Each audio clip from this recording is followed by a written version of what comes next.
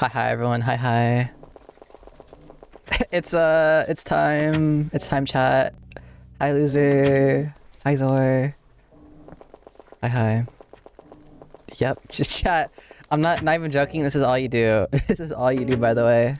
You just go back and forth. Unironically, I went here like 50 minutes ago, and this guy's been doing it ever since. Holy shit. Yeah, cause the odds aren't in our favor, chat. They're like a 1 in 65,000 chance, so so walking deluxe, not for real, bro. For real.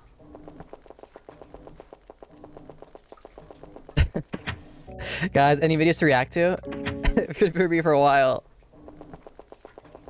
Unless get really lucky. So what we want, chat, is a shrimp. Like a big shrimp to spawn. Arm. Oh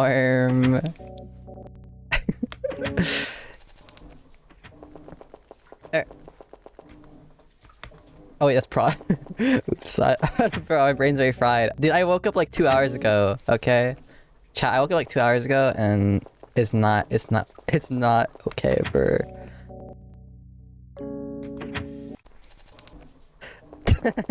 Real voice. Wait, honestly, let me listen to some music. Let's put some music on, I guess. Maybe like, because it's kind of the same song over and over again.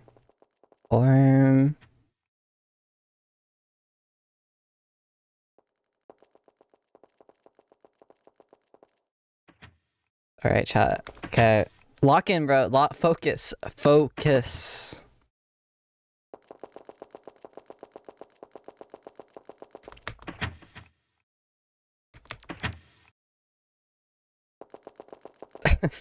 Okay.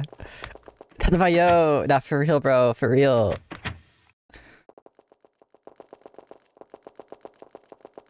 Oh my god. I'm already despairing. How's this guy been doing it for like hours? I swear. Oi.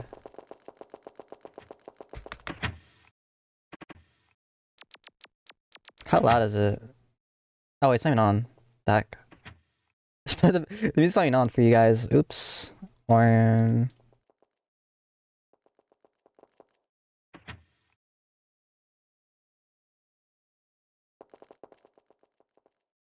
Okay. Alright.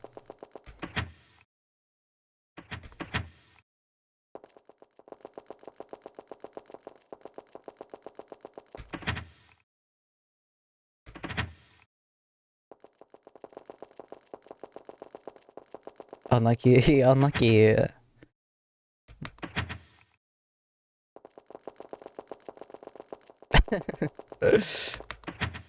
You're. This might be my best stream ever all time.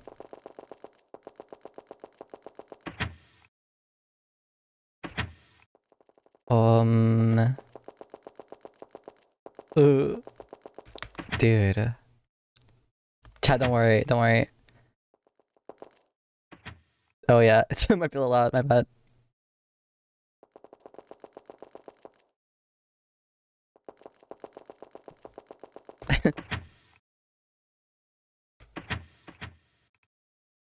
Dude. Banger.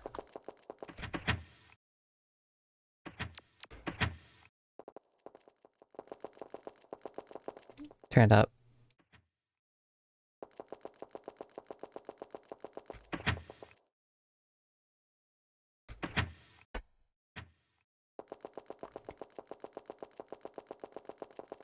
Bro, I need the shrimp. I need the shrimp. Pray hands emoji. I need the lying pizza chicken, bro. Those who grow. On God. god, that's me right there, bro.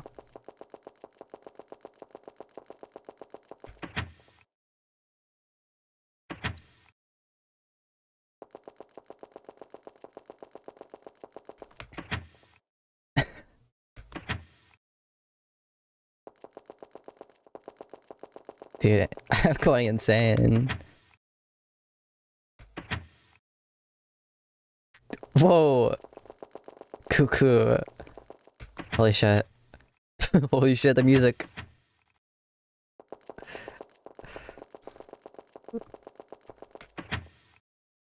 Chat. Behind you.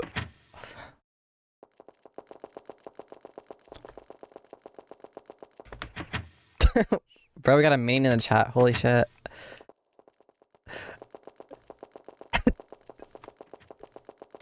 Dude, evil music right now, bro. Holy shit. Is Minion? Holy shit. Wait, if you think about this yellow thing, this yellow thing is kind of like a fucked up Minion. Wait. Wait. No way. No way.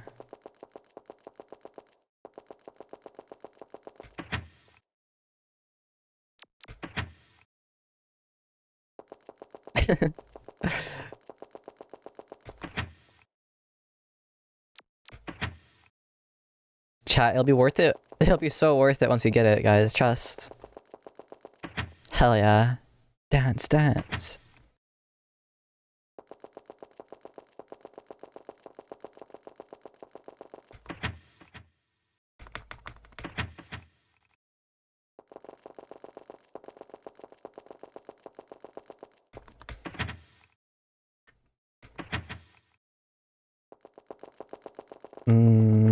No.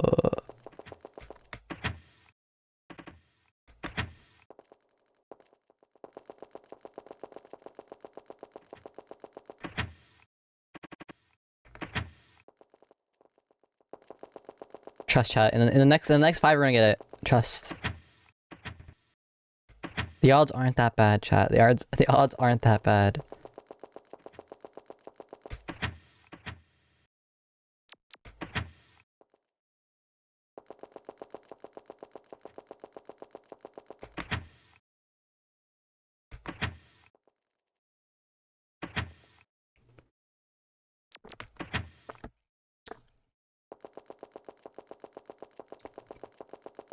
Waiting deluxe.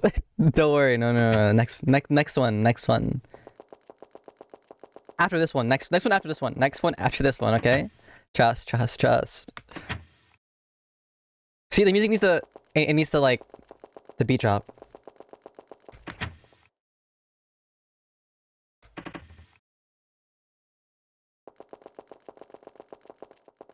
Never mind, I lied. I lied.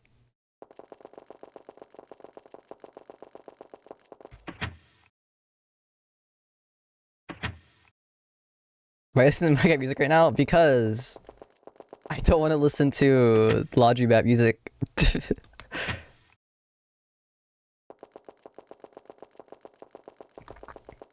I'm getting chills, bro. I'm getting chills, prod. Trust.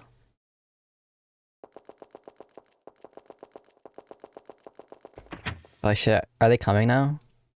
We got Penguin. Oh shit, the horde is swarming. The horde is coming. Reddit. Go out.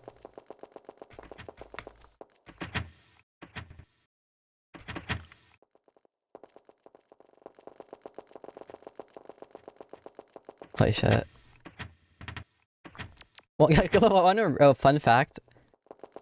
Doing this, you don't even get a badge. You don't get anything for doing this, by the way, chat. That's why it's awesome. Thank you, LeBron. Thank you, LeBron. Yeah. I need that one, LeBron. I need that one. I need that one.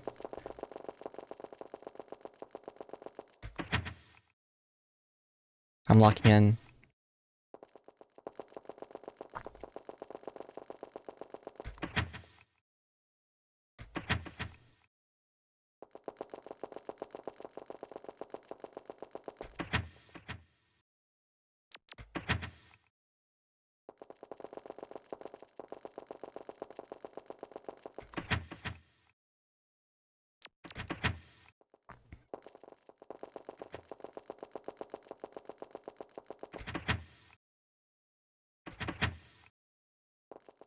Boom, boom.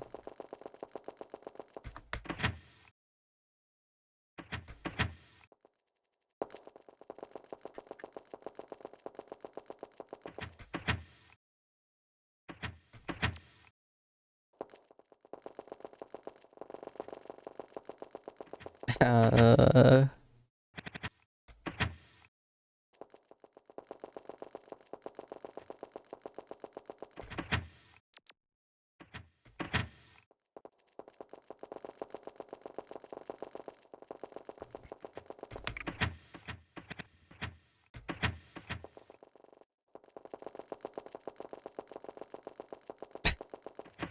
anyone get it yet?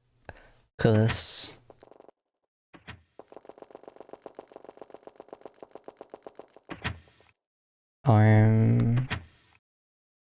what do we even talk about? This is very engaging.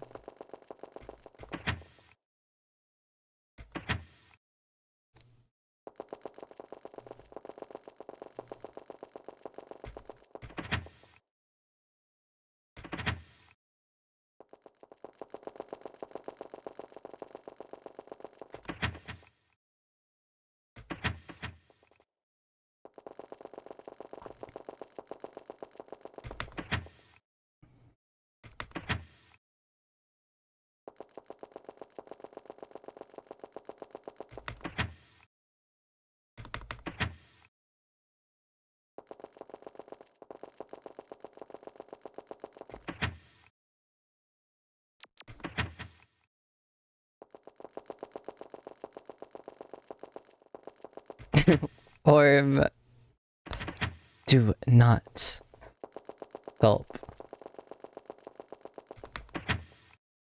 Yes, thank you for the cats. Thank you for the cats, loser. Thank you, thank you. I need that one. I need that one.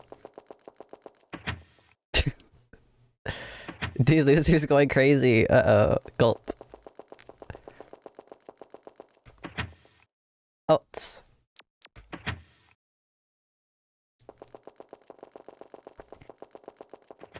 Don't worry, chat. I'll put on the Pyrocynical Darkwood video.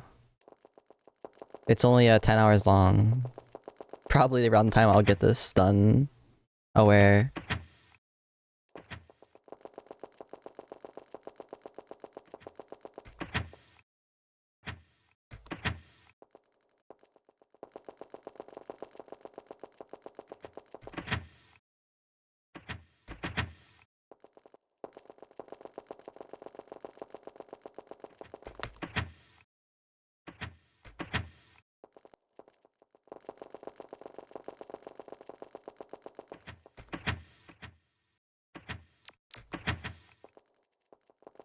Whoa, whoa, whoa. Dude, we do not use those words around here. We do not use those words around here. What the heck? What the heck, bro? Mods, kill that. Kill that man.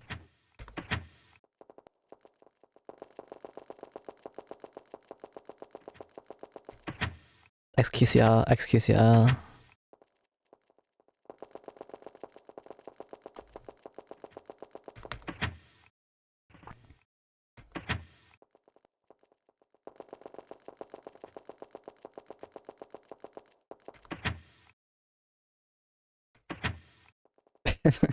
So true, so true. +2. Honestly, wait, chat. I have an idea. I have an idea, chat. The pass time faster.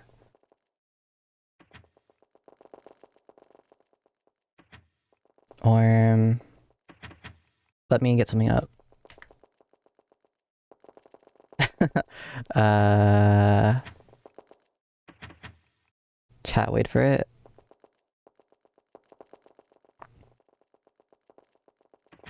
Are ready in just 2 minutes, and you can choose from a weekly menu of... I wasn't lying. Alright. Let's go. Let's go.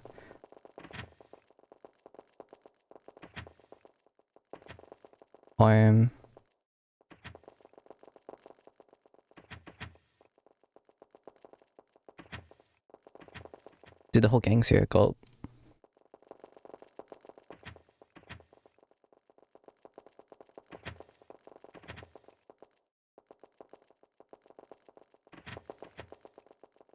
Wait, how do I shrink the screen? The heck. Wait, let me get something out.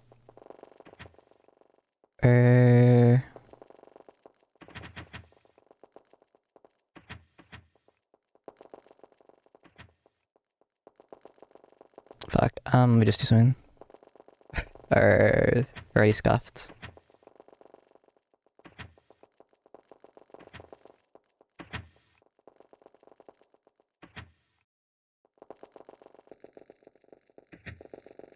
Let's go. All right. I'll put it right here, chat. Let's go. Jump scare. Okay. I don't think it's blocking anything, right?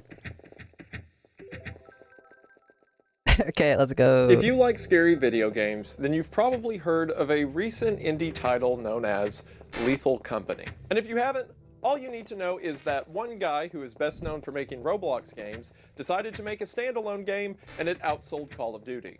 The game consists of you and 3 of your friends, or at least strangers who hopefully know how a microphone works, traveling to distant moons across space in the far future in order to retrieve scrap and feed some kind of massive beast. Roblox mentioned? True. Oh my god! Oh my... This format allows for scenarios that can be as terrifying as they can be hilarious, which is a large reason for the game's success. However, I think another reason that the game has been so successful, at least in the lasting impact it leaves with people who play it, is the mystery. See, everything I just described is pretty much everything we know for a fact. You are traveling to moons, it's at some point in the future, you're collecting scrap, and there's a lot of monsters. Everything else about the game is called into question. Why are we collecting this scrap for the monster? Yo, what's up, Pasta? Hello. Forcing us into these dangerous scenarios. What happened to everyone else? Why is everywhere we visit an abandoned mine or an abandoned mansion? Why does it seem that in the universe of the game, something really bad happened to the people that used to live here? And if so, why does the company keep telling us that we have to go back? That's what I want to talk about. Dude, why? When do you mean why? Corners of the internet, from YouTubers to modding communities, have been built up around this game. And in just focusing on the lore and hidden story, I don't want to overwrite them or act that the mystery of the game is its only founding point. So true. Why would they get in the way? This video, after 5 booms, my that's enjoyable by yourself ears don't work. Boom! Dude, your brother gets 5 booms, loser. It's fine. And if you somehow haven't heard about this game before this video, then I can't recommend it enough. But what I want to do in this video is go over the locations, the monsters, the lore, the hidden logs, the hidden moons, and everything the game has to offer in order to ask the question, what is this all about? Is it loud? I don't know if it's loud. Piece together my theory, at least, for the story of Lethal Company. So if that sounds interesting to you, then stick around after the ad as we talk about a lot of awful ways that a ton of people died and a lot of horrible monsters that want to kill us, which if you're subbed to this channel, you're probably into for some reason. And another thing that can sometimes be miserable is eating healthy. Because often the healthier option is harder to make, or just more expensive than the unhealthy option, which as someone who watches YouTube videos, I'm sure you're all too familiar with. But that's where today's sponsor, Factor, is here to help. Factor? Factor makes meeting your nutrition goals easier than ever by delivering fresh, never frozen, dietitian-approved meals right to your door. That's because Factor's Eva is so sad. Ella's cancer, or Ella's coma. You can choose from a weekly menu of 35 options, including popular options like Calorie Smart, Keto, Protein Plus, or vegan and veggie diets. Factor allows you to skip the grocery stores, the cooking, the prep work, and instead Factors in the chat? Chef-crafted, dietitian-approved meals that are as tasty as they are good for you. Because unlike other microwavable options, Factor's food tastes the way food is supposed to. You know, real. And with such a variety of options, Pasta's Dr. House? There's this one Factor meal that's like a rice kind of queso Tex-Mex mix that whenever it comes in, my wife and I immediately fight for it in the package because we both love it so much. And on top of that, Factor's very flexible, kind of like that guy. And you can change your plans each week to get 4 to 18 meals per week or pause or reschedule your deliveries at any time. And on top of that, you can get meal add-ons like breakfast, on-the-go lunch, snacks, and beverages. Really, there's nothing to not love. And if you want to be a part of this delicious, healthy meal option, then there's never been a better time to get it on the offer. That is because right now, if you head to the link I feel like an hour long, the witness video would be perfect to filler. Oh, wait, the witness. Wait. You'll be Isn't able that the to one get that Prod made fun of? 50% Wait. off your first factor box plus You free don't shipping. watch Wendigoon? That is You want to right, watch The half Witness? off your first box plus free shipping. I'll watch The Witness. Again, You want? all you have to do is use discount code 50 Also, hi, Cubby. and head to factor75.com to get in on this incredible offer today. Thank you all so much for watching the ad. Thank you to Factor for sponsoring the channel. Their link is in the description, and we are back to the video. We are going to go ahead and get into it, but as always, thank you for watching. Now, when you boot up the game for the first time, in recent updates, you're going to see a cutscene. We'll talk about those cutscenes later. For now, let's just get to your first day on the job. I think one of the You know the things in-game video I'm that talking makes about, lol? Lethal Company so effective I is think so. how This lethal immersive video? the Yeah, game this is the is lethal once you video. get into it. Because I just as put on soon this as you join the 'cause lobby, you immediately load this is into gonna be the most dropship boring that leads thing you ever for the without it. duration of the game. And you'll also be presented with this catchy jingle. Welcome to your first day on the job.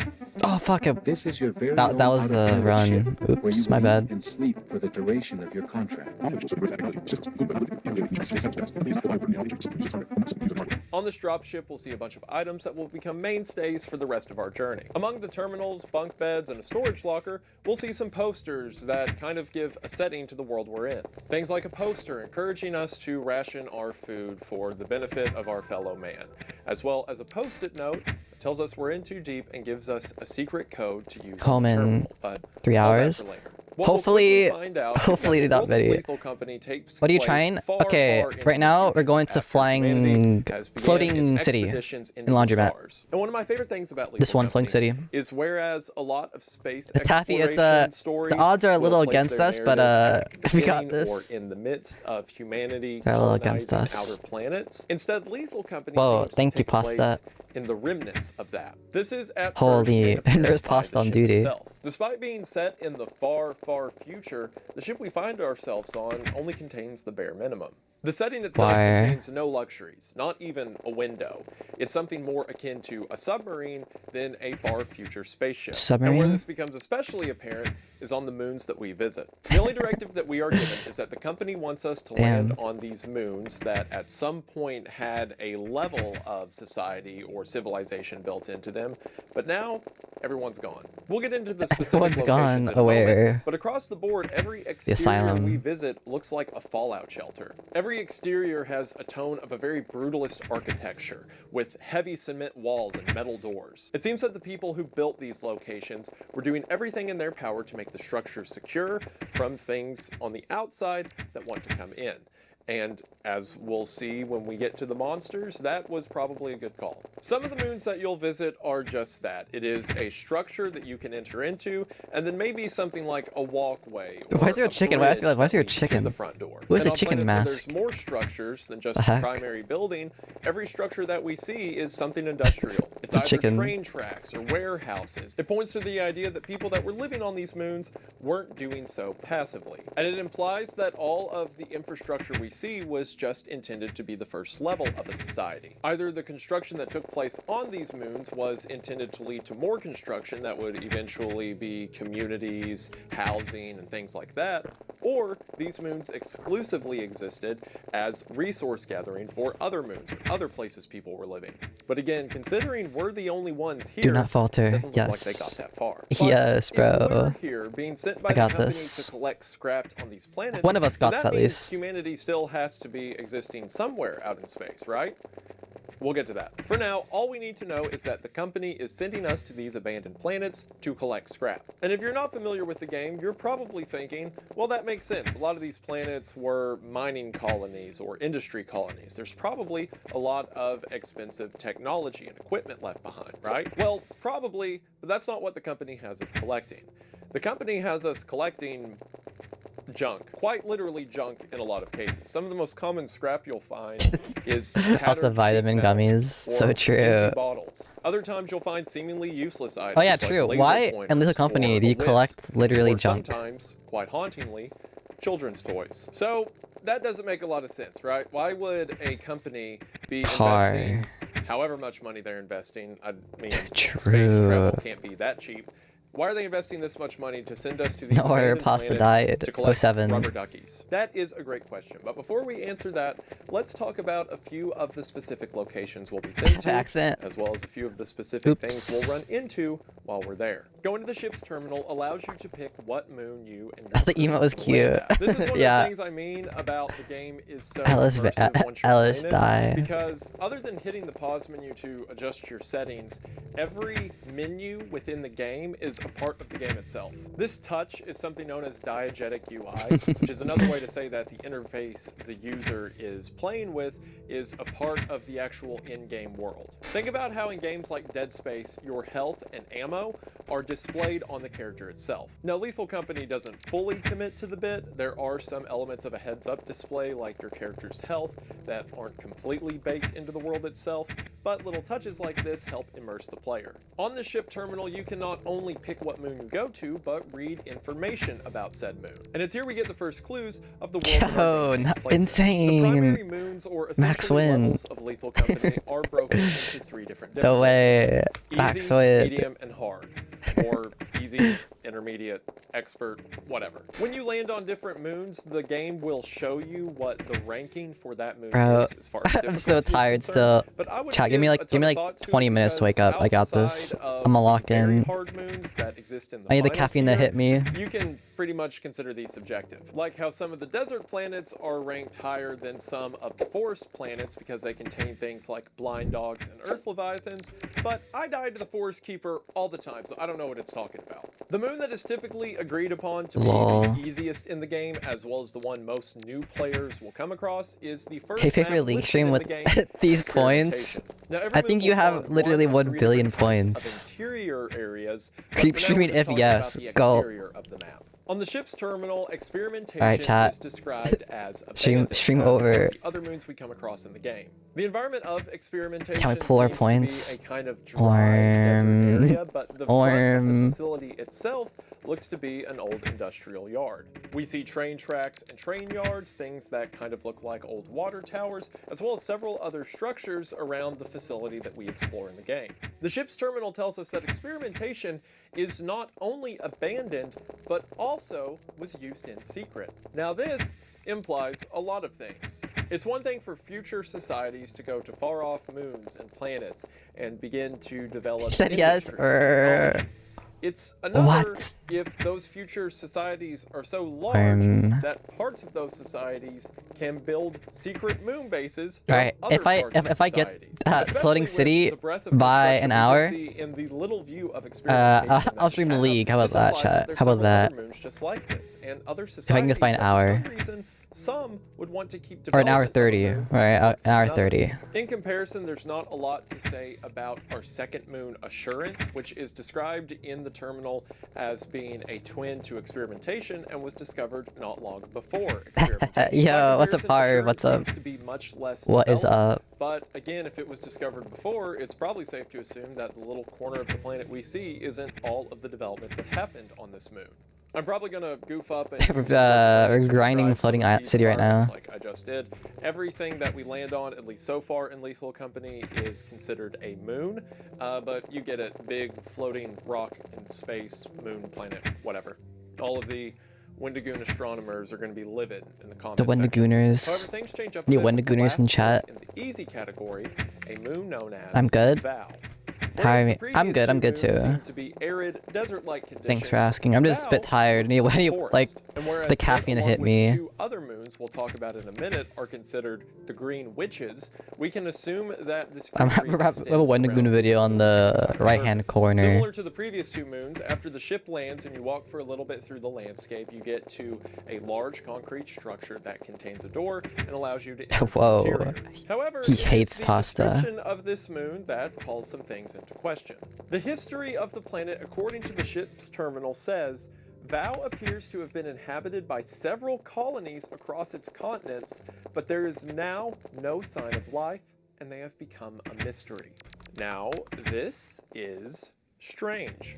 For one, this confirms the suspicion that there are several different societies living over seemingly the entire habitable surface of these moons, and that several of these colonized moon planets exist across space. However, For one, how big is the population of, people if an entire moon's worth of humans can just vanish and it is Oh. chalked up as a mystery? It reminds me of legends like the lost colony of Roanoke, right?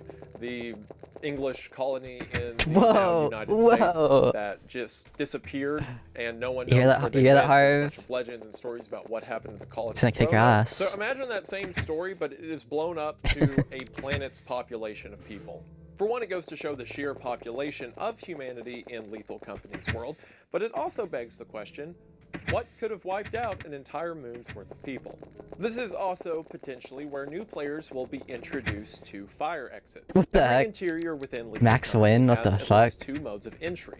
You have your main entrance up front, and then a fire exit hidden somewhere else on the building's exterior. On experimentation and insurance, Dude, fire league streams? exits No, are just stuck somewhere on the outside of the Why is everyone structure. winning? What the But fuck? in VOW, the fire exits give a lot of problems. I'm gonna need to tweak this. I'm gonna need to tweak You enter the main this. entrance by crossing one of two bridges that go over a very deep ravine. And at the base of that ravine is a fire exit. Now, fire exits don't make spatial sense when it comes to their placement inside of a structure. For example, on the outside of a facility, you can have the main entrance to the right and the fire exit to the left, and then you enter through the main entrance and the fire exit is your first door on the right. But if you take that fire exit, it will still spit you out where the fire exit is located outside over on the left. This is because all of the interiors of Lethal Company are procedurally generated. True. So every time you enter a map, it has a new layout. One of the reasons Wendigoon that the is game true. remains fresh to That's players right. who have played it for a really long time. Because of that, you can kind of think of the exterior fire exits as being their canon position or the way the structure is supposed to be thought of being laid out within the world. All of that to say, when you get to VOW and you see the fire exit at the bottom of the ravine, it implies that this entire colony existed underground. We have the actual bunker of the main entrance, but the fire exit being down there implies that there's probably a whole network of hallways and living spaces underground that these several civilizations used to live in.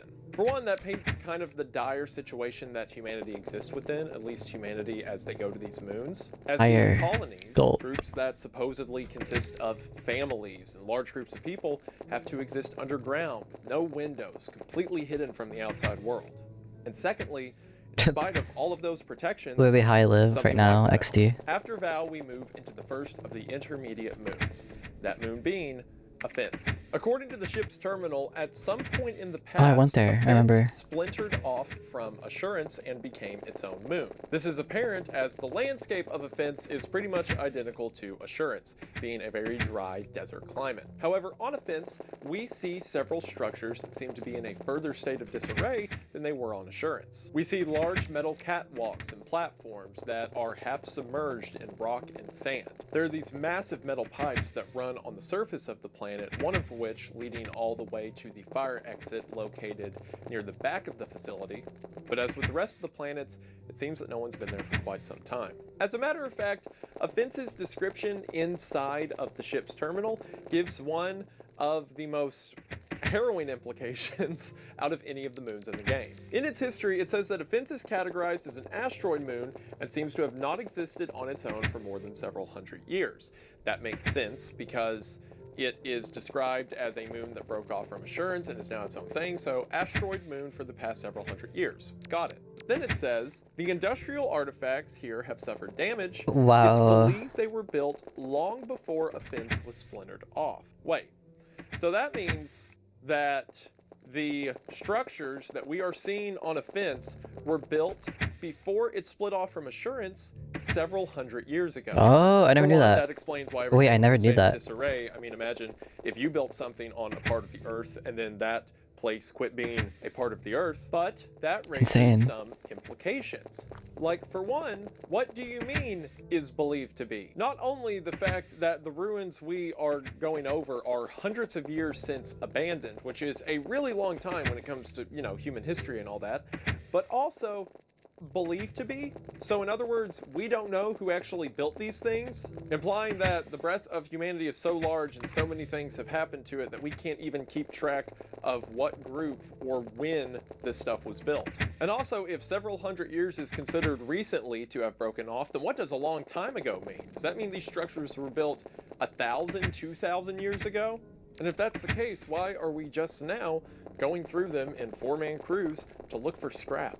Again, one of my favorite things about Lethal Company is the way it makes the player feel like they are participating in an intergalactic dark age. Humanity used to be great. We used to conquest moons, to build empires, but now we're just picking through the remains for scrap. After that, we move on to another intermediate planet, March. March is very similar to Vow. As a matter of fact, in the ship's terminal, it says that March is a twin moon to Vow. And much like Vow, March seems to have a very forested green structure. March does have a unique feature compared to the other moons, and that is more than one fire exit. As a matter of fact, March has 3. This gives you a total of 4 different means of entry into the facility. Similar to Vow, these fire exits are built into the earth around the main entrance. And considering we don't see a ton of signs of production like we do on experimentation and offense, we can assume that like Vow, March was also a colony planet, or the moon itself was at least used for colonies and people as much as it was for industrialization or something.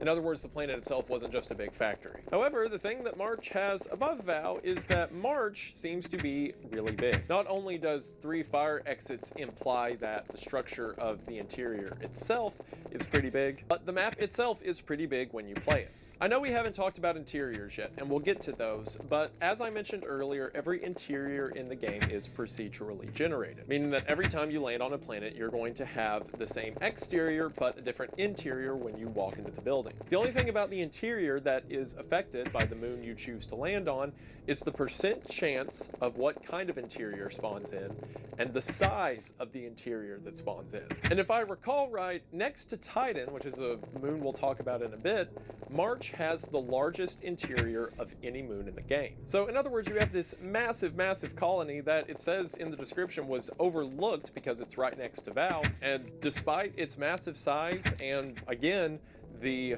formidableness of how the structure was built, how secure it seemed to be built, no one's there. The final intermediate planet that we can travel to is a planet known as Adamance. This is the third of the Green Witches, and similar to Vow and March, has a forested exterior. The only real unique structure that's connected to the facility itself. Dude, I'm so close, literally, chat.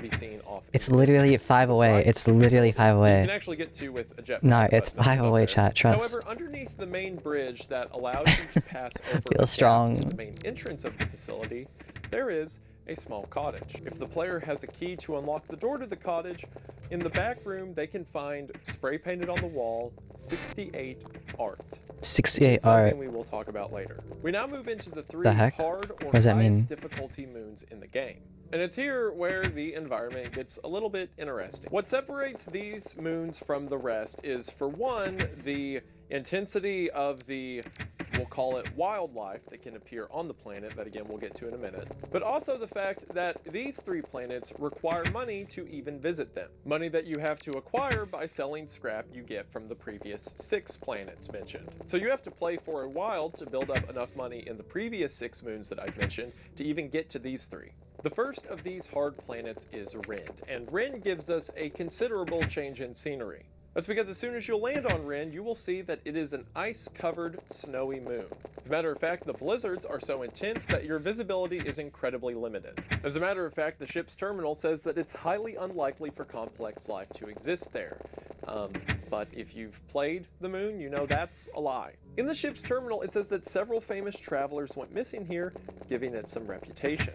Their bodies are unlikely to be found due to the planet's conditions. But in spite of that, in spite of the inhospitality of the planet, there is still a superstructure there for us to explore. That means that, again, humanity was so advanced they were able to build entire colonies on snow moons like this. And again, similar to the forested planets and the desert planets, something wiped everyone out. It's also on Ren we get into one of the more unique interiors that we can encounter. No, 7. We'll get to that later. The second of the hard moons that the player can come across is a moon known as Delayed. Dine. Dine is pretty much exactly like Rend. Don't worry, you got down to next, the loser. description. You got Because of next. this, You got it can be next. assumed that similar to Assurance and Offense, that Dine Wait, and he's Rend right. are effectively twin moons. This explains why they both have a pretty much identical condition, but the condition on Dine seems to be a bit more intense than Dude, Rend's, tell me about whereas it, bro. on Rend, I'm there's actually at so, least like, a series of lamps entranced that right lead the way now. from the dropship to the front of the structure. Just doing this over and over On again. Dine, you just have a few lights Wendigoon, scattered save about us. at random. Save While us, this may imply Wendigoon. less construction or further decay on Dine as opposed to Rend, both of the planets are once again abandoned. One outside structure that Rend has over Dine is as you're following the paths of lights to the front of the facility on Rend, you can come across a small cottage. As a matter of fact, the exact same cottage that can be found on Adamance. However, this one doesn't need a key to get into and does not contain the writing that says 68 art in the backroom wall. Whoa. Now, while it can be assumed that this was put there by Zeekers, the game's developer, to help players who are struggling with the wildlife of the region, it also kind of implies, along with the lights being in order, that Rend was a bit better off than Dine, but again, doesn't really matter now, as both are abandoned. However, it's the final moon that we're going to talk about for now that seems to be the most interesting. On its surface, Titan seems to have the same sort of environment that Rend and Dine have, that being a snowy, blizzard-ridden environment. However, what is different about Titan compared to those two moons is its structure. As soon as you land on Titan, you are greeted with a massive monolith of a building, one that takes several flights of stairs to get up to the entrance of, and even past that, it keeps going on and on up into the sky.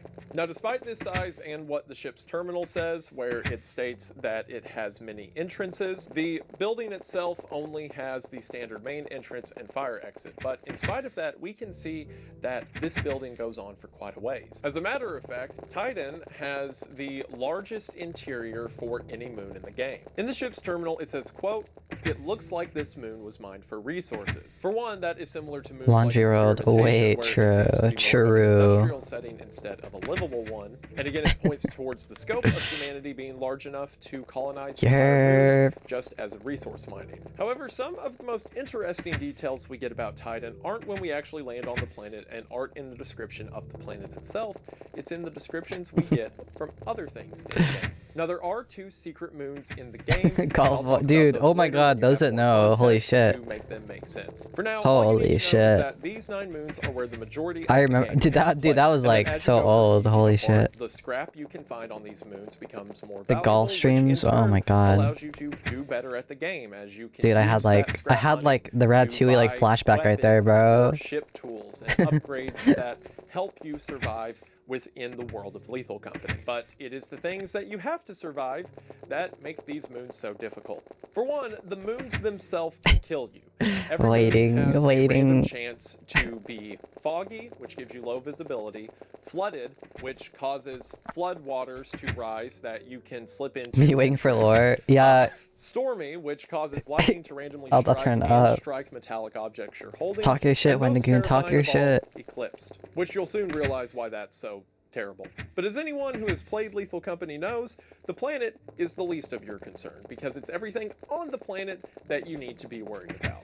And it's with the monsters that inhabit these moons that the world of Lethal Company really opens Lore is up. massive? So let's talk Wait. about 'em. So with each of the moons you can You know what else land is on, massive? as mentioned earlier, there is an interior to the facilities you'll enter. And while technically all of the moons have a chance to spawn a different kind of interior, it's pretty clear that certain maps were meant for certain interiors. This is proven by looking at the percentage chance several facilities have to spawn a given interior. These 3 interiors are a factory or facility, a mine shaft, which was added in more recent updates to the game, and a mansion. The facility seems far and away the most common interior, and it's also the one that most players are probably familiar with, so we'll start there. The interior design of a facility map is very bland and dry. The layout consists almost entirely of concrete bricks and metal catwalks.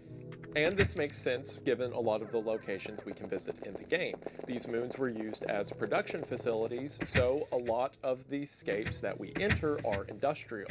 Areas with large conveyor belts will have mine carts and shelves meant to house tooling. Storage rooms will consist of rusted shelves and old generators. These facilities will have power in some locations, while power is also out in others. And facility interiors will feature a power room in which a single device known as an apparatus is being used to power the facility itself in some small way.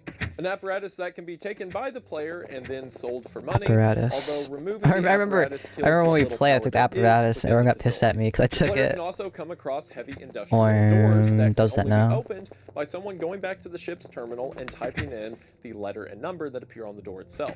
And doors throughout the facility may occasionally be locked, but can be unlocked with keys that can also be found within the facility. These harsh textures mixed with a lack of living quarters that we see while exploring the facility give the entire air of this future humanity's conquest of industry a very cold, isolated feeling. But you wanna may see not level have 10 time to gap. think about that, given all of the things that really want to kill you while you're there. And again, to clarify, pretty much any of the creatures in the game can spawn on any map. They just have higher or lower percentage chance to spawn depending on what moon you're on. Dude, my back But I'm already gonna start with the hurts. creatures that you My are back most already likely hurts to doing see this. early game I'm like, within I have like game facility position right interiors. now. One of the early game creatures you may My run neck into hurts. is something known as the snare flea. The snare flea is effectively a giant centipede that clings to the ceiling, and whenever you walk under it, the flea drops remember that down thing. and begins to suffocate you. I remember that Snare flea thing. is very terrifying to new players because one second they will be walking around oblivious as can be, and then the next a giant bug texture thing is covering up their entire screen. One of Lethal Company's most standout features is its use of proximity chat. Aside from walkie-talkies that can be purchased while you're in the game, proximity chat is the only means of communication players within a lobby have, or at least the only method of voice communication. The proximity chat in Lethal Company is very adaptive in that depending if you're on the outside or inside of a structure, the voice sounds different.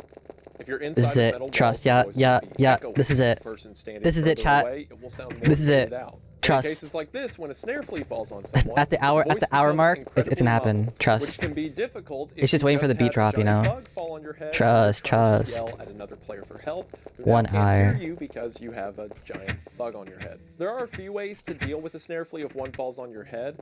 For one, if someone else has a weapon, they can use it to simply hit the bug and the bug will fall off. When a snare flea lands on your head, it causes you to drop everything in your inventory, but if you were previously holding a weapon and can manage to find it on the ground even though your screen's covered up, you can pick it back up and knock it off yourself. For every creature in the game, or nearly every creature in the game, you can go to the computer's terminal and access Teacher a is log talking? that describes the Wait. creature. This Dude, database is plus known 5. as Holy shit. bestiary, Plus 2. And in the bestiary for the snare flea, it says that they don't Clap, like being clap. outside. Clappy. And true to form, if a snare flea lands on your head and you manage to locate an exit, as soon as you leave the facility, the flea will fall off of your head, now dead. In the later game, players can also purchase Where is the teleporter shrimp that at? allows Where someone is on the ship shrimp to at? teleport people inside of the facility back to the ship itself. So if a snare flea is on your head and you get teleported, the flea will die because it is now, once again, outside. Or if a flea falls on your head and you don't have a Oh weapon, shit, there's no Harry, way you got to new get emotes? teleported or back Wait, outside, new you do the right emotes? thing and throw yourself into a pit. Because as Wait. soon as the snare flea suffocates a player to death, it will just go reset itself to attack someone else. So you can at least be a hero in your final moments No and take way. yourself out like a man. However, one of the most No. interesting things that is mentioned in the snare flea's bestiary is that the scientific name for it is Cool, Domus cool. Scolopendra, whatever. Scolopendra is a genus of real-world centipedes. And I mean, that kind of makes sense, right? The snare flea is a very centipede-looking creature, so it makes sense that they would name it after real-world centipedes. But also, in the real world, that's not really how scientific names work, right? Hi, It's two. not just because Two, something looks I'm like here something else, we now. give it Hi, some hi. name. It's based on, you know, phylum. What, kingdom, class, do I order, do? family, Yo, genus, species. You yes, took sixth grade yes, science, right? yes. What am I saying? I'm Wendigoon. Most of you guys probably What do you do? do the sixth grade yet. So what you do? Alright, Alright, let me pause the video. I pause the video. So what you do, right, is the laundry machine in the corner. Alright, the laundry machine, this laundry machine, it should be a shrimp. Like a big ass shrimp right here. Like this should be a shrimp. And if it's not a shrimp, you need to reset. So what you do is you click this yellow thing to go to wine cellar. And then, and this is how you check it though. And that's how you check. So you can check right here. So you don't have to go like back and forth. You go do this. So what you need is a shrimp. Yeah. What you need is to see is a shrimp. I don't want to spoil it, so I'm not gonna show you what it looks like. But you know what a shrimp is. You know. Yeah. Yeah. No problem. No problem. All right. When again? Would be the same as a creature on Earth. Things to consider. Another creature you will probably run into in the early game is Jump something in. known as a spore lizard. Now, the first time you encounter a spore lizard, Dude, you will loser, do you see probably be very Forreston's now afraid, as silver? they are large, have a Holy really big chills. mouth, and like to hiss at you. However, it is incredibly hard to get killed by a spore lizard because they are terrifying. Dude, he's gonna be a GM people. soon. As a matter of Trust. fact, according to their bestiary, they are herbivores. This is evidenced by their behavior in the game because if a player approaches a spore lizard, after it hisses at you, it will then run away. If the player continues to chase after the spore lizard, it will emit a cloud of purple smoke, I guess, into the air. Whoa, This flush. is because, according to the bestiary, the purple bulb on the end of their What the tail heck? secretes a chemical that encourages the growth of a type of fungus. And the purple spore cloud itself doesn't even hurt you, it just clouds your vision. Only after continuing to chase a spore lizard will it start to bite you, to which its bite is very weak. The only way a spore lizard can become a problem is if you're running from something else and have to keep running in the direction the spore lizard is, and cause it to throw its purple smoke in the air, which would hurt your vision. And I guess if you're cornered in a room with one, then it would start to bite you, but you could probably just stand on like the other side of the room. The spore lizards actually make So me incredibly true. sad because according to their bestiary, it says there are historical records that spore lizards were at least partially domesticated hundreds of years ago. However, this effort was set aside by an initiative to harvest their tails. for No, medicinal properties. sad Poro. What the heck? Like these guys used to be humanity's friend, and then we figured out we can make medicine out of their tail, so we started killing them. And now they still won't attack us for it; they just get scared and run away. Dude, sad That's Poro. depressing. For one, this gives some interesting lore complications. As mentioned earlier, this humanity in the future is so old that we built entire civilizations and colonies that have now been abandoned for several hundred years themselves. And this further backs that up, saying that hundreds of years ago we domesticated this supposed alien race of creature, only to then abandon it. So that again implies enough time for a rise of something before we fall out. The other interesting lore implication of the spore lizard is Focus, its name. yes. For one, the fungus Got that this, grows bro, from their got tail this. is from the genus Lycoperdon, who cares? Which in real life is a type of fern that grows from a spore. So again, that is a connection to this alien thing Fungus Among in Us? the real world. Wait. But in the description for the spore lizard itself, it says that they are of the family Alligatoridae, which in the real world is alligators. So this weird giant mouth spore lizard thing is of the family of Earth alligators. Similar to the snare flea, it is something in far No way. distant space that is related somehow to things we have on Earth.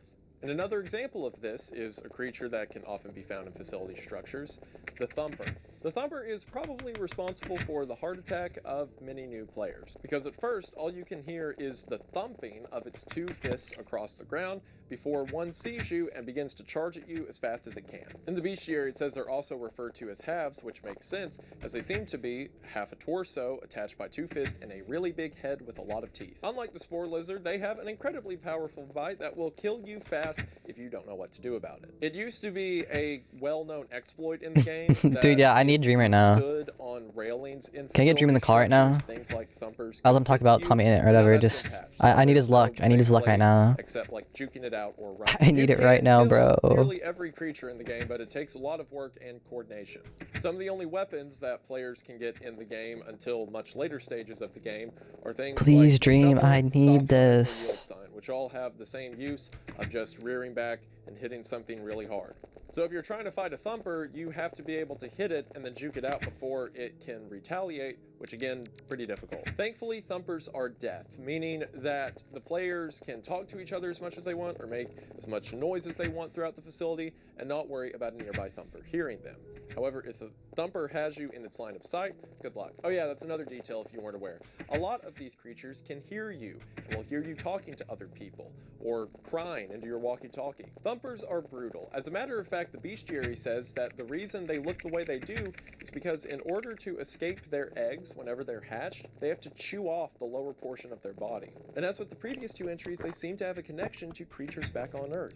As in the bestiary, along with the previous two entries, it says that they are of the order Chondrichthyes, which is species of cartilaginous fish that exist in the real world that include things like sharks, meaning that these creatures are somehow related to sharks from Earth. At the bottom of the bestiary, it has the note where it says, due to the fast and volatile evolution of this species, some theorize that thumpers are one of the examples of an increased number of mutations causing higher levels of speciation in planets around the Thistle Nebula. From other bestiary entries, it can be inferred that the Thistle Nebula is where all of the moons we play on throughout the game are located. But here we get the first mention of mutations causing higher levels of speciation, or in other words, things to develop much faster than they otherwise would. And once you hear the shark comparison, you can kind of see it on the Thumper, the way that its head and eyes are shaped and colored. But if this land shark doesn't make the connection for you clear enough, then the next entry, the bunker spider, will make it very clear. Bunker spiders are the classic horror staple of a giant spider enemy type. Giant Similar enemy to the spider. Thumper, you can kill them, but good luck. The bunker spider may not be as fast as the Thumper is in a dead sprint, but what the bunker spider has over the Thumper is an ambush attack, as bunker spiders will wait on the walls or ceilings of interiors before it jumps the player as they pass by. Whoa. Now, there are ways for players to detect a bunker spider before they're attacked. For one, the bunker spider lays out several webs in the area that it's nesting. So if you see a bunch of spider webs on the inside of a building, that probably means there's a giant spider nearby. The player also has unlimited access to something called an echo scan. If you simply right-click the mouse, it will throw out a scan of the environment around you as you move along, which is very helpful at picking up loot. But also, if there's hidden creatures like snare fleas or bunker spiders, they can pop up on your scan before you even see them.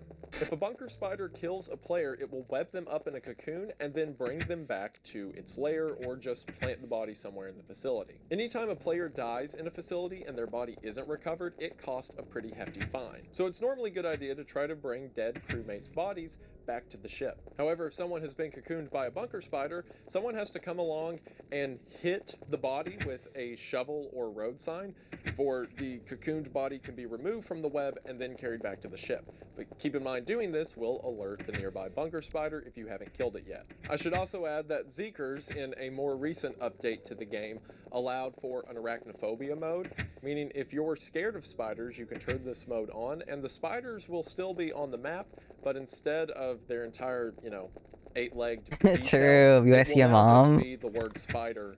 Wait, floated I in. see. You still have to kill and deal with the That word yours? Wait, spider, actually, but you know what? it is Spell I cut, merely bro. the concept Spell of the I spider cut. rather than the spider Get trolled, itself. bro. Now, Get while the bunker trolled. spider itself may seem like a kind of basic horror video game creature to deal with, it is the bestiary entry for it. When that is this? opens When up is this gonna a whole end? can of When will worms. this Well, end? the bestiary entry says that the bunker spider is of the genus Theraphosa, which Bro. in the real world again is a genus. It's only been an of hour and I spiders. already One am terrifying giving note up. from the bestiary Aware. says that the bunker spider is the largest arachnid ever found in the Thistle Nebula and the second largest ever discovered, implying that there's something bigger than it out there in space somewhere. It also, once again, points towards the breadth of humanity, that the Thistle Nebula is just one of potentially many nebulas that humanity has ventured into.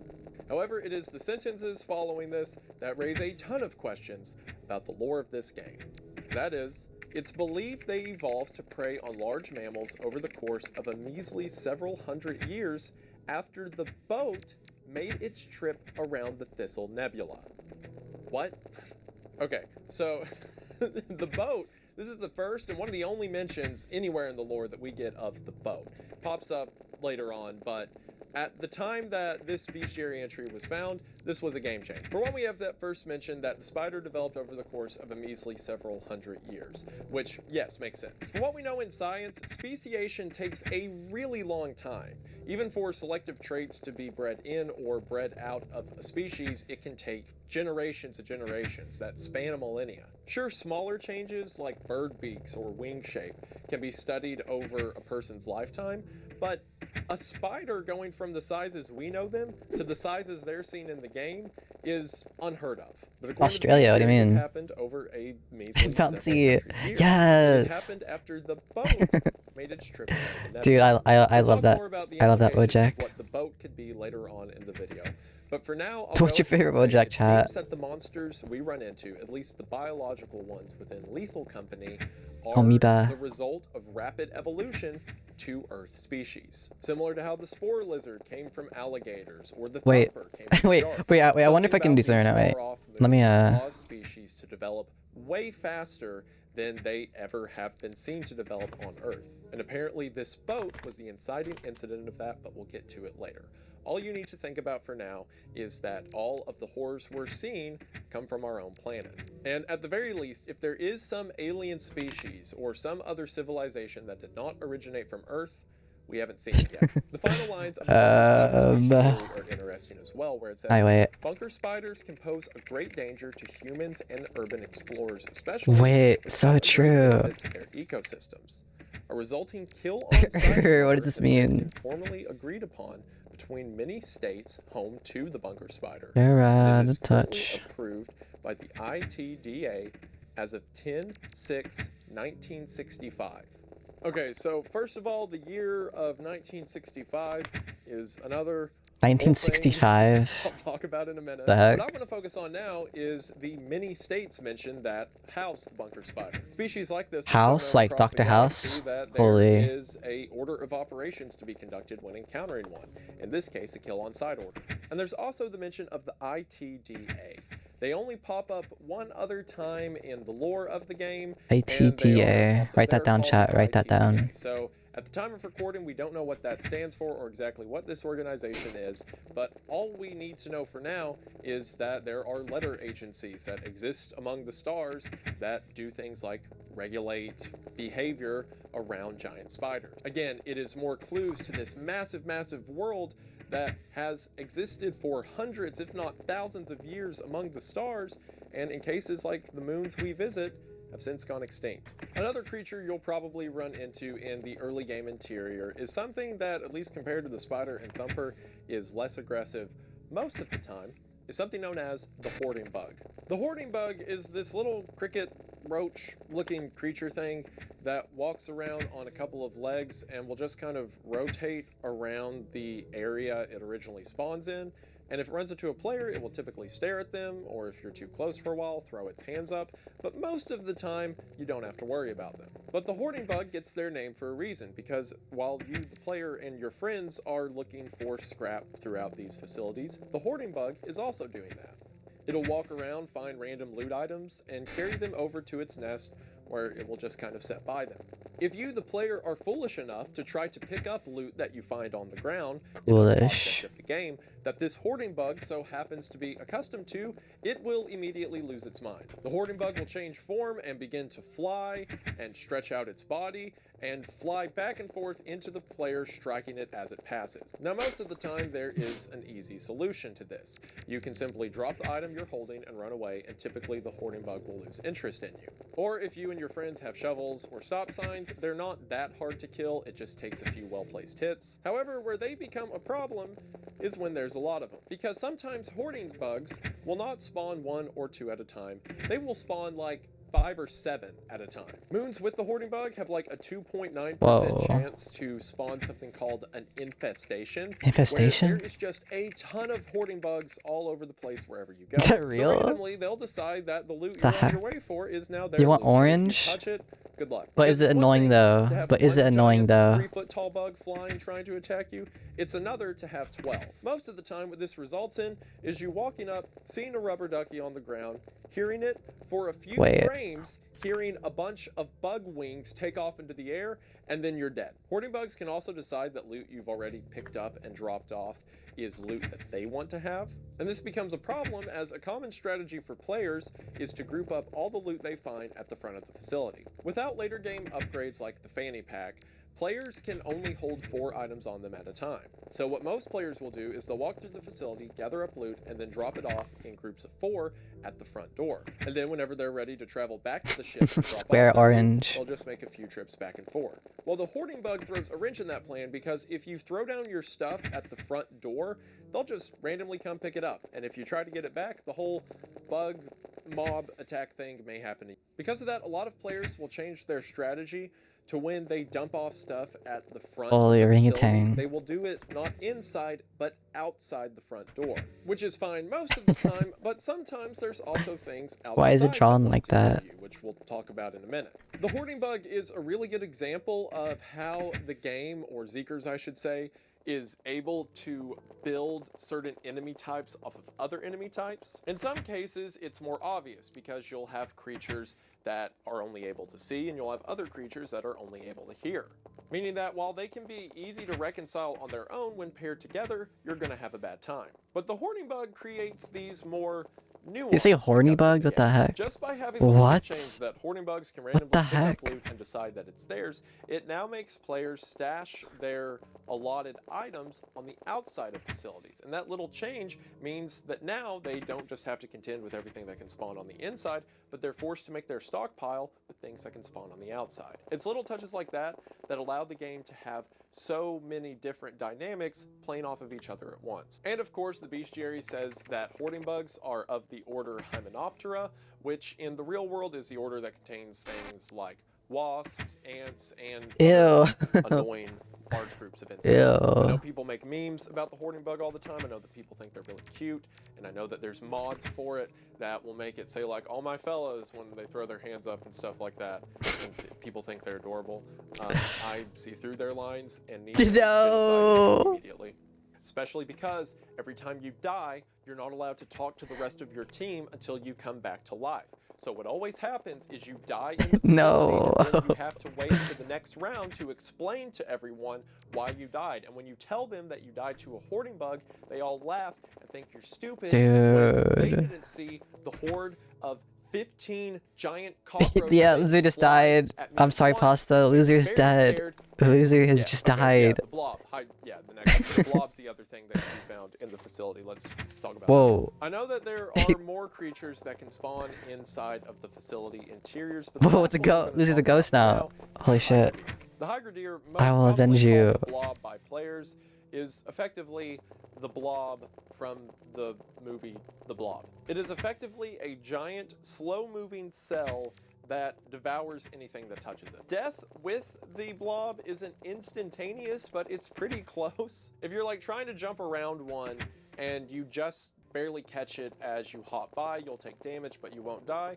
If you're standing in the center of one, you're pretty much dead. The bestiary says that it's of the paraphyletic group Prostida, which It's a slime. is a type of eukaryotic cell. The bestiary It's a also glorp. clarifies that this isn't one giant cell, but instead a massive colony of millions and billions, and I guess trillions, of other cells. Now, if you're deep within a facility and run into one of these things, it's normally not a problem unless it's blocking a doorway, and even then you just have to bait it around the edges of the room so that you can get out of that doorway. Also, most other entities in the game are able to open doors that you shut in front of them, but blobs What's that noise? are not able to open doors. I heard more than likely on noise. account What does that of not mean? having I heard a wings. So if you're in a bimp. facility and you see one and you can manage to jump What does it around, mean, you can shut chat? the What does it door, and you're mean? fine as long as nothing else comes through that area and opens the door for it. However, the reason they become a problem is because of their tracking. So blobs always know where other players are, and they will just very slowly creep their way to wherever the nearest player is. And again, as long as you don't touch it, you're normally fine.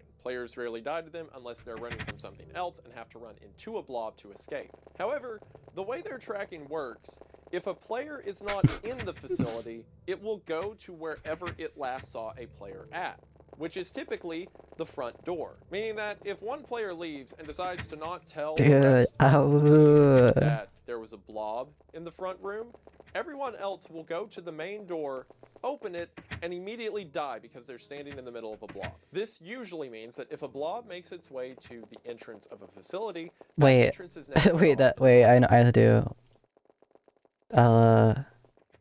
Wait, new song.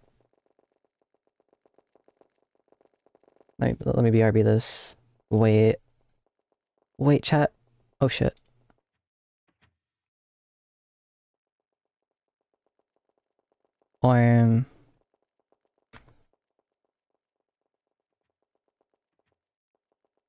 What is this? Is this the song?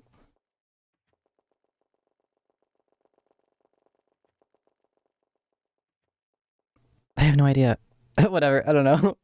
I can't find it. Whatever. I'll do it later. Fire exit or I'll do it later, chat. I'll do it later. Also, whereas earlier I said that it's been patched that you can stand on railings to get away from creatures like thumpers, you can still do that to get away from blobs. So as long as you have like a slightly elevated area, you're probably fine. Another interesting strategy to get rid of the blob is that they really like music. One of the items Literally, fuck my stupid Baka life, bro. which is 99% of the My stupid oi oi life. Control your friends and play obnoxious music as you run through hallway. However, if a blob spawns in while someone is playing music, the blob will get faster as it is going towards the player that is playing the boombox, but will stop before it touches them, allowing the player to just leave the blob around. Then, if the player wants to go somewhere else and not have the blob follow, they can drop the boombox on the ground, and the blob will stay where the boombox I tripped walking is upstairs at, today. effectively Damn. into that part of the Minus I could 5 make aura some points. draw or connection here about lore or story of the game, but honestly it's probably just a cool little addition by Zeekers that the giant blue blob thing likes music. However, one lore implication I will make about the blob is in how it kills players. So typically when a player dies, their body Oh just my kind of falls to the ground. god. Certain enemy types will have certain kind of kill functions. As mentioned earlier, when a spider kills a player, it wraps them up in a cocoon. Bro, where And the some heck other is enemies this? we'll talk about in a bit mutilate the player's body in various ways. Well, when a blob kills a player, Dude, everyone's it leaving already, bro. effectively dissolves And them I'm still from the here. inside out. I There's still too, all of stand. the synthetic material I from still the player stand. is still intact, but it is Focus. now just Yeah, you're right. You're right. I gotta MC focus in. I gotta lock in. $5 I gotta lock suit, in now. implying that the person on the inside has been completely Time for a dissolved. tour? For one, that's A tour? I thought this but was a also, tour. the suit itself can be carried back to the Oops. ship or teleported back to the ship, the same as any other player. And that suit, now empty of the body inside of it, has Whatever. the same value as any other way you retrieve It's just a me body and, from the moon. Now, while these this people also now. really comes from a gameplay perspective, that it would be annoying if there was one creature that could kill you and there was no way to get a recovery for the body back, I think the lore implication stands up as well. The only thing that the company actually needs to have back when a player dies is the suit. The measly $5 that the suit sells for is all the company cares about. The person inside What's is up, quite Copy? What's literally up? worthless. But that'll matter more as we get into the company itself later in the video. Now, while this is the majority of the things inside of the facility that want to kill you, even in the early game, there's a lot of stuff outside of the facility that wants to kill you as well, because you didn't think it'd be that easy. Or maybe you did. I don't know. Who am I to judge? Now, there are a couple things outside that don't want to kill you all the time. One of those is the roaming locust, which is literally just like a patch of locusts that flies in the air, and then you run through them and they scatter, and that's all they do. They're more Scatter! set dressing than anything. The other is the manticoil, which the bestiary says is descended from real-world corvids, or things like ravens. And they're pretty much just a four-winged No bird way. that will fly away whenever you get close. And again, that's all they do. Dude, And that's what? it. That's the total list of things in the game that don't want to kill you. So now on to the things that do want to kill you. Wait, where did loser go? What the heck? By itself Whoa, where did is loser go? explicitly harmful. Yo, what's up, Tulip snakes loser? are What's up? big What's up? bird Nice to see you. Nice to see you, flower bro. things that will run at the player and jump on their head. And for about 10 seconds, try to fly away while holding the player. If one gets onto you, it's just a nuisance for 10 seconds. They'll flap their wings and they'll look down at you from the top of the screen and just do that for a little bit before they get bored and take off. However, if 2 tulip snakes or more get a hold of you at once, you will start to fly. Now, if you're good at the game and know how the jetpack controls, which is a device you'll get later into the game, with money, you can kind of maneuver 2 tulip snakes to your benefit to get to your ship quicker. get to your door Dude. quicker. When am But I if you're getting not this good at the shit? game, what happens most often is they take you Oh really my high in the god. air, then they drop you. I'm no longer and die. deaf. Yo, Again, what's up, this doesn't Pasta? Hi, explicitly hi. kill you, but it can, because if you walk into the Let's front door of the go. facility entrance and 2 tulip snakes are on you, there is a giant rotating fan at the top of the threshold in the front door, which they will fly you directly into, and you will die. One on its own can. How do also I be play a for problem, League because even though stream? it can't get you to fly By away, with it channel will make a points? lot What do you of mean? noise With channel on the top of points? the What do you head. mean? That is very bad considering some of the other things that can spawn outside, like What the heck? blind dog. Dude. Despite being called the blind dog or the eyeless dog, these dogs seem to be more closely aligned to something like a No lion wooing, or a bro. canine. No wooing. Their most striking detail Wooers is will be the shot. giant fanged mouth at the front of their face that will kill you instantaneously if you come into contact with it. As the name implies, eyeless dogs are blind. How about But this? How they about this? How have about a this? very A good sense of million, hearing that can a pick up million on points. If footsteps anyone gets a in million either points or on speed of the players. They typically spawn more in on queues later the between hours as the day progresses. other point Every time system, you land on a planet, I'll you do a land league stream in the about that. morning, A but million then there is points. a quick day to night cycle. So the quicker you can get all your stuff to the ship, the better, so you don't have to contend with these guys as you're getting your gear to the ship. If a blind dog Why? is encountered by itself and you know what you're doing, it's not that much to be afraid of. All you have to do is crouch and Whoa. stay out of its immediate vicinity. Because even if it is blind, if you run into it, I think it's a cooldown. I think it's a However, cooldown. it's when you combine the You can't blind gamble dog with it. other creatures in the game that they Okay, become won't a let real me. threat. Say, I'm for go lunch. Bye example, bye. you are Bye bye, doing loser. fine, Bye you bye. crouch and See ya go back to the later. ship, but then a tulip Enjoy snake your jumps on food. your head. Well, now there's no use in staying quiet because that thing's going to make noise for 10 seconds, so you need to try to run, but in a dead sprint, an eyeless dog will beat you. So you have to figure out how to like maneuver around I think it's like a strafe it out 20-second cooldown or 30-second cooldown. really clever. Read that. The blind dog is also dangerous because it's one of the few entities that can just come directly onto the ship. So even if you have someone watching the control panel, manning things like the teleporter back on the ship, they still need to be quiet if a blind dog passes. This can create interesting scenarios where someone on the ship is acting as a mission control with a radio, telling players on the ground that they are watching through the map system where to go. But then if a blind dog gets near the ship, the radio operator now has to be quiet. This quiet can lead people in the facility to think that their radio operator has been killed because they have to shut up for as long as the blind dog is around. There is a door at the back of the ship you can shut in the case How are you of awake so emergency, early? but in very Five Nights at Freddy's I fashion, went to bed the door early can only and I be still closed for almost so long before the power overslept. goes out and it has to be Pasta. reopened to recharge power, meaning it's not a permanent solution. I'm Players will also tired. try I'm to tired, but rearrange, I got like, this. the lockers and bunk beds and stuff Oh like no. that inside of the ship to make this maze for the blind dog to come through, less likely for them to wander up to the front of the ship. But nothing's really foolproof with these things. So the only real way for someone on the ship to communicate with players outside of the ship, if there's a blind dog nearby, is through a long-range transmitter that will display short text on screen for all the other players to see. I like how there's so many different conventions in the game. I don't know if there's a point. I guess you could just do. But there's typically a counter in those scenarios. Goes to show how well thought out a lot of the game's mechanics are.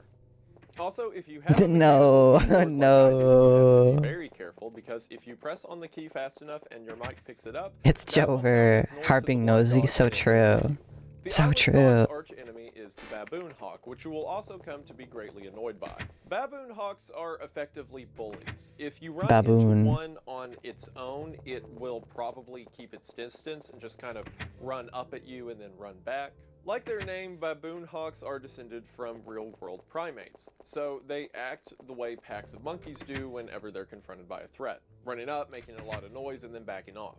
There's a commonly held myth within the Lethal Company community that yelling at baboon hawks will cause them to back off. And while that isn't really true, holding weapons and swinging them at them does seem to work, but normally if it's a one-on-one deal, you don't have to worry about it. If there are more than one baboon hawks and you're alone, then it becomes something to worry about. Because if there's several baboon hawks, they'll kind of get the courage to run up and attack you before they dip back. So if you're like by yourself and there's 3 baboon hawks, they're definitely going to attack, and when they eventually do beat you to death, the last one will skewer you with its beak and then carry you back to its nest. Baboon hawk nests are indicated by these 3 spikes that randomly spawn on the map whenever baboon hawks spawn in.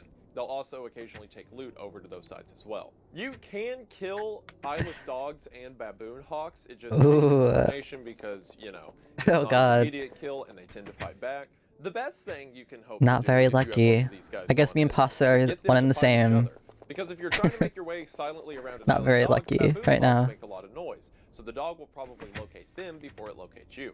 And packs of baboon hawks and eyeless dogs will fight and kill each other, which provides a great distraction. Kill. With few exception, most enemies in the game don't drop anything when you kill them. So normally it's not a game, unless you're just doing it for fun, to see how many things you can wipe out. It's just getting the loot that you found in the facility and getting out of there. However, there are some things that you will run into in game that cannot be killed. Brokey. the Earth Leviathan. Whoa, The whoa, Earth whoa, whoa. Leviathan is effectively the giant sandworm from Dune.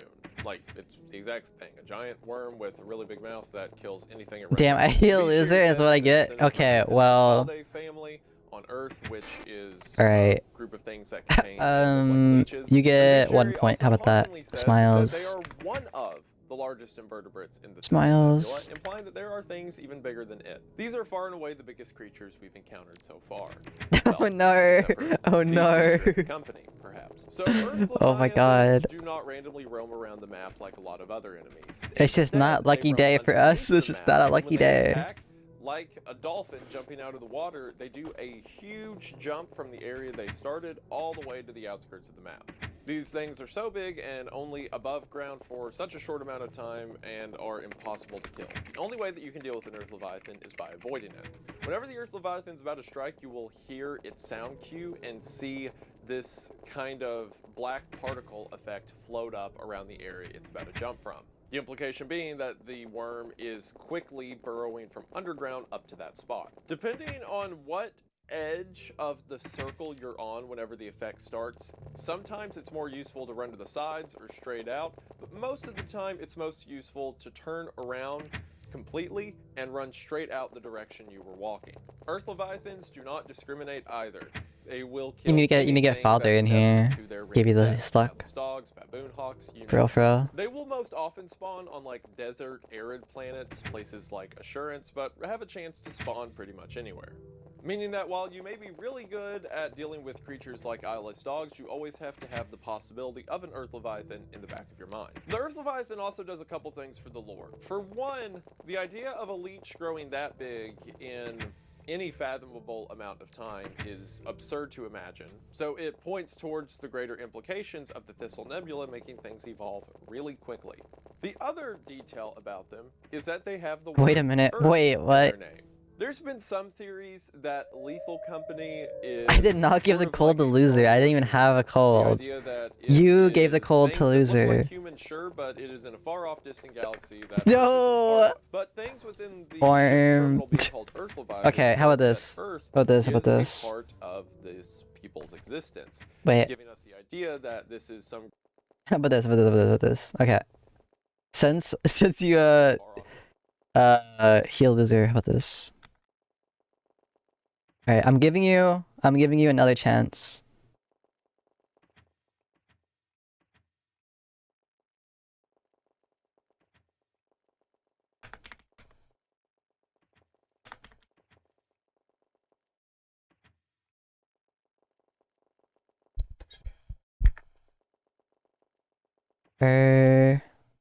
About this, okay.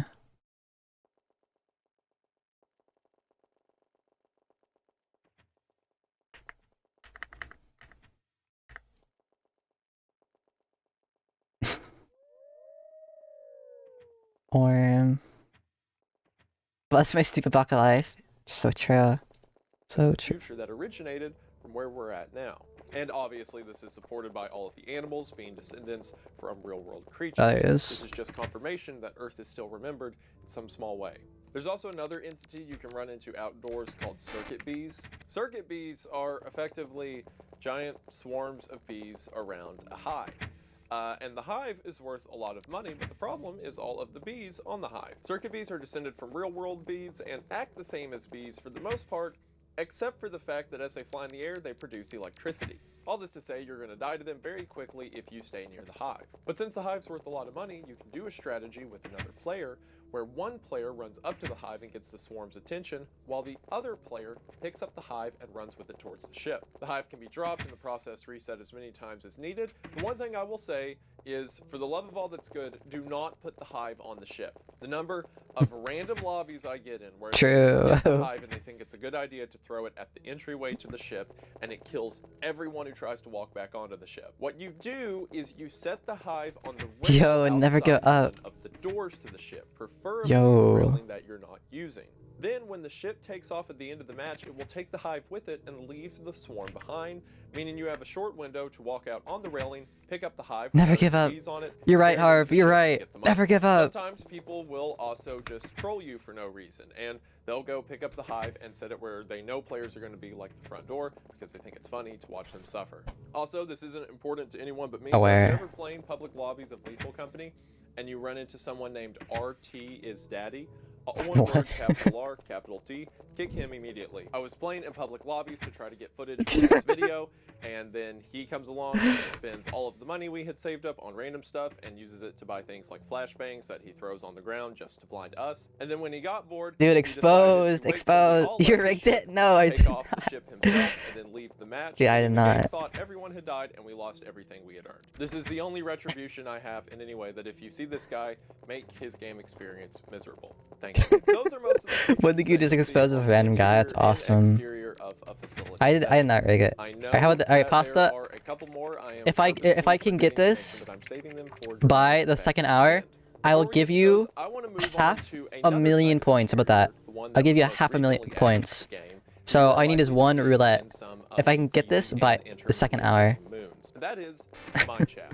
The Mineshaft is Trust. interior added to the game, and in my opinion, the most terrifying. When you come into the main entrance, Oh, I hate the and mineshaft so map much. has been spawned as a mineshaft, the only way to get to the rest. I guess you're yourself, aren't you? No.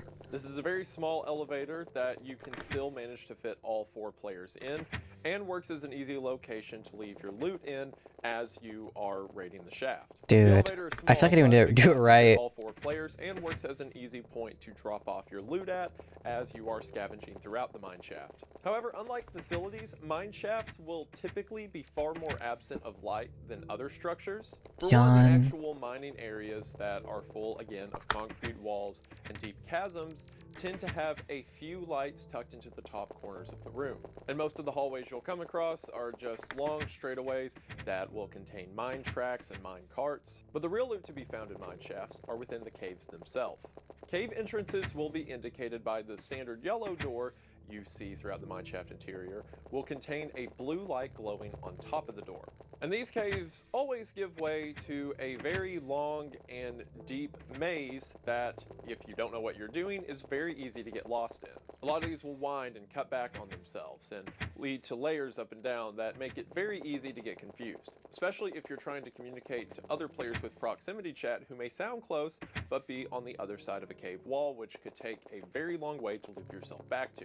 If that wasn't bad enough, a lot of these caves will have their means of progression cut off unless you travel underwater. You have to duck down underwater and go through these tight corners before coming up in another part of the cave, which for one makes backtracking more difficult, especially when you're burdened by a lot of loot. And if you stay underwater too long, you guessed it, you drown. In the early game, a lot of players will rely on flashlights to, see around dark areas. But after you've played the game for a while, you can probably get by on navigating dark areas just by using your scanner, because it kind of gives you a 3D layout of an area even if there's no light. However, mine shafts are a place where even experienced players would probably like a light of some kind, because since all of the geometry is the same and loops around itself, it is very easy to get lost. And another entity type that comes along with the mine shaft, and again it can spawn anywhere else, but it seems most accustomed, at least according to its bestiary, to be in mine shafts, is the man-eater. So when you see the man-eater for the first time, it is very misleading. The man-eater at first is this really cute bug, grub-looking thing that the first time it sees a player will become bonded to that player and start to follow them around. Periodically, while the man-eater is following a player, it will begin to cry, and you can get it to stop by picking it up and rocking it like a baby. At first, this is really cute, because it's like you have a little buddy in your group now that needs to be taken care of. And most players will, joke about taking care of the child or who's holding the baby, stuff like that. It also seems that the man-eater gets stressed out if you rock it too much or if it gets scared. Seeing things like another player get killed or a player's body will cause it to get sad and cry. However, if the man-eater cries for too long and no one is there to comfort it, or even if you are comforting it, but the total sum time of its crying gets to be too much, you will quickly find out why it is called a man-eater. Because the man-eater will instantly transform into one of the worst things that can possibly happen to you, especially in a mine shaft. It grows into this giant, like, 8-limbed Oh, I think I saw that thing. I think it killed us last time I played the game. Instantly kills you if it comes into contact. I think so. Man-eaters can also be deceptive. They will do things like mimic the sound that they make as a baby when they cry in order to lure players to them. So imagine that you leave one person in the mine shaft to take care of the man-eater, and then the man-eater transforms and kills the player. Well, when another player comes down, because again, dead players can't talk to alive players, they'll hear the baby crying and go to check on it, only to see that it is an adult man-eater, and then it'll kill them as well. It is possible to kill an adult man-eater, but it is very difficult. Also, you may say, well, I'll alleviate that by bringing the baby outside. But if you bring a baby man-eater outside, it will instantly begin crying and won't quit, so it will transform after enough time into an adult man-eater, and now you have to deal with one of those outside near the ship. This also becomes a problem if someone on the ship teleports a player who's holding a man-eater back to the ship, because now the man-eater is not only outside but very far from an exit and will almost definitely transform into an adult man-eater unless you have an inverse to send the player back in. This is another mechanic that plays well off of the game's devices. For example, whenever the person inside of the spaceship is viewing the radar, they may see a red dot or enemy type attached to a player. Typically, this would mean that maybe a snare flea fell on the player and they need to get out of the mine shaft right now. So, the person at the control panel hits the teleport button, teleports the player to the ship, and the snare flea falls off. But unless you're communicating through radio from the ship's computer, it looks like someone holding a man-eater might be someone who has a snare flea attached to them. So the person who's teleporting thinks they're doing a good thing by bringing that player to the ship through the teleporter, only to now have an adult man-eater in the ship ready to kill everyone. It turns the man-eater from just a cute little thing that can become a monster into a sort of chore, because if you see one in a mine shaft, someone has to take care of it to prevent it from becoming an adult, because if it becomes an adult, everything becomes a lot more difficult. This also changes the way other behaviors are done. The man-eater baby will cry if players are too loud or if they make too much noise around it, so you have to constantly be aware of how the baby is feeling. Despite this adding a level of complexity to the game, I think it is a cool level of complexity, because if you know what you're doing, you can typically get all the way to the end of the run and just leave the man-eater in the interior before you leave. So it is manageable, but if you don't manage it, it becomes a problem. Another interesting thing about the man-eater is its incredibly in-depth bestiary entry.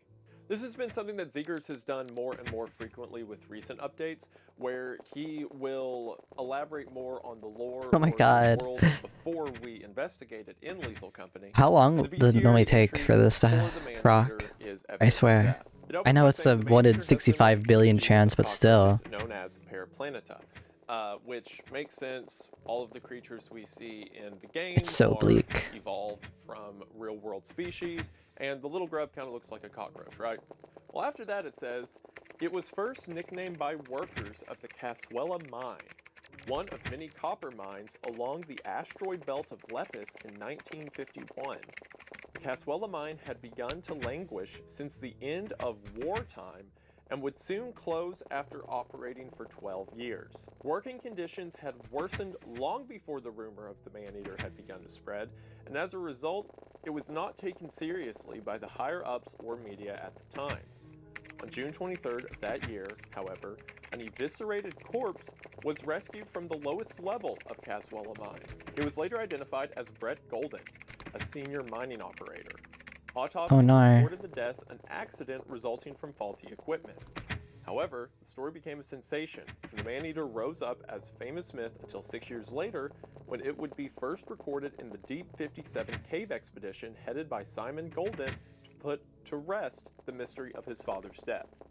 This was a revelation to the scientific world, as it is now known as the largest troglobite cave-dwelling species. A creature of this size confined to underground caves was thought impossible. Simon Golden, who had sought to disprove the myth, described his discovery as, quote, traumatic. Okay, a lot. We're given whole lore explanations as to this creature's existence, that it came from a legend within mines, and then the mines shut down, and then there were investigations into it. And keep in mind, this is all civilizations that are now extinct from what we can see. The year of 1936 is also interesting.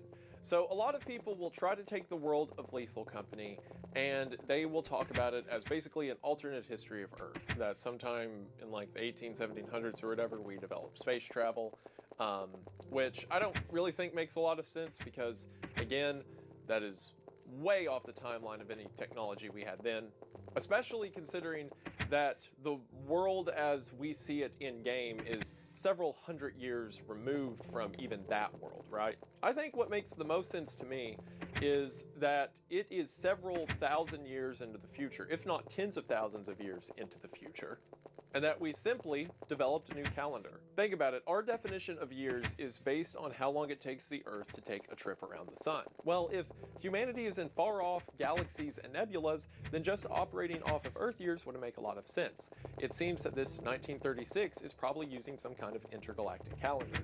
Now, that's not to say that 1 year in this intergalactic calendar can't just be based off the time that it takes for one Earth year, because if you did it that way, every planet or moon you visited would have a different year date based on that planet's revolution time. For the sake of ease, we can imagine that 1 year within Lethal Company is the same as 1 year on Earth, but that this is a new dating system far off into the future. We could even make it easy and say that perhaps year 0 was whenever humanity first left Earth or began to colonize other planets, which would make sense as several of the events that are described are several hundred years in the past, and giving us a couple thousand years makes enough of a cushion for that to happen. Now, speciation to this degree wouldn't have happened in that time, but it's also mentioned that rapid evolution occurs around things like the Thistle Nebula. Dude, so even though this where is the shrimp at? Where is the shrimp at? Spiders mentions the 1960s. We can assume that it's not our 1960s, it's some far off 1960s. Now that being said, it is also clear that the game takes a lot of references from real world culture around that time period and then transports it over to the game. For one, a lot of the posters that can be seen in the ship certainly elicit old 1960s and 1970s like propaganda or media from the time. One of the coolest upgrades you can get later in the game is something called the Company Cruiser, which is a giant truck that The allows car, you to dude. fly Oh straight no. from the ship a lot Those who easier. know. The Company Cruiser is also a very effective weapon to anything you'll run into outside, as it can kill pretty much every enemy type in the game except for a couple in one hit. Keep in mind the cruiser itself can also get damaged and blow Yo, up and kill you if you're thank you for the inside of it. raid. And because a lot of the terrain isn't exactly flat, Pink it Reaper, will hi probably hi. get stuck a lot, but you can get out and push it if that happens. Shark I bring raid. it up now because the Company Cruiser has a radio, Hi. and all of the songs that can be played Yo, on thank the you for the radio are follow, songs Outcast. from Thank you, 1920s and 1930s How's the history stream? How's the only. stream? So I think a lot of the ties between like 20. Right now, I'm doing this stupid Are more for an aesthetic choice to thing. give the world of Lethal Company this kind of lost We're watching a era Wendigoon feeling. video But I think this because 1900s you're is very far boring. so Yo, different thank you for the than follow, Dark. 1900s of ours. However, there's Thank you, another thank you. interesting note in that bestiary I want to mention that all How's my of stream this going? occurred Pretty good, post but war, and this it's starts pretty to make a lot boring. of things All we're doing is make just going sense. back and Additional forth things while like watching this experiments video. that things there were built in secret. And a lot of the Focus, things that so can still be true. in facilities that Locked have neglected in, function up locked until this in. point are remnants of a war era. There are armed landmines and active turrets around a lot of corners. But thank you for the raid, thank you for the raid. I hope your stream went well. Get in the way of will kill you. Based on these things, it Oh, yeah, you seems said it. like You said it well, war yeah, yeah. ravaged a My lot bad. of the areas we experience in game. That can also help explain why so many of these locations are now abandoned. Why would you want to build a mining facility in secret? Probably if you were building up weapons or supplies against an enemy. Why would these facilities that you enter into be set up with landmines and turrets around every corner? Probably Oh, did it if work? you were worried about Oh. some invading force coming into that territory. And as I think mentioned, all of the creatures we've seen in this game are just variations of things that I think already existed on Earth. I need to And reset as my far thing, as we right? know, at the moment, there Um, isn't any kind of alien life in the stars, at least none that we've ran into. So it seems that humanity was. They want to stop us. Only building We can't. We gotta focus in. Civilizations were big enough to have planetary war. You're almost host people in your kicking. And again, that was far enough back that the war was over. And Uros first. Thank you, thank you. Although there's definitely better. All right, thank you, Copy. Thank you. I appreciate it. I think the power just went out.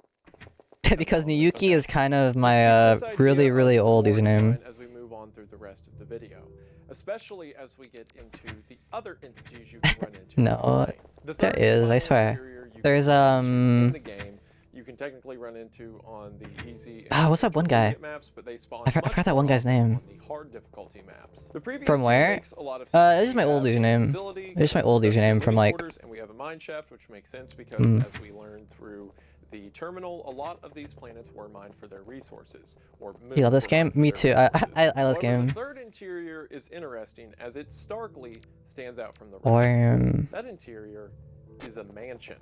This is most often seen on the final 3 moons in the game, or at least not counting the secret moons, that being Rend, Dine, and Titan. yeah, I need to start raid people more often too.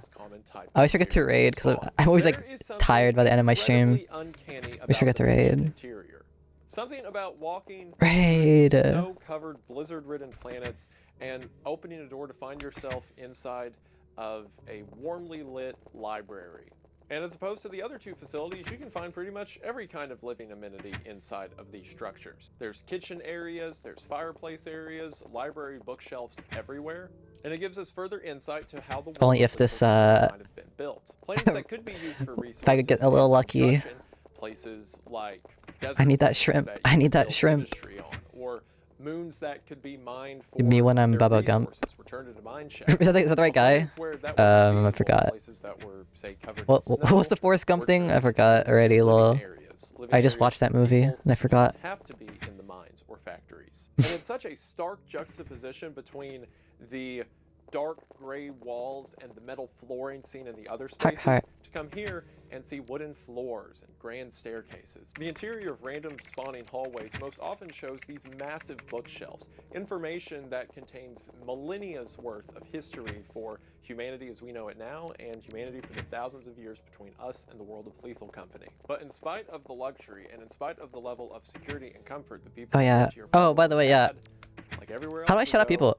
How do I shout out people? I never know how to shout out people. Is it SO? Typically, all of the enemies that I've listed up until this point, aside from things like is that? Okay. Yeah. Before I forget.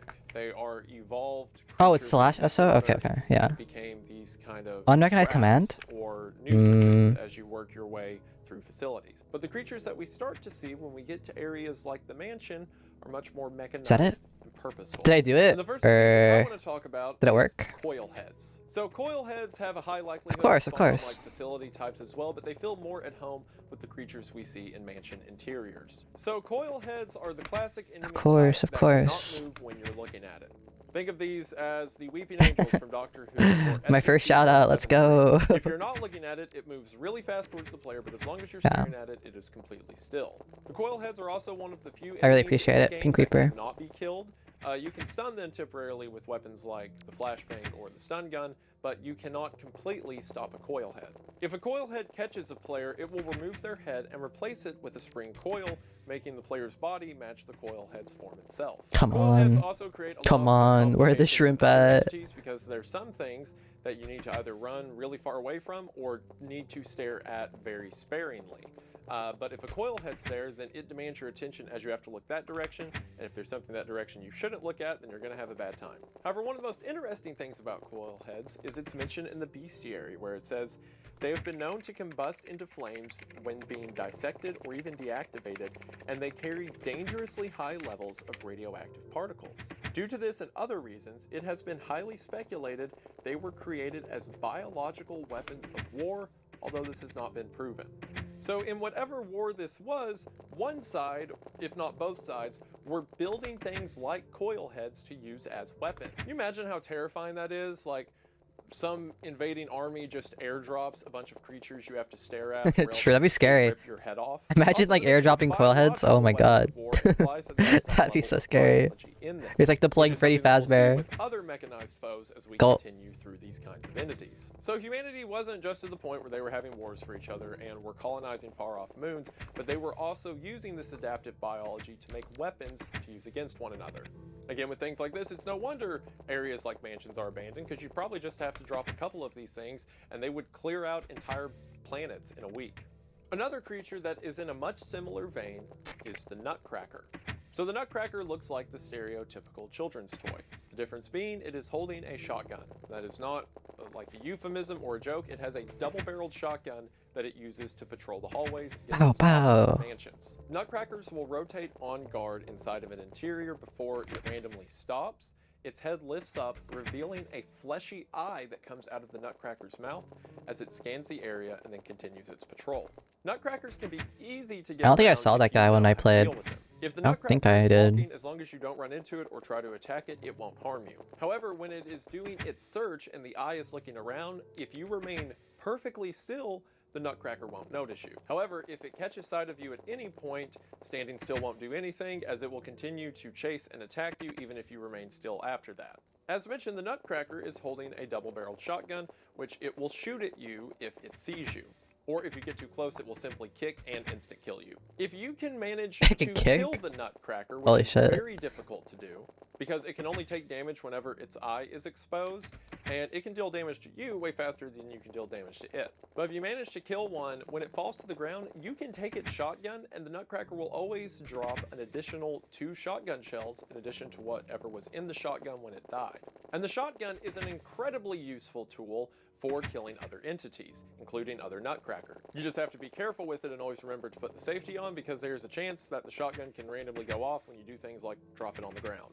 The bestiary for the Nutcracker is interesting, as all it says is, I'm back, guardians of the house. They watch with one tireless eye, which only senses movement. It remembers the last creature it noticed, whether they are moving or not. So think about it this way, right? We have creatures like coil heads that will only move whenever they are not being looked at. And we have creatures Alright. like Nutcrackers that Chat. randomly patrol, look around. BRB, I need to get some water. I ran out of water already. Give me 5 minutes, I'll be back very soon. With more of this XD. BRB.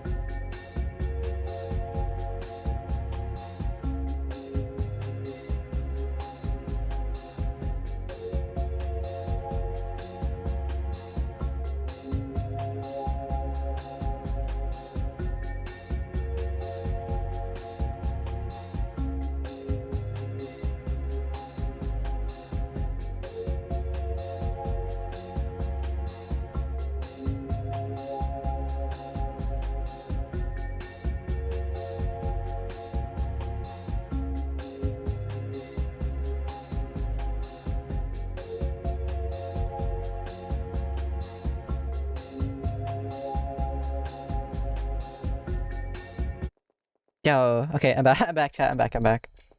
Hi, welcome. Then continue on their patrol. While they don't attack each other in game, it seems to me, at least from my limited knowledge of the game and lore and stuff like that, that this seems like an offense and defense system. While we don't see them attack each other in game, it seems to me that one was built to counter the other. You have creatures like coil heads that, as the bestiary says, were made to be weapons of war. Then you have creatures like the Nutcracker that are given a gun and are said to be guardians of the house. Maybe creatures like the Nutcracker that randomly look around for threats in the area were countered with creatures like the coil head, things that hold perfectly still whenever they're being observed, the Nutcracker's one weakness. It seems that what we're seeing here is 2 different sides of the war. We have one side true. that was building Wait, he's creatures cooking, what to the be heck? He's guardians, and cooking. another side that was building creatures of offense. Now, it That is makes very sense. possible that the bestiary definition, calling them the guardians of the house, is just metaphorical, as we often find them in mansion interiors, and both of these could be made by the same side to carry out the same purpose. But I think there is a huge juxtaposition in their appearance. One is made bare bones, just a mannequin with a spring head that chases down people, and the other seems to have a lot of attention to detail to come off as non-threatening. I mean, it looks like a children's toy. And as a matter of fact, the Nutcracker isn't the only monster that looks like a children's toy, because next up we have the Jack-in-the-Box. The Jack-in-the-Box Oh, that is thing. I remember one that of thing. the Lol. most annoying things and terrifying things you will come across in the entire time. Does that know? So when you first encounter a Jack-in-the-Box, or Jester as they're called, The Jester is just a box with a pair of arms and legs that follows you around. And in this state, it does absolutely nothing. It just follows you around. It's kind of funny and awkward looking. It may kind of block a doorway, but you can just jump on top of them and then like crouch to get out of the doorway it's blocking. The Jester in this state is completely non-threatening. And then it suddenly becomes the most threatening thing in the entire game all at once. That is because I remember that. That was like the one thing I remember from when I first played the game a long time ago. Was the Jack in the Box. To the music box, and for 40 seconds play a Jack in the Box theme. Wow. However, as the theme is playing, it gets more decayed and more amped up until eventually Jack in the Box pops. And when it does, rather than a cute little clown coming out of the top of it, it is a giant skull covered in fleshy tendons that runs way, way faster than the player ever can. What this means is that if a player sees a Jester, the entire run now becomes a Jester run, because it changes the strategy for everything you do at that point moving forward. After a Jester has popped, it will know the location of every player who is currently in the interior. It will run them down, instantly kill them, give it a couple seconds, and then it will chase someone else. The only way that you can counter the Jester is to leave the facility. After a while, it will go back to its starting state, and then you can quickly dip in before it starts to wind up again. So instead of staying and exploring the facility, it then becomes locate the fire exits, get in, get some loot, and go out to the exit before you make the Jester upset again. The bestiary entry doesn't do a lot for us either, as it's just the guy who's riding it, as we'll get to in a little bit, freaking out over how terrifying this thing is, but he ends by saying, good luck, you know as much as us, we call it the Jester. So similar to the Nutcracker, there's not a lot known about it, but also similar to the Nutcracker, it is something designed to be a children's toy that kills things a lot very quickly. This creates a kind of haunting implication. We know these areas are abandoned, and we know that people used to live here, and ideally families and large swaths of people used to live here, right? And then there are creatures that are designed, I mean, I guess it's possible to say the Jack in the Box is an animal, like, you know, the way an eyeless dog would be, right? That it is a natural evolution of something, but to me it looks more like something that was designed, something that was made to look like an unassuming children's toy. So why would a future civilization design weapons that are appealing to children before it springs to life and kills them, unless their objective is to wipe out a lot of children? Whoa. Which is a depressing thought. As a matter of fact, there's a couple of entities in the game that do not have a bestiary entry that kind of drive this point home. One of them is the drama mask. For those that know the classic images of Greek tragedy and drama, the smiling face and the frowny face, it is a mask that can appear as one of those two faces, and if the player decides to put it on, it has a high likelihood of killing them. After the player is killed by the mask, they will become possessed by the mask, walking around with the mask on and killing other players they run into. Now, for those that know SCP stuff, this is literally SCP-35. It is the drama mask that when you wear it, it possesses your body. However, the drama Alright, chill. Bye. Thanks for rating. Hope you have a good chill. Relaxing. So the drama mask Bye. appears on the ground as any other loot you can pick up. You can pick it up and then sell it for money at the company store. And as long as you pick it up and just leave it in your inventory, the mask can never harm you. But if you pick up the mask and decide to left click to put the mask on, that's when it has a That's what the mask is. That is what the mask is. That's the point of the mask is. And then walk around in their That's body what the with point of the mask This is. creates a terrifying occurrence when you haven't heard from your teammate in a while, and you look down the hallway and see their silhouette standing there, and every time there is a moment of doubt in your head if that's them or if that's their body possessed by the mask. Now, there are some ways to remedy this. If players have callouts and they're making noise to each other as they constantly move through the facility, the mask can't make noises, so that rules that out. The masked players will sometimes do random movements to make it seem like they're another player, like they'll walk up to an item, or they'll sprint and then stop and then rotate, trying to be human. However, masked entities are one of the few things in the game that can go from the interior to the exterior of a map back and forth as they wish. Meaning that even if you leave the facility, the mask can just leave too and then follow you back to the ship. It is possible to kill these things, but you have to be careful because at any point they can grab you and make you dead. There's also one really evil trick that Zeekers put in the game just to mess with the community. So remember how I said you can have someone sitting back on the ship manning the teleporter and watching the map to see when people need evac'd out? Well, the map itself is just blips on a radar, so you can't see a lot of detail around characters. In other words, they just look like little blue dots moving through the facility, and it's up to the person manning the teleporter if someone needs extracted or not. So players started to do this thing where if they did certain body movements on the radar, it was a signal for the person manning the teleporter to teleport them out. The most common one that people in this community started to do was to just stand still and spin in place. For anyone who's played online games, this is probably familiar. Like, in most games, if someone is standing there and they crouch and stand up over and over, that is the universal sign of I want to befriend, I'm not trying to fight. So spinning in place was the universal sign True. for me out. So Zeekers programmed the mast to randomly stand still and spin in place. And since there's no way to differentiate someone that's been killed and now possessed by a mask because it doesn't show a red blip on the radar from a regular player, the person manning the teleporter thinks that their buddy wants teleported out. They teleport him to the ship, and it's actually their corpse now possessed by a mask. The mask immediately kills the person manning the teleporter, meaning there is now a second masked entity because anyone who's killed by the mask becomes a mask. And now those two masked entities are waiting to kill the unsuspecting players who make their way back to the ship. There's also mods that have been incorporated into the game where the mask will take things that the player recently said in the proximity chat and then echo them.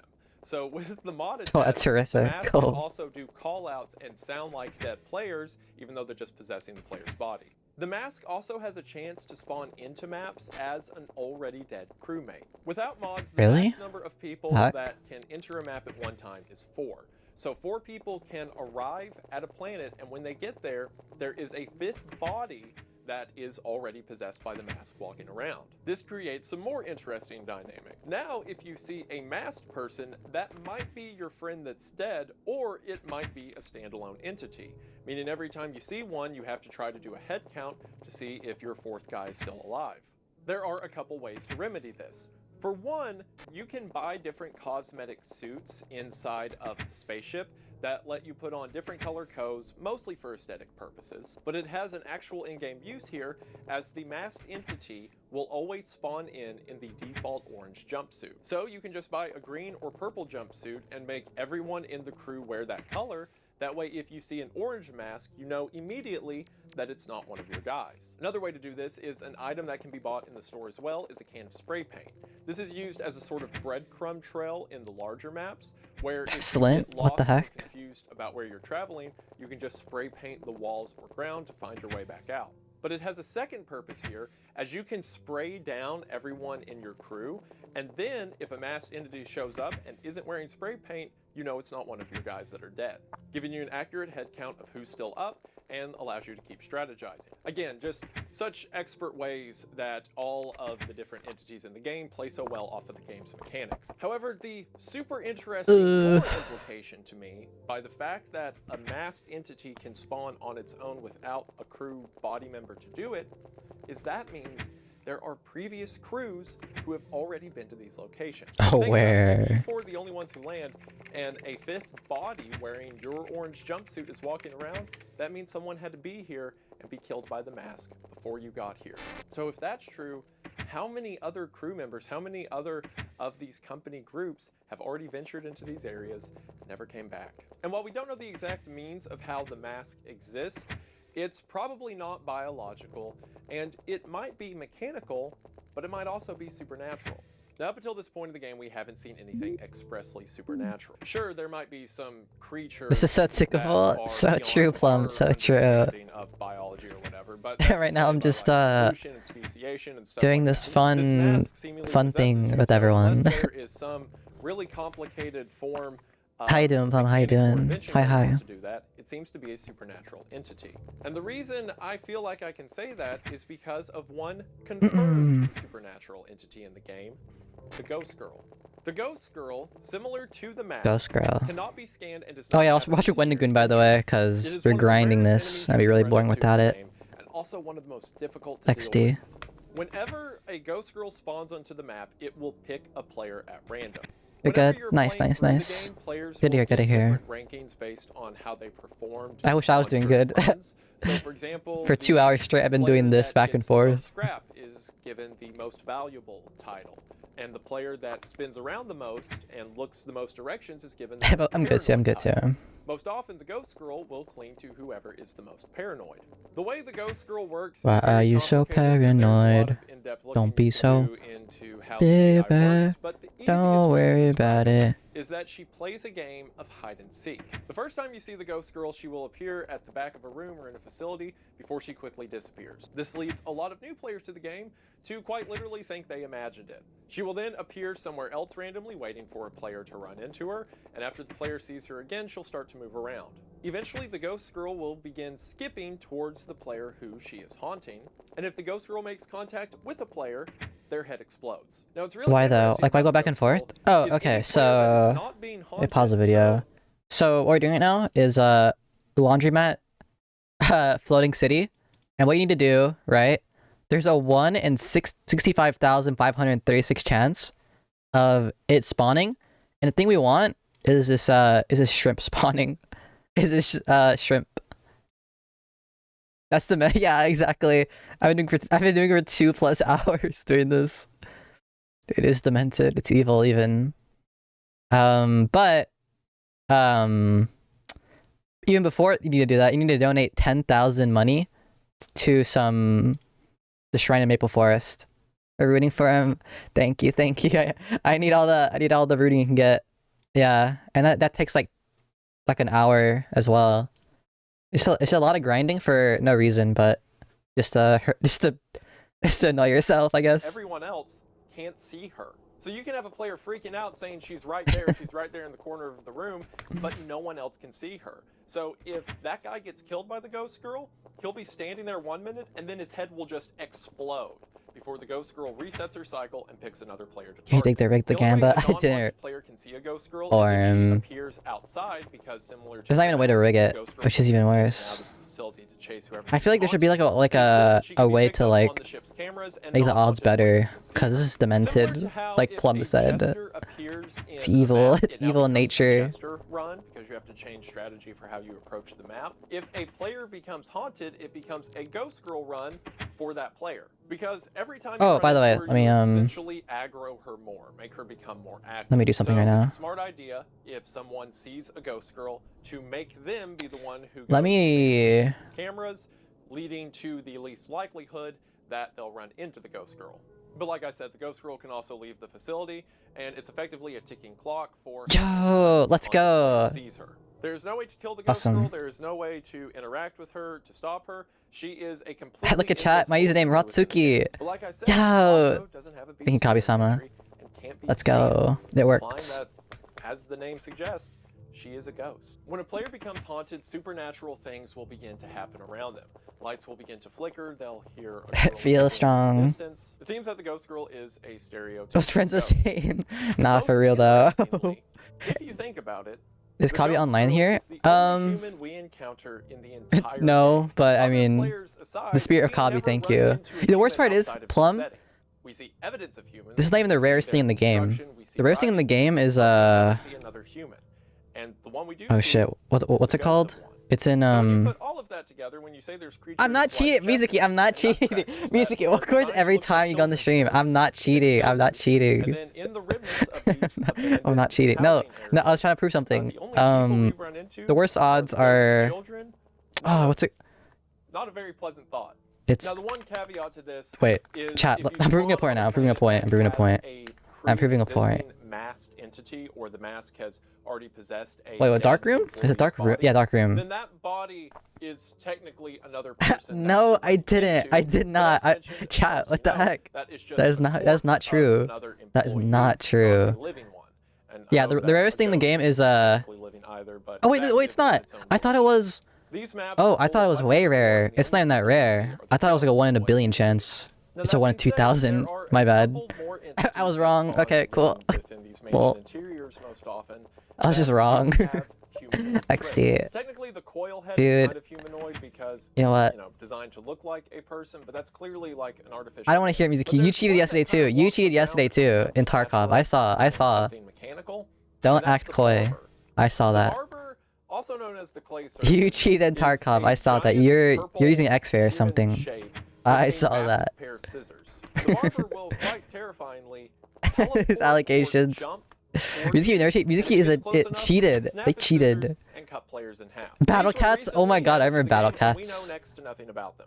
They are very childish Chat, in their nah, appearance, not true. I from watched their Music Key, name and to Music their Key is a design. cheater From in the back Tarkov. I as saw. they jump, They there's cheated. like a snare drum hit. So in my mind, they kind of fit in Skill issue? Don't with worry. You things got you like got the lock in. Jester You got and the lock Nutcracker in. as It's fine. being these unassuming entities. I just need to see the but shrimp. become I need to see a hyper-violent. shrimp. And the bestiary entry for the barber doesn't The slander. either, as it says, I Dude. had a dream about the No. barber. One day he made me a wig because his scissors were too big. Again, this poem kind of falls in line with the Yeah, whole base, theory but that 430 it is 90% skill and 10% units. unassuming or Damn. child thing Yeah, is it like Battle Cats the that mobile game Nutcracker where or it's like the Jester. you As a spawn matter of cats fact, that are the like kind of that look poetry weird? has described is very Is that one? similar to Yeah. Nutcrackers I remember playing that back bestiary like entry. So a in couple my years mind, back. It was kind of fun. makes sense if these were designed as some sort of weapon. But again, they're newer to the You game. got We this, don't I believe know in a ton you. about them for me to make any definitive conclusions on that. At Something least that it's I not will luck make based more like definitive this. conclusions on is or the other kind of human entity that can appear in mansions. let's run at 36. The Not butler. bad, not So when bad. you first see the butler from a distance, you can almost The be butler? mistaken What the heck is that that it's a person. character? It seems to Who be is the wearing a butler? suit that has a I face zoned and out. What the hair, heck? and most of the time when players encounter it, Who's the will be butler? sweeping around the interior of a mansion. Again, I believe they can appear outside of mansions, but they're most commonly seen. Basically, in Lorax said he was a cat. However, when you get too close Dude, to he the speaks for the butler, trees. That's when the ruse starts to fall apart. He speaks for the Its body catnip. isn't shaped right. It's like kind of Oh, dude, you know what's draped in a evil? cylinder, and I its have a face pet looks like cat, a pile and I'm of allergic to skin. cats and You dogs. can I just certainly figured that out. see Like, what the how heck? there used to be a It's person evil. here, and you Focus. can Okay, see I got how they control. Thank you, suit thank that you. it is wearing was probably someone's suit at Alright, some point, locking in, but locking that's in. certainly not a person anymore. When the butler sees a player, it will begin nonchalantly sweeping in the area. So but nonchalant. subtly continue to track the player through different rooms. As long as the player isn't alone, this will never change, and the butler will just kind of hover around where the player is. But if a player that is being followed by a butler is alone for, I believe, 12 seconds, it will put away the broom. pull Oh, out a what the knife, heck? It just begin starts to becoming chase and British? stab What the player. heck? And then if that player runs into an area with more Whoa. players, they'll pull out the broom and act like nothing ever happened. It seems that the butler is And there's some trying to RNG in lure the you stage, but in mostly secret making away the level from more crowd varied guys. per To run. the That's degree telling. that if it stabs a player to death, it will even clean up the Oh, I blood see. and move away from where the body was. Where it gets really interesting is what happens if you kill the butler. Again, with any entity in the game, this is hard to do unless you stun it. It or use a explodes. zap gun Butt and have explode. another player hit it with a Yep, shovel. yep. But if you Harv, manage to Harv kill the mentioned, butler, yeah, it Harv. will quickly swell up and pop. You have to get Oh, away I from was this right. pop as it's happening. I was right, because I it will explodes, damage the nearby heck. players and throw them a Butt considerable explode. distance. But in the aftermath of where it Butt popped, flip a explode. swarm of what's known as masked hornets will appear. And these masked the hornets heck? will continue to follow players through the facility, similar to how the butler did, only these can't be killed, but it's kind of easier to outrun. What that means is that the butler is just a drape of skin designed to look like a person that in reality is a giant bag of hornets. After the butler dies, Oh my god, that's it will eat its horrific. weight the suit that the butler was once wearing, or at least the pile of skin that was made to look like the butler was once wearing. This is, in my opinion, one of the coolest monsters in Lethal Company. Like, we're walking around in the remnants of where people So used to be, cool. and other than things like the ghost girl, there's normally not a sign of them. But then randomly, a swarm of hornets will, I guess, assemble people's skin and put on a suit in order to look unassuming so it can chase people around and stab them to death. That is so cool. In the bestiary That's so entry, cool. it says, the smell is like rotten meat. It's so bad it puts Richard to shame. I hear flies buzzing Damn, who's around inside Richard? their bodies. Just Funny as he part saw is the something boss would be too crawl hard. out of its eye Was it for the socket peons? and go back Damn in. This peons. is like classic. I love calling like I love it so like much. medieval There also terms. is a benefit to killing the butler The other little than just getting rid of it peons. on the map, because when the butler dies, it will drop its knife. The knife can be picked up and is one of the most effective weapons you can use in the game. It does Whoa, really? the same damage as the shovel, but it can be swung a lot quicker. Even though you can spam it to swing it a bunch, it only does damage, I think, every 0.4 or 0.45 seconds, but it weighs 0 it's a mid. and is much more usable than things like the shovel. The other benefit to the knife is any other butler can be killed by it in a single hit. This makes sense because if the butler is effectively a giant skin balloon full of bees, then That's so just gross. popping it A will skin cause it balloon to with die. bees? But again, this is one of the only direct That's the worst mentions we monster I've get heard so of far. any kind of remnants of people left through the game. We have the bodies that can be possessed by Mast, we have the spirit of the ghost girl, and we have the skin that was left over that made the butler. We don't know exactly what happened on these moons. Do you want a tamale? Dude, I want a tamale. We're seeing, it seems that Tamale, humanity was wiped tamale, out. Dude, This is I remember used to eating build one whatever we're coming a long across. time ago, and it But was a so lot of good. this seems to be the product of My grandma some made kind it. of war, and there is another explicitly Those that know. war-made entity in the game that sheds a ton of light on what may have happened here. And that is To my dad's a weird. He eats rather like one with new pineapple in it. addition, Like, what the old heck? bird. What a So freak. remember how I said, like, the jester, if it spawns in an interior, the game now becomes a jester game. And if someone's haunted by a ghost girl, that player now has to play to the ghost girl. If an old bird spawns on the exterior... Oh, the old because bird. I remember essentially that. Wait, I only think I spawn on remember exteriors. watching If an this old one bird streamer called spawns Wandering on an Wolf play. I exterior think, I swear to land, God, I don't know it now why. I becomes remember that. an old bird game. That's When the punishable by match death. starts out, the old Yeah, it's bird kind of will like be how will be standing putting like pineapple a on pizza. statue in whatever area it spawns. It then has random chances throughout the rest of Do the I want a day to red turn or on green or tamale? off. Also, remember how I mentioned facility interiors will have an apparatus that runs the power? I want a green one. I want a You glorp. pull I want a an glorp one. apparatus at any point Give me the that glorp tamale. forces any outdoor old birds to then turn on. The old bird is a stereotypical super mech made for war. It has a giant spotlight for a head, these loudspeakers that blare noises to I terrorize remember watching people. that. It That thing has is rocket scary. boosters on its feet that it will use to fly around or go up in the air and land on Oh, players, also we played. and That it was has a there series too. I of remember. rockets that it will fire at But it enemies. didn't. If you're outside Didn't do anything. and there's an old bird, you don't have to worry about eyeless dogs or baboon hawks or anything like that, because if the old bird sees it, it will make them a memory. The old bird leads to some of the most terrifying gameplay you can run into, but where I'm interested about it is its lore. Because while other than the coil head, we don't get explicit mention of Nerdage, things the like lore. nutcracker were designed as weapons of war, the old bird is very explicit in its definition, not only in its design, but in its bestiary entry. The bestiary entry for the old bird reads as follows. The old bird is an autonomous, offensive weapon of war with a humanoid design.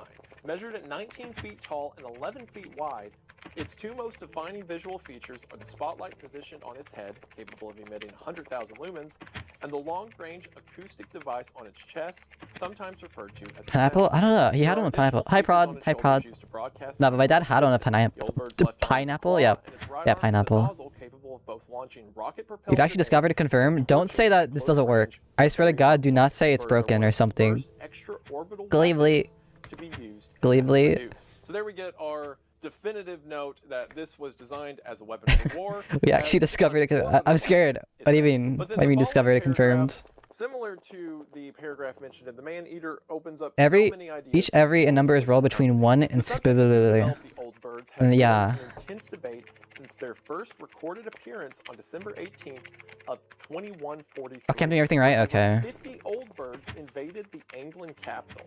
This is You appreciate your considered dedication? one of the No first problem. major causes for the Thank downfall God of the it's Anglan Empire. I The didn't most waste my popular time hoax though. takes into account the tension between the Anglan and Now give Beaumont up for militaries 100. throughout Dude, the 1800s. However, nothing I'll has run out of been videos. I gotta watch since. The design my of the old backlog of bird, YouTube videos down to the now. tempering of metals, appears intended to conceal its origin. It has been called the walking ransom letter. Old bird's legs function as rockets, which allows them Although- to travel long distances and find Although I don't know if I could stream for more than 6 hours. I think the most I could do is 6 hours since is to help I have them something enter at land from orbit. I think the 5. material and fuel old birds rely on is similar to those of passenger spacecraft. Dude, from around so 21 that's literally me right. That's Old birds literally me right land and now. stay at their target planet I'm a yippee forever. right now, bro. Although they often have more than enough fuel for just one trip, no behavior has been found in their programming which suggests they could choose to migrate. Still, there are unverified accounts of old birds traveling autonomously to a new planet after hundreds of years of dormancy. Okay.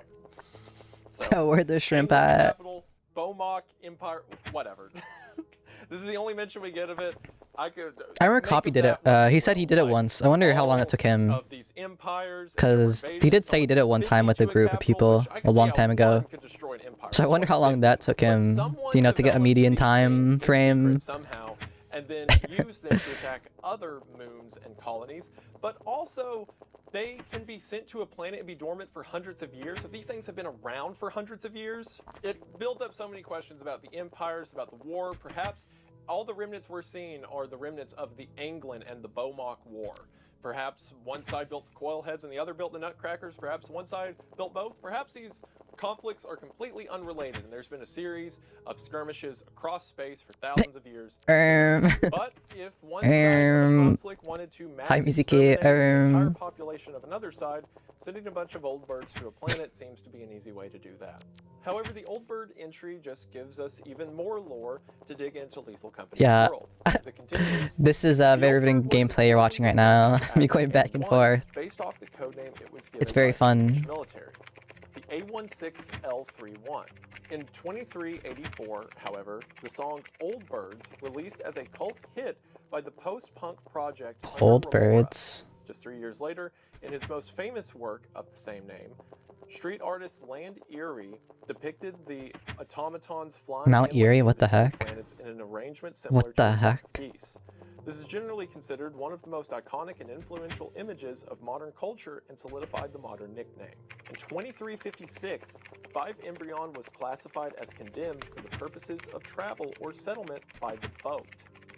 Old birds were described by witness accounts as lining the horizon, though to this day they appear inoperative. There's a reasonable risk that many are still in sleep mode, so the planet will likely keep its status. Small Moon was How long is this video? a testing ground for the old birds flying and landing. Oh, still an hour? What the heck? I thought it was 2 hours This long. throws our What the timeline heck? way into the future. Holy We're shit. talking about 1930s, 1960s, and we Okay. now have mention of things that happened in 2384. But we have so much stuff here that there is an English military, whatever that means in the far reaches of space, that gives it the designation.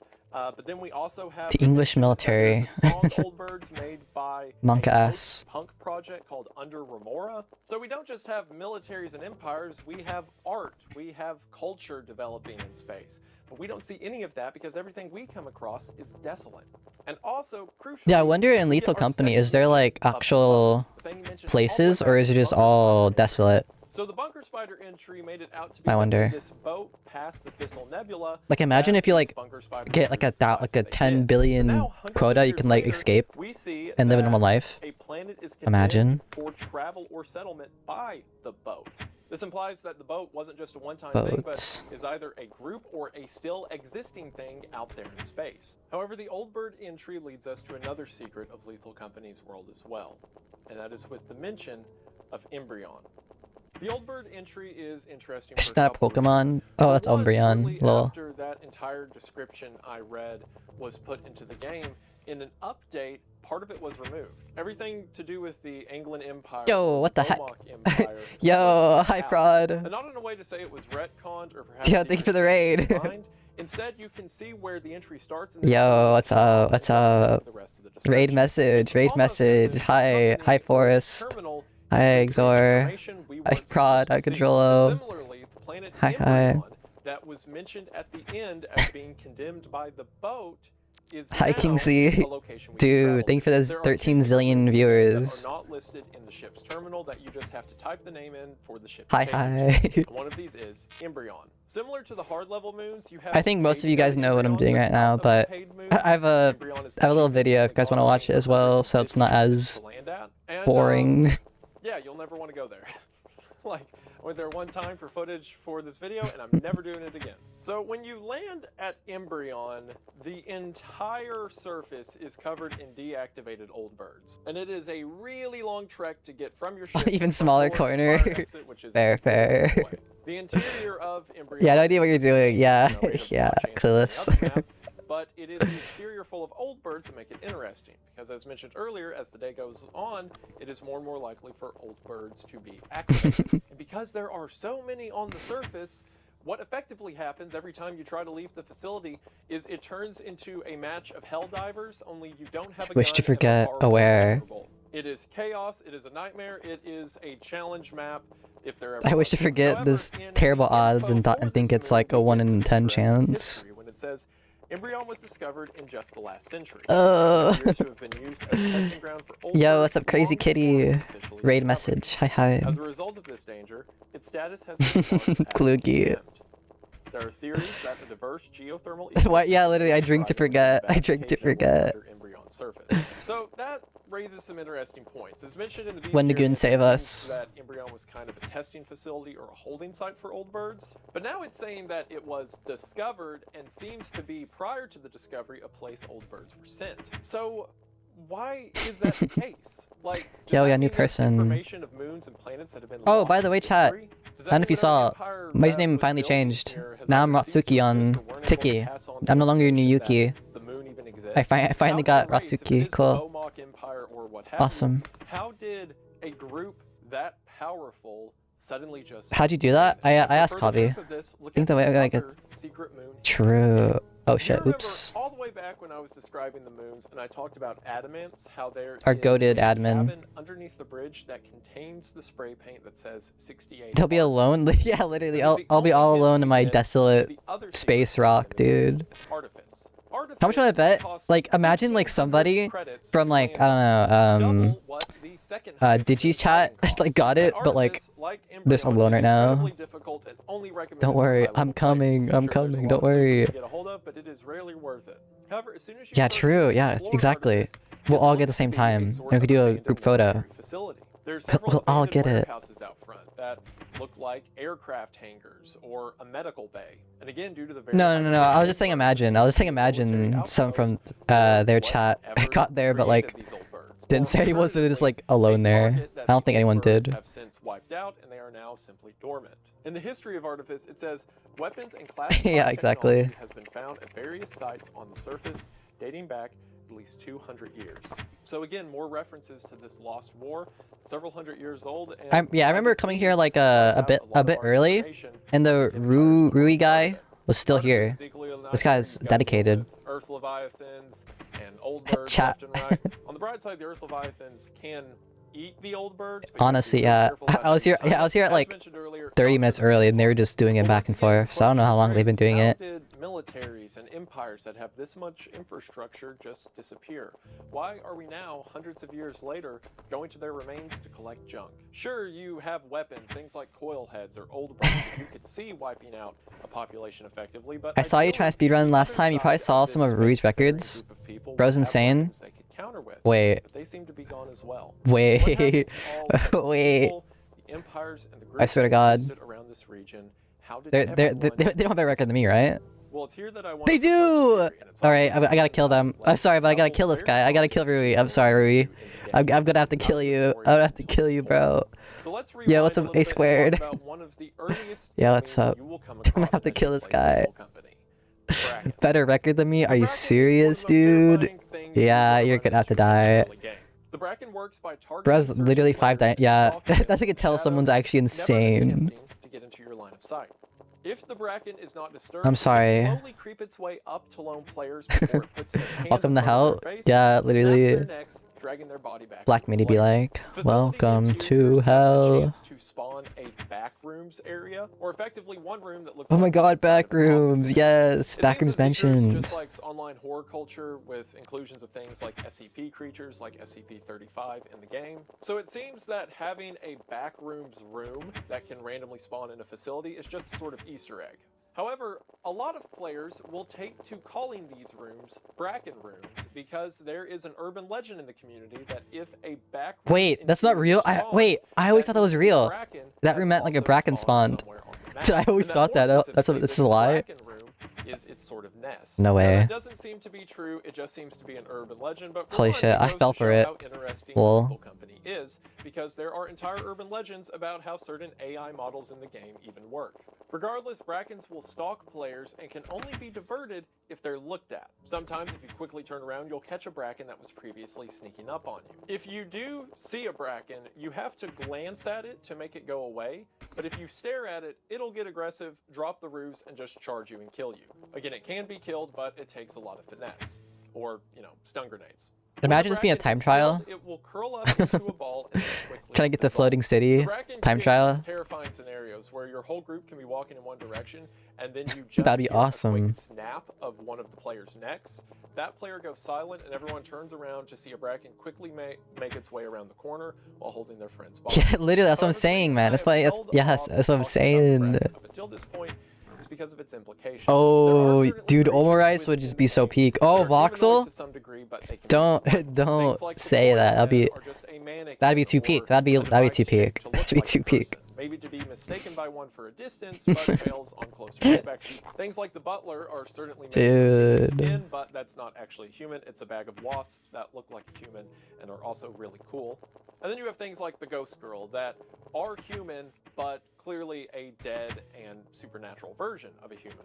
But the Brackens are Scared. an animal that can be seen and killed that look quite explicitly Cinema like a person. gameplay. Thank In the you.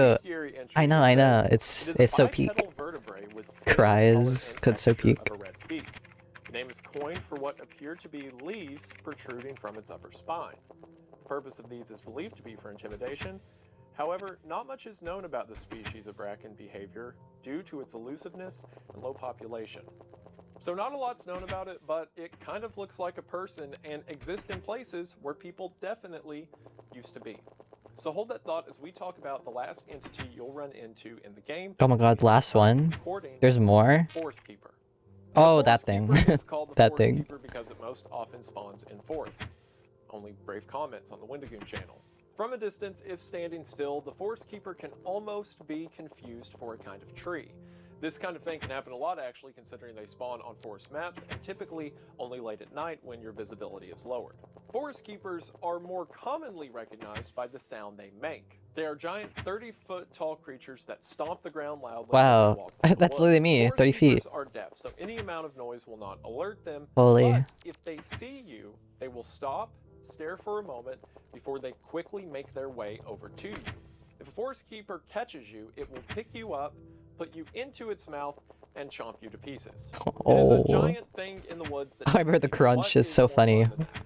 This creates some horrifying scenarios where an entire group of people can be running from a Forest Keeper, and as everyone jumps into the ship, the last guy gets picked out of the door before you see blood rain down from where that person once was. You can technically kill them if you stun them and hit them enough. I think it takes like 30 shovel hits. What the to put one fuck? down, so You can good luck kill with them? that. The most effective way to kill them is to use the aforementioned company cruiser and just run it into them, which is risky as the Forest Keeper, if you are still for too long, can just pick you out of the cockpit of the company cruiser Damn. and eat you.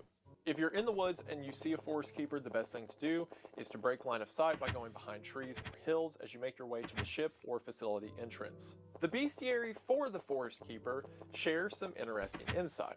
For one, it says their bodies bear markings on their front and back which mimic eyes. This trait is more helpful in their youth as they are not agile. Their skin is a unique, dense material which hardens further throughout their lives. The large spikes and bumps across their bodies form as a result of aging. So effectively, you have this giant thing that has these fake eyes on its body, even though it does have a good line of sight, and its skin is effectively wood, forming off into these branches and spikes. But then after that, we get a really interesting note where it says, it's been said Forest Keepers exhibit a curious behavior similar to that of a human child the age of 5 or 6. What the They hell? will eat anything they find fascinating. Forest Keepers don't actually need to put anything into their mouths, and it's theorized their main source of energy is a process similar to photosynthesis. For one, that almost makes them more terrifying. They don't actually need to eat you, they just do it because they find it interesting. And the whole photosynthesis idea further points to the idea that they're effectively a sort of living tree. A tree, however, that looks very human. However, the most fascinating lore implication about the Forest Keeper, to me, comes at the very start of its bestiary entry, where it says, they're believed to share a common ancestor with Rapix folium. Rapix folium is the scientific name of the bracken, as mentioned in its bestiary entry. What? So that makes some sense if you think about it, right? Because the bracken What, the company is lore? Yeah, described Mizuki, I'm as a watching creature Lethal that Company effectively lore. has these, like, brambles While I growing do out of its this. back. It's very plant-like in that regard. And the Forest Keepers effectively I'm learning a is lot. I'm learning a lot. right? However, another thing that these two have in common I didn't even know there was a butler is that they are character. both the most humanoid monsters we come across in the game. Sure, there's some creatures that have some humanoid aspects, like you can say, oh, well, the Thumper has arms, but that one's already been clarified as like an evolved shark. Both the Bracken and Forest Keeper stand upright. Watching Family Guy, literally. And while they're certainly species Yeah. in their environment, Bracken grows inside of these dark type facilities. I gotta put Family Guy gameplay on next after this video's done. Dark and grows more like a weed. And the Forest Keeper is outside. It is with the trees, so it grows wood and branches. Look, there's a Family Guy. Features of a man. It says they share a common ancestor. So what could that mean? Now, this is all theory. Come on, I just want the shrimp, We know please. that humanity has existed for at the least a couple thousand years among the stars, long enough to have wars and then the impacts and fallout from wars. But regardless of all of that, all of these worlds seem empty. And we already have mention with things like the bunker spider that creatures in the Thistle Nebula evolve at a very rapid rate. And with creatures like the spore lizard, we see Spore lizard, what's that one again? Is that the one with the tail? One species gets with another species and Oh yeah, it's the one that like just like how the spore shoots lizard out was a sort of like alligator, purple now the spore lizard's tail has lean a dust. I don't different know. creature. There was a cut creature from the game known as the Kidnapper Fox, which I won't What? get into now because it's cut content, so What? don't know how I feel about bringing up all of its lore stuff. Kidnapper But the design behind Fox? the Kidnapper Fox was that it growed in something called a vein shroud, and the shroud was its own unique Shroud? plant, and the Kidnapper Holy shit, Fox Shroud, had like the adapted streamer? to appear like that kind of plant Shroud is from a coming. distance and made their home inside of vein shrouds. So again, we have different kind of species kind of melding together to be one in this environment. And sure, while there's certainly enough technology and weapons of war to wipe out entire populations, that still doesn't explain why everyone's gone. Because even if one side completely wiped out the other, well, that side should be there, right? They supposedly conquested the land, they should be there to take it, but they're not. What if, just like how sharks, spiders, centipedes, leeches, everything else evolved to cataclysmic proportions over just a few thousand years, what if people did too? What if something in the air or the area caused the people who colonized these planets to become something monstrous? Those who were trapped inside of these now unpowered facilities adapted over the years to become these Brackens, these dark creatures that Wait, he's grow cooking, holy shit. the veins and the vines around them and become these things that now hunt people who visit the facility. What if people that were stuck outside became a part of the wildlife around them in the trees and developed skin much like a tree and are now these giant hulking creatures that roam through the woods, picking up out of curiosity and putting into their mouth anything that comes in their way? What if it was not only the monsters people ran into that resulted in their demise, but people became the monsters themselves? Now, that's not to say all human life throughout the entire galaxy is gone, just gone here on the moons that we're exploring.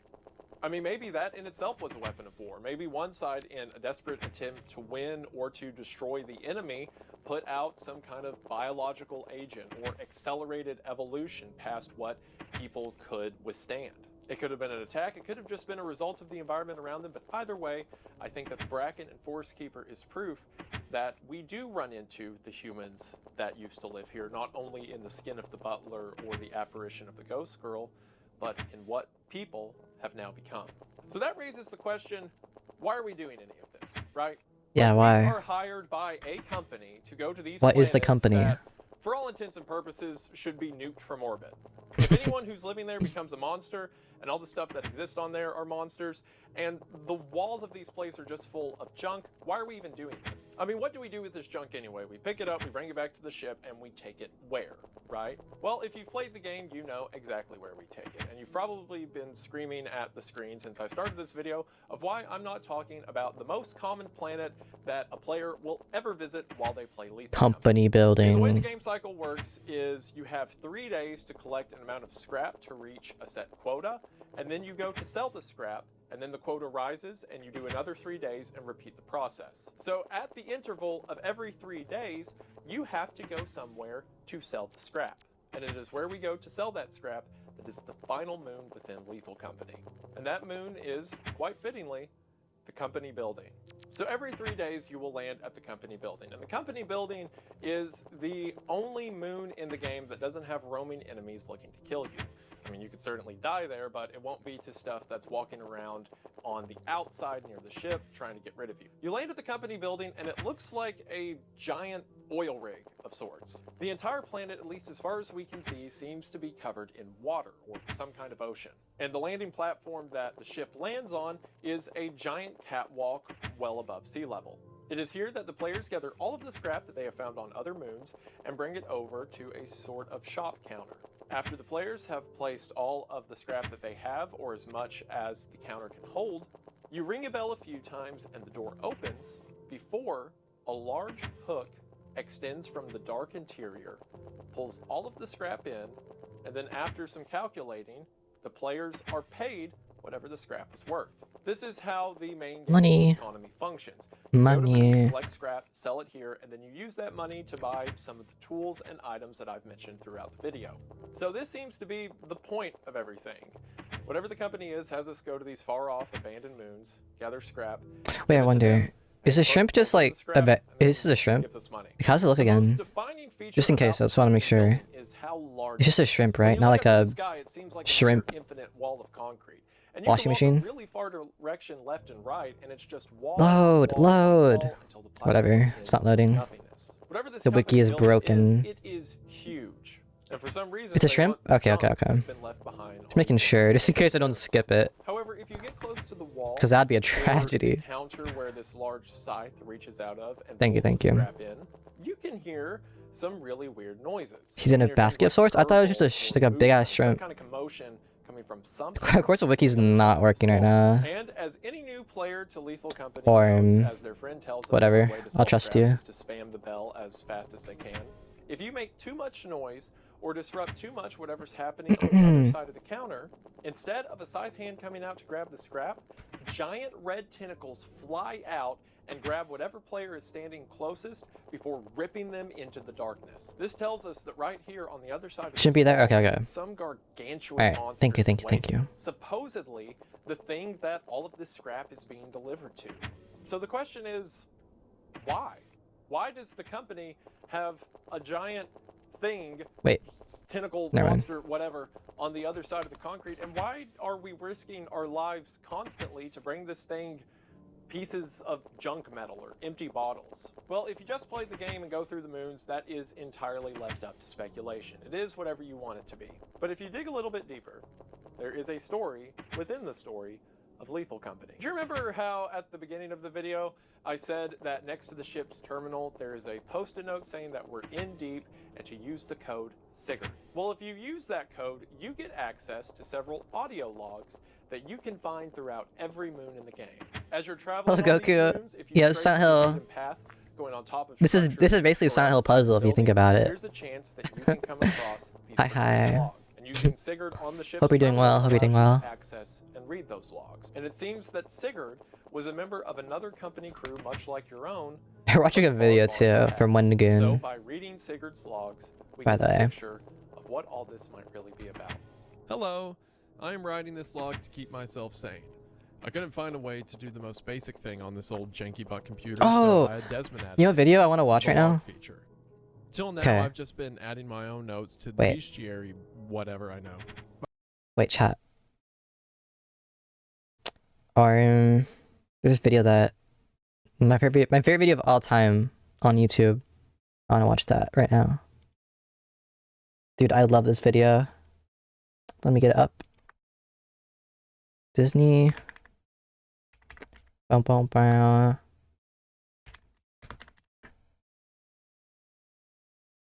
Where is it? There it is. Dude, this is the best video on YouTube, by the way, chat. Let me get it up.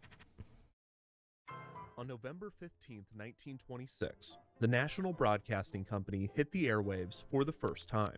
At this point, broadcast networks were still relatively new, and while impressive, the process was not Yeah, without it's Mr. Beast. issues. It's Mr. Beast. NBC's Wait. programming was broadcast from New York City. Is it echoing? Wait. Oh wait, I just realized. Is it echoing? Transmitted via telephone wire to 19 Oh my god, it affiliate is. stations, and then sent Um, via radio into the homes of listeners. my bad, chat. I think it's been The major echoing. difficulty was communication between the network headquarters and the Mr. affiliate stations. Beast. Some networks utilize two lines between parties. a telephone line that transmitted the programming, and a telegraph line that transmitted memos between employees. NBC did not have the latter, so when it came time for the affiliate stations to manually switch between programs, they were often unsure Wow, when this their is the Funk programming Clan, by the block way, was going chat. to end, resulting in a clumsy Actually, operation that affected the listening experience. yeah. Almost Yes, Funk immediately Clan. after its debut, NBC was looking for a way to solve this issue. Rather than spend time and money running telegraph lines to all of its affiliates, NBC needed to send the message that programming was going to conclude through the programming itself. This message needed to be clear enough that the affiliate stations would know to make the switch, but not disruptive to those listening to the programming. An NBC announcer, Phillips Carlin, had previously been the announcer of the B.F. Goodrich Silvertown Orchestra program, which was introduced by a series of chimes. Carlin suggested that a short series of notes be played at the end of programming, signaling to the affiliate stations to make switches while offering a pleasant melody to listeners. The original NBC melody consisted of 7 notes, which would be played by the announcer at the end of the program. This sequence proved too complicated for many announcers, and after a few years of experimenting, the melody would be simplified to just 3 notes. G, Bum bum E, C. bum. I got that wrong, lol. While not the first musical network identifier put in place, the NBC chimes was the first to be recognized nationwide and was the first iconic sound signature in the United States. As more radio and eventually television networks entered the media landscape throughout the 20th century, many would try to create sound signatures of their own. Most often, the branding would only last a few years before being refreshed, and the sound signatures with the most longevity would often not be themes representing the network as a whole, but rather a specific programming block, such as a theme for news or sports. Still, there were a few network themes that became permanent. The NBC chimes are still used today, 90 years after being introduced. In 1984, Nickelodeon debuted a theme sung by jazz musician Eugene Pitt Dude, and produced by roots musician Tom Nickelodeon. Papacello. Nickelodeon. This Dude, sound classic. signature remains Holy. the network's theme and has been remixed countless times in the 40 years since being introduced. In 1993, HBO debuted the HBO Static Angel. The branding was created by a team led by HBO's head of production, Bruce Richmond, and the logo and short music cues still appear with HBO original programming nearly 3 decades later. The NBC chimes, the Nickelodeon mnemonic, and the HBO Static Angel are all iconic sound signatures, recognizable to generations of viewers. However, there is another network theme that fits this description, a theme that has been playing for 2 decades and has achieved an iconic status for generations as well. This is the Disney Channel theme. The theme Bat comprises chest. 4 notes. 4 notes Disney. that debuted in the early 2000s. 4 notes that dominated through the network's rise and peak in popularity. 4 notes that are still being Dun dun used on dun the channel today. dun. The Disney Channel theme was created by Disney Bat Chest. Dude, I heckin' love Disney, the Disney Channel bro. theme was created by Who was it Channel created theme was by? created by Where? It was Forsen.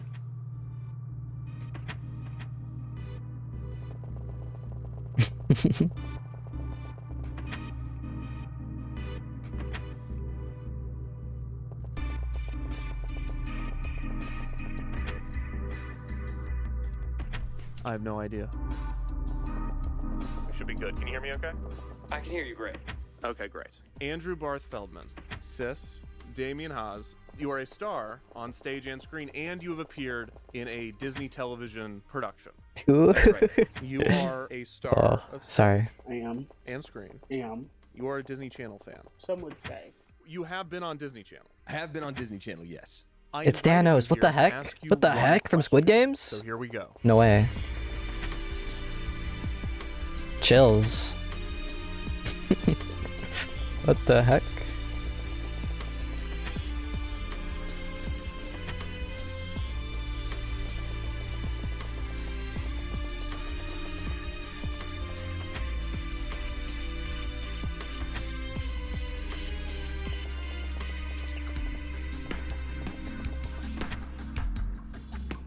So this is my question. Do you know the Disney Channel theme? Oh fuck! Wait, I think I ruined it. I feel like I do. Yeah. Dun dun dun dun. Do you know the Disney? Come on, chat. Channel What theme the heck? Um, it makes me think like a Hillary Duff, like, "Hi, I'm Hillary Duff, and you're watching the Disney Channel," and then it. I had to stream in 2 tabs. Yo, double viewership. Yeah, it's probably I mean, echoing. it's hi. You're watching Disney Oh. Channel. That's the theme. But That's not the theme. That is something, and the theme is in there. it is there. I remember one time I was watching a Yes, streamer, there is a theme. and like I was watching that streamer, but like the streamer I watched rated him, so I had 3 tabs open to the That's same right, streamer, and I was wondering why I was going crazy know. hearing 3 voices. Is it like? It It's like like that. I'm not That's going really crazy. close. Okay, yeah. It's actually Bow, bow, bow, bow. Yeah, I was right. No way. Yeah, of course, of course, of course, of course, of course, of course. Isn't it weird that we don't know who wrote that theme? No. No. No, I don't think so. We don't know who wrote the Nickelodeon theme. Yes, we do. I don't. But you could know if you wanted. Lol. Sure, and I'm sure we could Sigma. know if we wanted to know who wrote But the we Disney Channel can't. theme. Nobody knows. But we can't know. So what I'm going to try to The do government is is a hiding legitimate this. They don't want you to know. Okay, where I try Big to Disney figure doesn't want out you to who know. wrote this theme. great. I'm catching you at such a crazy time in this journey that you're on. I can't wait to see where it goes.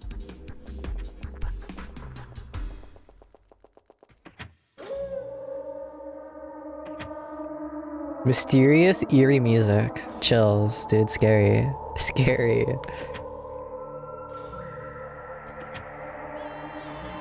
I've always been fascinated with television programming, specifically programming breaks. The content before, after, and in between shows. Not the commercials, but the bumpers, network identifications, and interstitial programming. It is a fascinating liminal space, full of subtle reassurances. Here is where you are, here is what you've been Dude, watching, liminal and here's what's space? next. No way. Don't leave. Don't go anywhere. Don't worry. We'll be right back. At the peak of television's popularity, these breaks even acted as extensions of the main content, to the point that, absent of this material, context is lost. You can watch an episode of Full House or Family Matters on DVD, but without the TGIF branding and interstitials, there's a key component to the viewing experience that is missing. You can watch All That or Clarissa Explains It All on streaming, but it is a fundamentally different experience removed from the SNCC branding. What? What even is that There's no branding? channel where this symbiosis is more apparent than Disney Channel. Unlike its rivals Cartoon Network and Nickelodeon, Disney Channel does not have traditional commercial breaks with content produced by third-party advertisers. Instead, the channel uses this time in a variety of creative ways. This programming, which has been watched by millions of people for over 2 decades, is surrounded and accented by 4 simple notes. But how do you trace back their origins? Where do you even begin?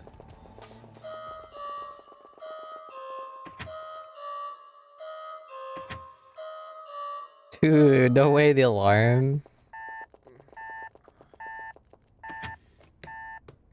YouTube missing. Imposter. Sus. No. Dude, almost at 3 hours and still not. Bro. Release me. Release me.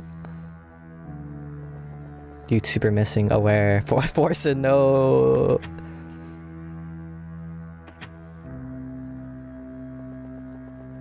Sus.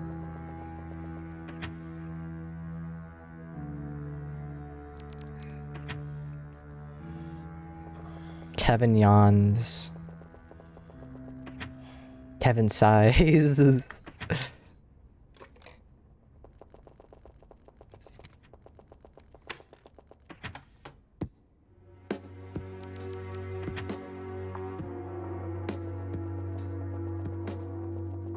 All right, let's establish our timeline. On April 18th, 1983, the Disney Channel debuted in the United States. As we've discussed a lot on Defunct TV, the Disney Channel was originally a premium cable service, following the successful model created by HBO a decade earlier. subscribers of the Disney Channel were treated to reruns of classic Disney films, shows, and shorts, along with a selection of original programming and That some Winnie Pooh cool is scary. bumpers. Holy The shit. The Disney Channel logo featured Mickey's silhouette in front of a television with scan lines. This would often be accompanied by a Mickey-shaped satellite that became an icon of the channel in its early years. The channel did not have a Those that dedicated know. theme when it debuted, so various instrumentals of Zippity Doo-Dah were used in the bumpers. The Disney Channel. In 1986, just 3 years after debuting, the Disney Channel was given its first big refresh. While the logo stayed the same, the tone of the channel was changed significantly, transitioning from its original dramatic, cinematic approach to one that was more lighthearted and Disney. This came with a new series of channel identifications that featured the disembodied hands of Mickey Mouse performing some sort of task or activity that That's resulted in scary. the creation of the Disney Channel logo. These bumpers were brilliantly shot, visually stunning, and also a bit unsettling. There's Yeah. something disturbing about only seeing Mickey's hands in puppet form and never hearing his voice. In one of these bumpers, Mickey goes into a photo booth, and you think surely this will be the one where we see his face, but no, the photos just come out smudged and blurred. Scary stuff. This bumper is So also scary. terrifying, but it's definitely on purpose this time. Mickey is having a nightmare in which his hand is being chased by a ghost, and then the Disney Channel logo itself. The hand then runs Whoa. down a hallway made of the other bumpers, and all of those bumpers' hands begin to attack this bumper's hand. And one of the attacking bumpers is the bumper we're watching. The Bumper bumper ends with Mickey's Inception. alarm waking him up, which is a total cliche. But otherwise, the bumper is the best bumper. It bumps. Many of the musical cues in Lol. these channel IDs are similar, but the Disney Channel still lacked a distinct theme. However, an original song was created to promote the channel, and they did not hold back on the energy. This rather long musical number culminated in families and Disney characters singing Disney's Our Channel, and among the choir was everyone's favorite Disney character. Our channel, Disney's our channel. This song often ended with one of the most violent logo reveals in the history of television. Damn, that's badass. A few years later, in the Holy. early 90s, more channel IDs in the POV style were created, except rather than puppetry, these new ones used claymation. And instead of featuring Mickey's hands, this batch was from the perspective of Donald.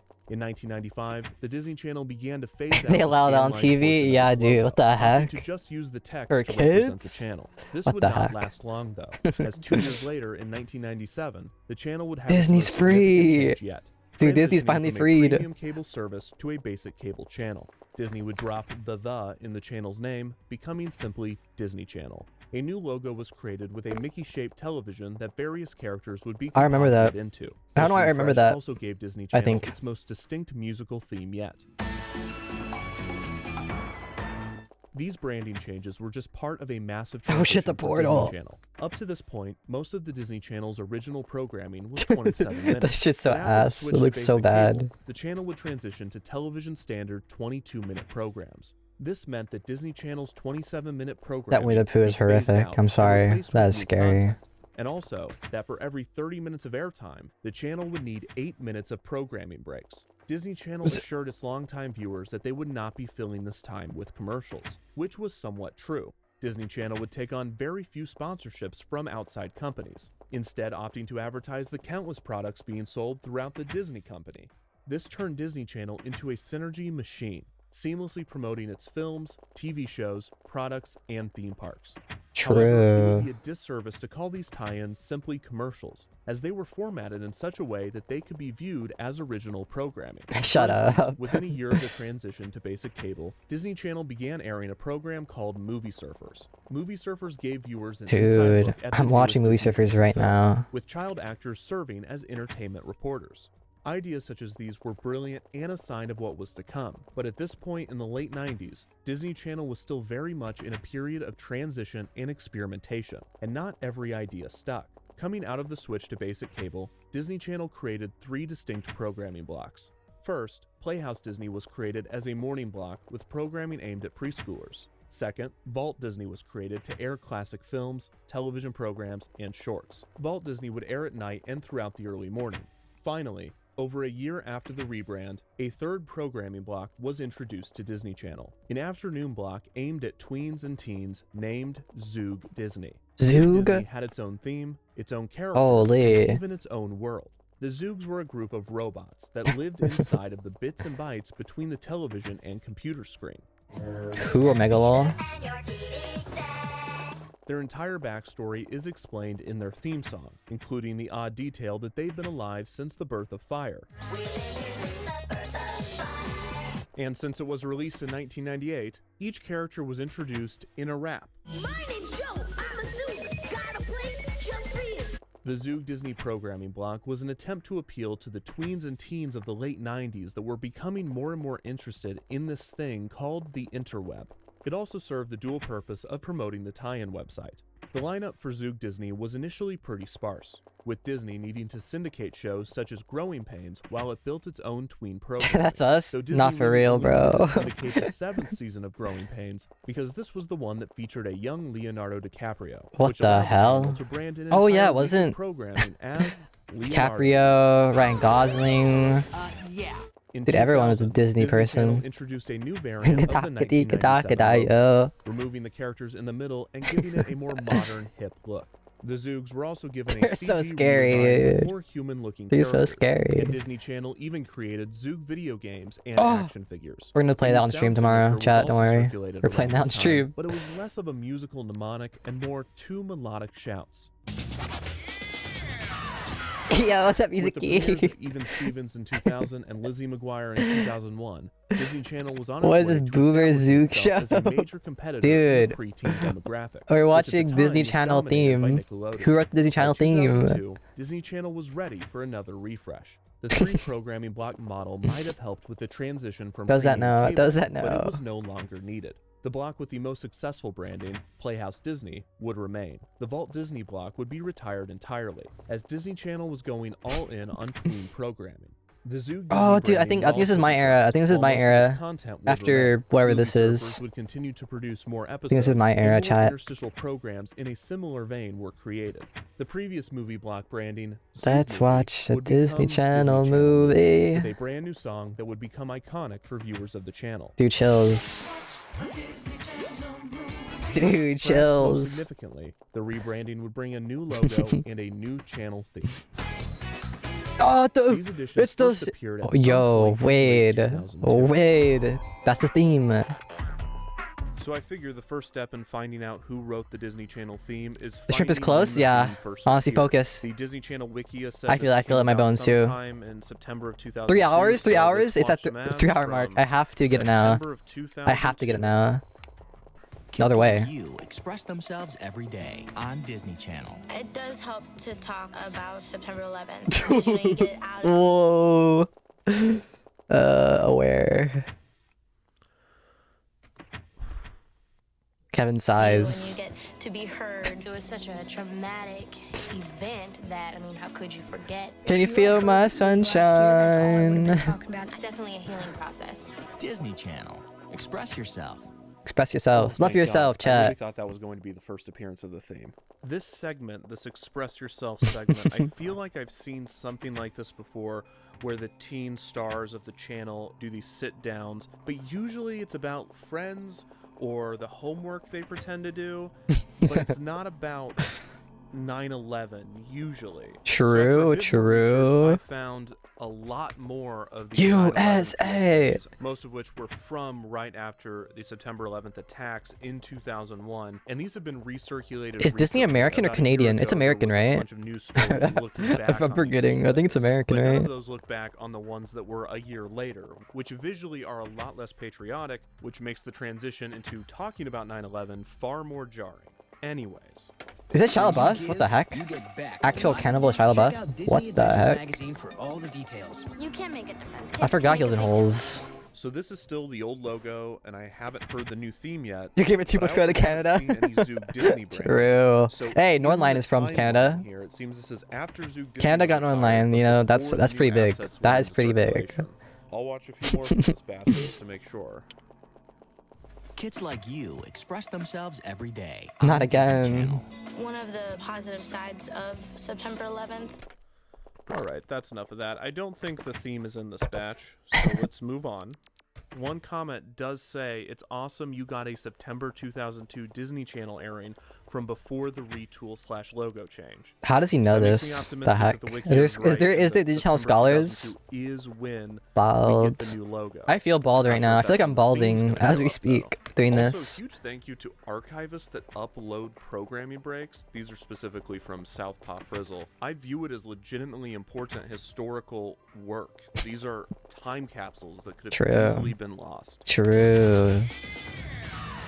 That's the old theme. So this is still before the retool. Gosh darn it. When's See if the there's any other retool? Express Yourself ads in here.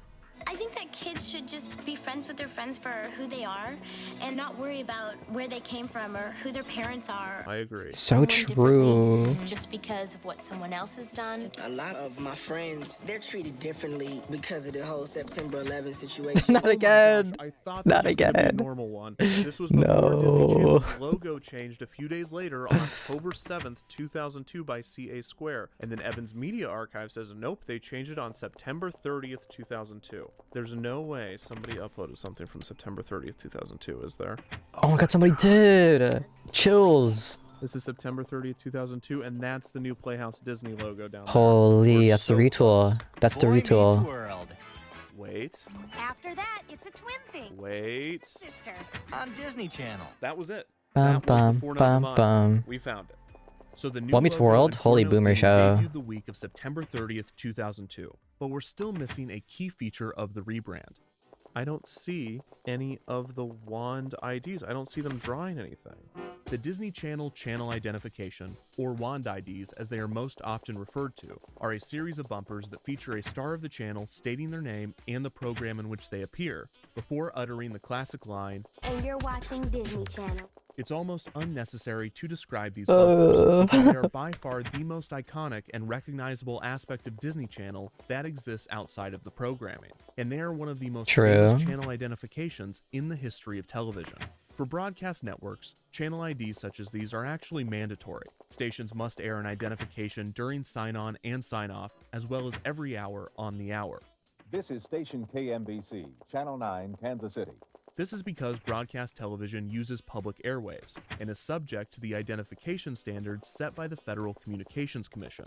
Cable channels, on the other hand, are private, and instead of using airwaves, cable uses cables. and What? satellites. So while Oh. cable channels such as Disney Channel don't legally have to air channel identifications, there are still many reasons why programmers might create these types of bumpers. The For scary children's clown one, what the television, heck? The FCC mandates that there's a clear separation between the programming and the commercials. This is due to the fact that children have child brains that can't always tell when Max Oh my god, has pillow ended pets? and a Holy commercial for shit. Floam has begun. Those This that is what know. initially led to some of the most famous bumpers in children's television, including the famous After These Messages bumpers from ABC.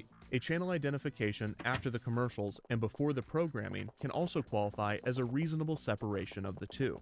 Another common use for channel IDs and bumpers in general is that they provide a buffer before and after the commercial Bro. block. This way, if the beginning or end of the commercial When's block the is shrimp cut off coming? due to a When is the glitch shrimp or an error, coming? it will only cut into the bumper and not the commercial. This Dude. prevents the channel from losing When does any the shrimp revenue fry the from its rice, man? advertisers. Another, more obvious reason for a channel ID is the benefit to the viewer. While today it is almost entirely irrelevant, before the advent of modern television interfaces, viewers often had no Wendy way of couldn't save knowing us. what network they were watching as they surfed through channels. So having someone say it out loud was actually pretty helpful. Perhaps the most important aspect of a channel ID, though, is branding.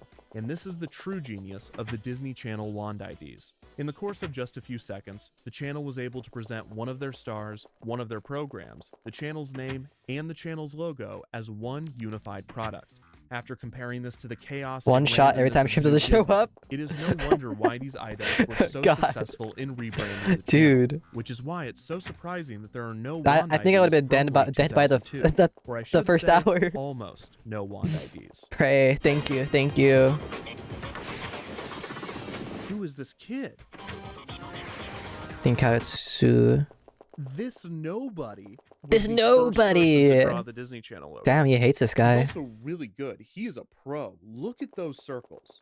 It seems that He's a this professional. kid, whose bumper aired throughout late 2002, was the first person to appear in a wand identification, even if only technically. The first batch of wand IDs with the channel stars would not air until June of 2003, 8 months after the rebrand.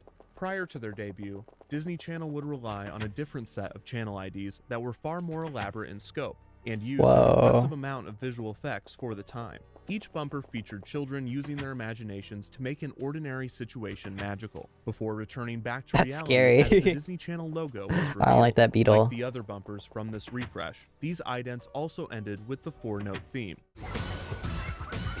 Watching these back-to-back, it's interesting to note how different the music cues are. They all have different tones, instrumentation, and progressions. Often, the only common element is the final 4 notes, which also vary slightly in key and rhythm.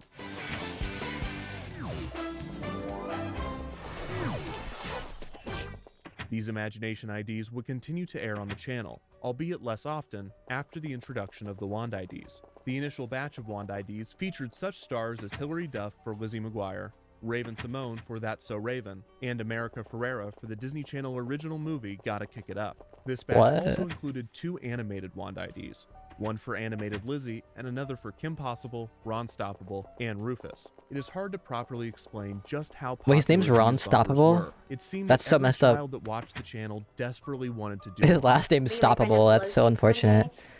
Are you still doing the? You're still, yeah, Daffy's, yeah. Like, I'm Selena.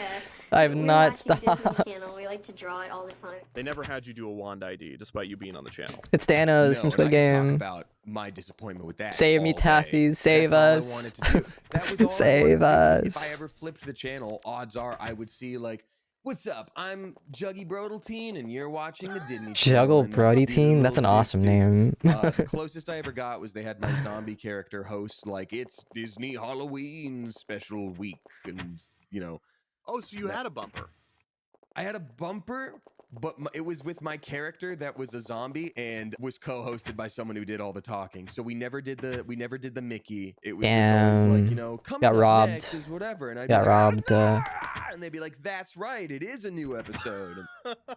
These bumpers have remained relevant with Disney Channel fans old and new. In 2019, the Disney Now app debuted a feature that allowed users to make their own wand IDs. And at the 2022 D23 Disney Fan Convention, there was even a photo op where you could pretend to do it. The wand IDs have even found a broader legacy outside of just those that watch the channel, reaching the true indicator of cultural notability: memes. The original badge constantly circulates online, with fans editing the footage to display the stars' drawings more realistically, showcasing just how bad these actors are at drawing what appears to be a fairly simple logo. Returning to the initial batch that was aired on the channel, the clever editing around these awful drawings is evident. I think the worst one has to be Spencer Breslin, who even in the edited version is still noticeably off. But to be fair, he probably had other things on his mind. If you had heard me last year, that's all I would have Not the 9/11. I'd seen these edited versions No. a few times, but I just thought of something while revisiting them. Oh, Where did man. this footage come from? These are obviously outtakes and not taken from the Isn't it original Among Us? idents. What the heck? Sure enough, I was able to find a few of these outtakes, and there are a few things that stood out to me. First, this line from Hilary Duff. Oh, it's mouse ears. Yes, Oh. There you go. It seems that the stars were not sure what they were even supposed to be drawing. What? They which even makes you know. wonder what Those who instructions they were know. given. Most likely, they were told they were drawing the new logo, and this was just her noticing that they were mouse ears for the first time. Hilary Duff is one of the first to ever see the new logo and the first to ever do a wand ID. Holy And shit. She has no Or, point of reference for what the final version will look like, and has no concept of just how iconic these bumpers will become. This is the burden of the trailblazer and the solitude of the trendsetter. They made us do it like 900 times. I think I had like lost all personality at that point. Plus I was like pubescent teen. I was like, what are they making me do? This isn't visible. This is not cool. Another thing I noticed is that these outfits are the same ones used in the Express Yourself bumpers / She made 9/11 Disney? She did make PSAs. Disney. This either means that the channel had a wardrobe of the stars. Yeah, and her they name were is Hilary Duff appearing Disney. as That's her full themselves, name. Or that these were Don't filmed on the same wear. day or days. Both are likely. Finally, and most importantly, I noticed this. Oh! That is a P. slate. Dillon. It is used for sound synchronization P. and shot Dillon. organization.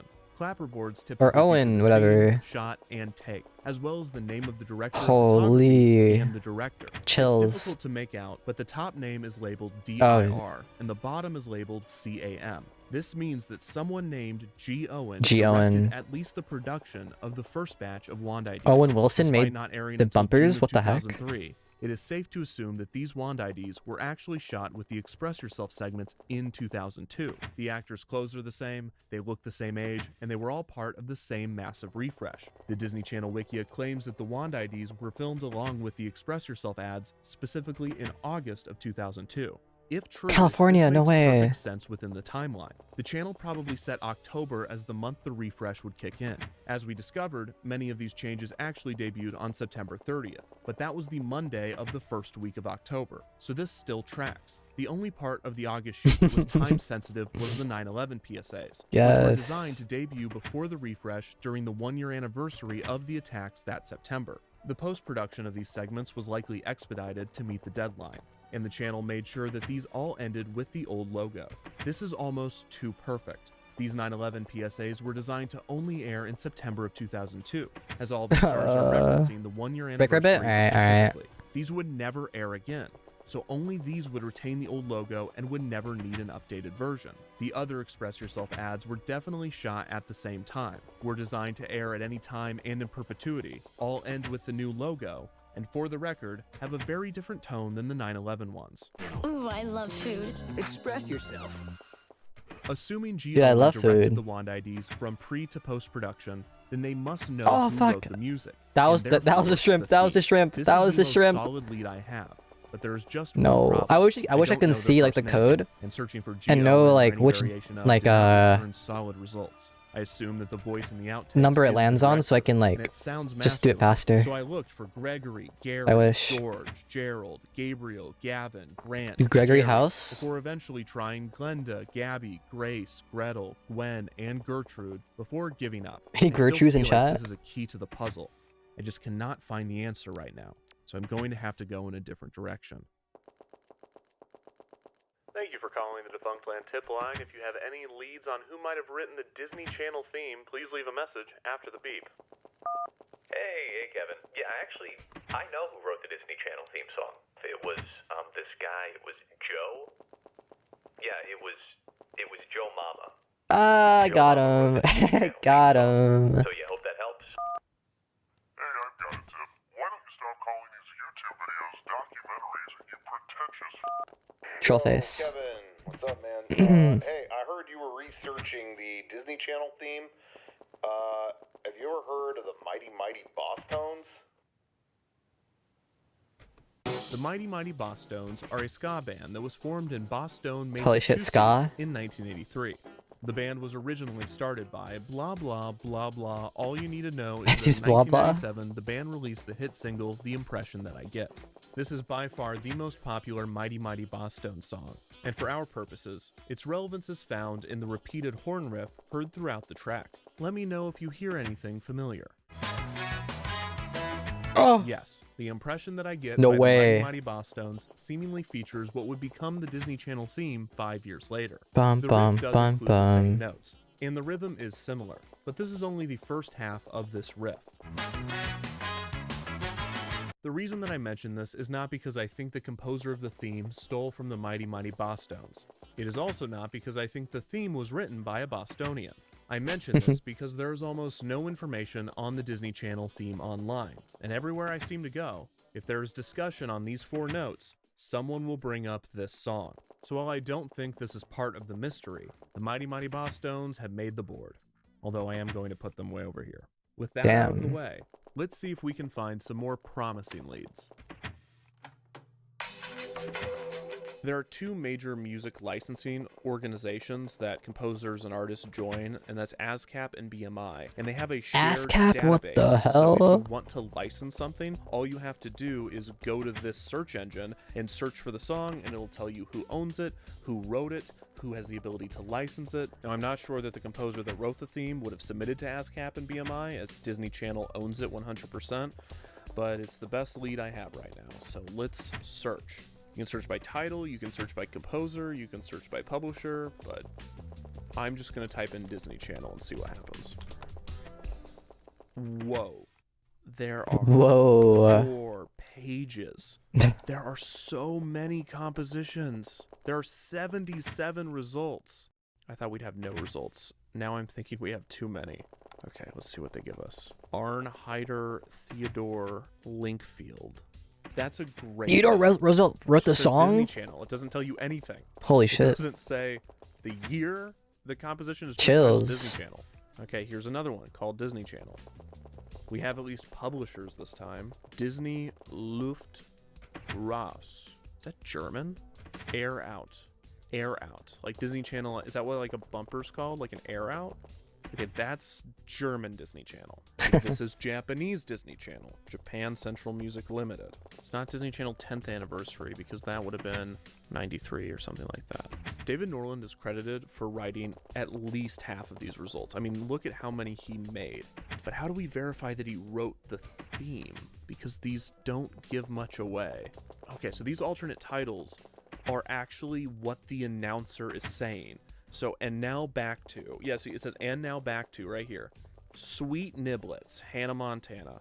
I bet you I can find the one that says Sweet It's Niblets, blocked, and if it bruh. ends with the theme, What the fuck? David Norland wrote the theme. I've been blocked. What the hell? Rock stardom? No biggie. New boy crushes? Whoa, stop the presses! Whoa, Catch stop the drama of Hannah Montana presses. on Disney We're Channel. waiting for Sweet Niblets. Hannah Miley? Oh, I know. Hang out with Hannah and Miley on Hannah Montana right here on Disney Channel. Stick around. Hannah Montana will be right back on Disney Channel. Sweet Niblets. Let's get back to Hannah Montana on Say Sweet Niblets. Hannah Montana's next. Part of Disney Channel's Summer of Stars. Wait, whoa. Don't go away. Hannah Montana will be right back. Part of Disney Channel's Summer of Oh, Stars. so it looks like that. Okay. Hannah Montana. Hannah Montana. All part of That's So Sweet Okay. Life of Hannah Montana. Hannah Montana. Hannah Montana. Sweet Niblets. Hannah Montana. Yes, we got it. But is the theme there? We got him, boys. Hannah Montana will be right back on Disney Channel. It is. It's there. Sweet Niblets. Hannah Montana Disney promo. David Richard Christopher Norland. Now I just gotta figure out how to get in touch with this guy. His website does not mention working for Disney Channel. I'm 95% sure this is the David Norland that wrote for Disney Channel. And I found a way to contact him. I really hope he responds. Please respond. Rage. Good news. David Norland responded. Bad news. He did not write the Disney Channel theme. He started writing for the channel in 2007, so the mnemonic predated his involvement. However, I still asked if he would be willing to do an interview, because he wrote many instrumentals using the 4-note theme and he very well might know who wrote it. Another reason I'd love to speak with him is because he started writing for the channel in 2007. When I saw that year, 2 words immediately came to mind. Ribbon Era. Ribbon Era. A common practice among those who study and teach history is to separate long spans of time and large amounts of information into smaller, more digestible eras. But how does one go about breaking apart history? Sometimes it's more obvious than others.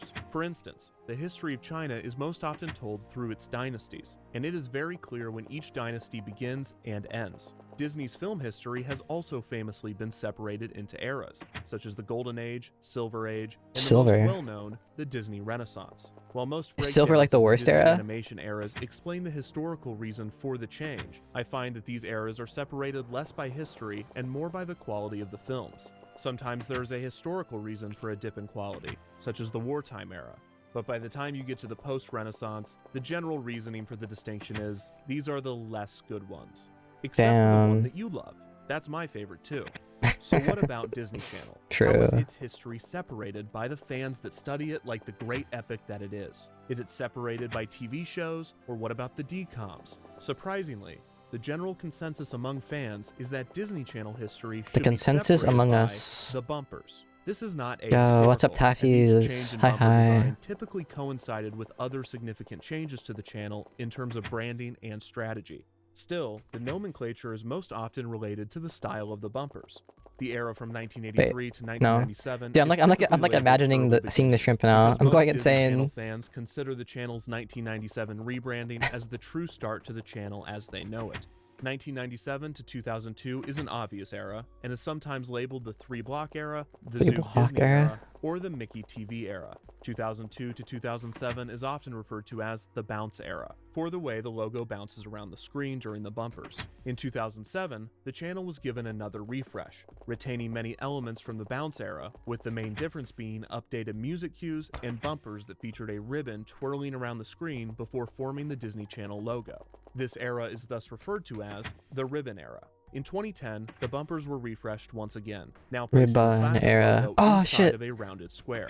This Dude, I was swear to just God, if after like one of Disney those were Channel like the began to shrimp, I'd be switch so to high pissed. definition, allowing viewers to watch in a 16:9 Not like I would know, though. aspect ratio. Not like I would know. The original digital on-screen channel graphic, that little watermark in the corner of the screen, referred to as a network bug, was designed with the 4:3 aspect ratio in mind, and probably looked a bit awkward moved out to the far corner while still being attached to the bottom. The same could be said for pretty much all of the bumpers since 2002, as the classic logo hugs the left side of the screen in a way that would leave far too much empty space in a widescreen format. The new rounded square look was a compromise, maintaining the design of the old logo, but placing it in a square that could be centered on the screen or placed equidistant from the corner. I imagine this entire era of television was annoying for those making bumpers, because consumers were still making the transition to HD and channels were simulcasting in standard definition and high definition. That's how I feel right now, This chat. meant that you would need to make your bumper in 16:9, but none of the critical elements could be pushed to the side. This resulted in a product that when viewed in widescreen feels too centered, because rather than this box being the area for all of your titles,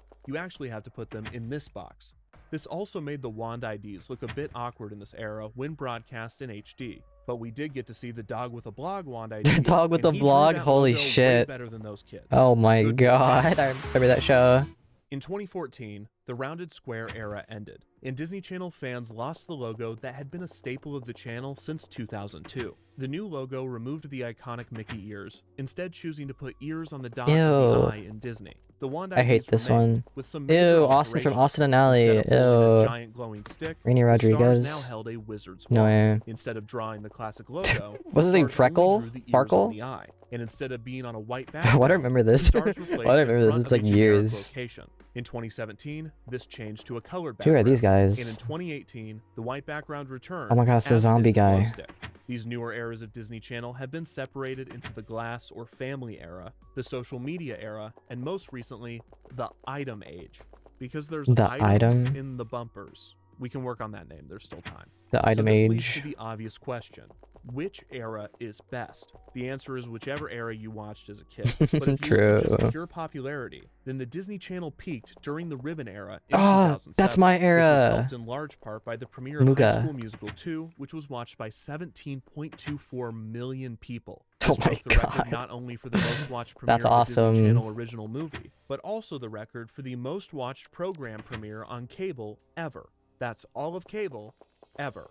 It broke the record set the previous year by a Monday Night Football game, which itself broke a record set by the Al Gore-Ross Perot debate over NAFTA in 1993. It is obvious why High School Musical 2 was able to achieve this feat. The debate over NAFTA was an intense and important argument between two powerful political rivals, and Monday Night Football is consistently popular as it broadcasts the intensity and suspense of athletics. High School Musical 2 was able to combine these two ratings winners by showcasing both the drama of sports as well as a tantalizing debate, rather than the pros and cons to controversial trade legislation, with Perot on the side of Have you donated anti-NAFTA 1,000? and Gore on the I side donated of 10K. pro-NAFTA. It's a High shine. School Musical 2 showcases a debate as to whether high schooler I Chad donated Danforth can or 10K. cannot dance, with Chad squarely on the side of anti-dance, or as he says, I don't dance, and with theater kid Ryan Evans Imagine I firmly donated on like the side of 9,000.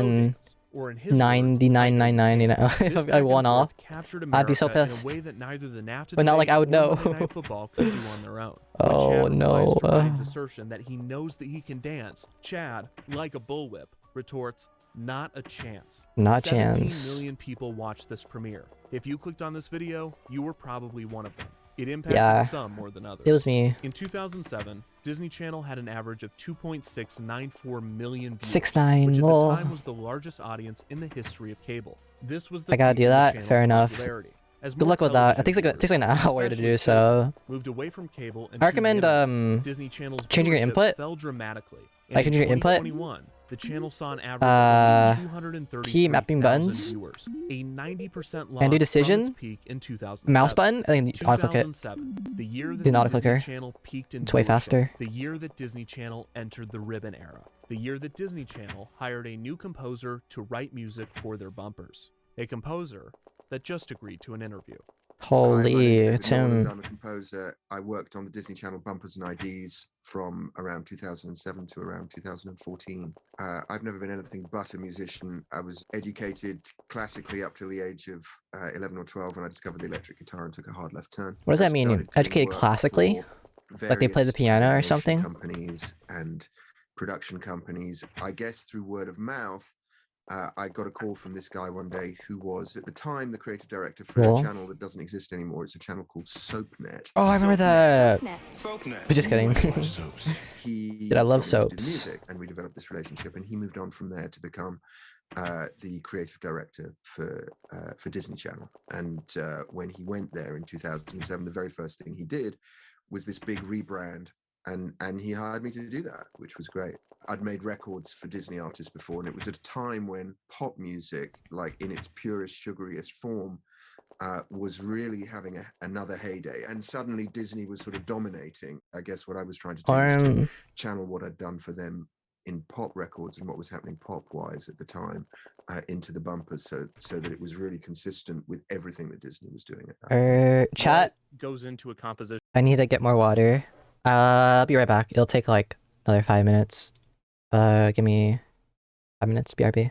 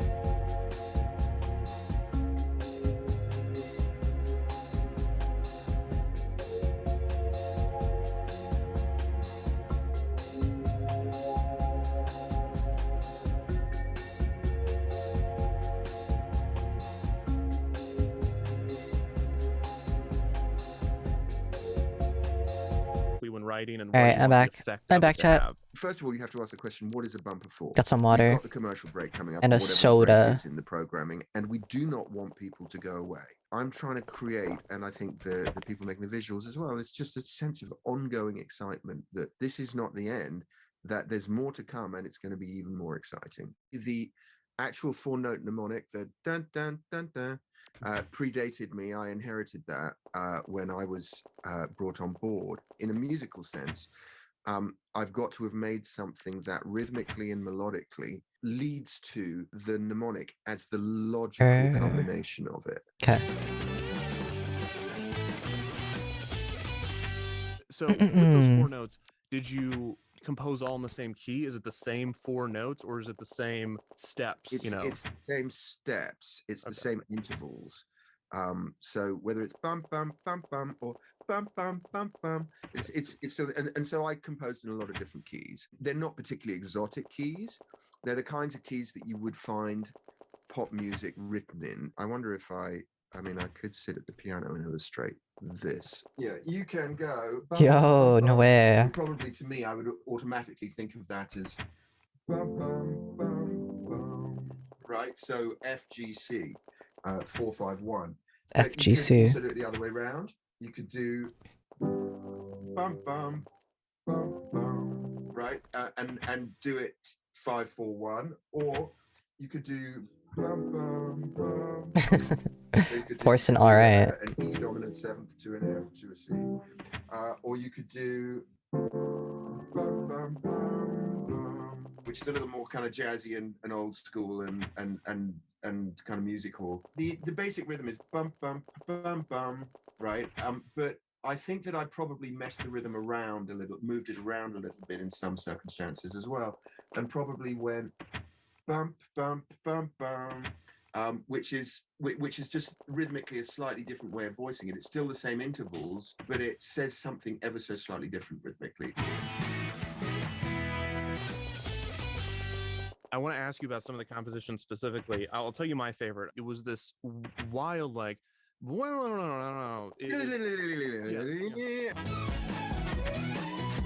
That one was originally scored to one which had a particular ribbon movement around it, and the string runs reflected precisely the ribbon movement. You were hired to do this. Do they say to you, hey, we're keeping this mnemonic, go nuts, but have it end with this? Actually, it would have been an informal conversation between me and Ron, the executive, and that conversation probably would have been, yeah, you know what the mnemonic is, don't you? Yeah, just make sure, obviously everything's got to end with that. I don't even know that he would have even had to have said everything's got to end with that, because I would have known that. Seems very unlikely that it would have been considered that they would change the mnemonic. It's such a successful piece of branding. They don't hand you sheet music with 4 notes on it. I don't think they did, no. I think at a certain point with the Disney Junior one, which I had actually written, I think I did have to submit a piece of sheet music with these 4 notes on a stage. But I never received that for the Disney Channel thing. No, it was all very much just, well, you know what the mnemonic is, isn't it? And I have no idea who originally came up with it. As to your quest to find out who was the originator of it, I'd be quite interested to know as well, because in this sort of very narrow specialist realm of making music, you have to figure that that's one of the more successful things of all time in that realm. I was obviously disappointed that David did not know who wrote the Disney Channel theme. Those who know, and he's not a knower. The history of the eras of the channel, I stumbled across the strongest lead I've had yet. Everyone knows Wikipedia, but there are countless other online encyclopedias that are created by fandom lol. And these often skew more niche and specific. While researching the different eras, I stumbled across the Audiovisual Identity Database. It is bumper Wikipedia, and it is the most detailed source for Disney Channel idents that I've found. The people that contributed to this database left no stone unturned. They even go as far as to list the fonts that Disney Channel started using at this time. Not only that, but they also have an entire those who grow, those who mow, those who blow, those who tow, drum beats which segue into a ska punk, those who go, guitars and horn section, the last 4 notes of which become Disney Channel's signature jingle. And then you see this, composed by Tonal Sound and Elias Associates. Oh, jeez. I don't know how they know this. I don't know if it's right, but this is the most solid lead I've had yet. All right, let's find Tonal Sound, Elias Associates. Here's Elias. Audio Identity. A pioneer in the discipline of audio branding. All right, they have a reel. Let's watch their reel. Reel? Instagram? Your brand sounds like MTV. That's famous. I hate this one. Liberty one. Hate that one. They made Yahoo? Never heard that one. And Intel? And Honda? And Honda? And Farmers? Man, you've got to be kidding me. And that one? Columbia Pictures? No way. I didn't see Disney Channel. Dude, I want to get my own jingle. Can I get my own jingle? Much everything else. What'd it be? What would my jingle be? I have ever heard. Okay, here's an article about them. Elias Music is known as the leader in sonic branding and for its ability to bring stories to life through the power of music. Wow. Mercedes-Benz, Nike, American Express, Liberty Mutual, Honda, Google, Farmers Insurance, Apple. There is probably a better than not chance that whoever wrote the Disney Channel theme worked for Elias. Elias just happens to be the most popular music company for jingles and sonic branding in the world. This company has to have at least 10, maybe 20 composers at a time, maybe 100 composers. Well, 1 billion composers. When I Google Elias Music Disney Channel jingle, and the first thing to come up with any sort of relevance is the Audiovisual Identity Database. What is Elias Tonal? Again, first relevant result, the Audiovisual Identity Database, where we found the information in the first place.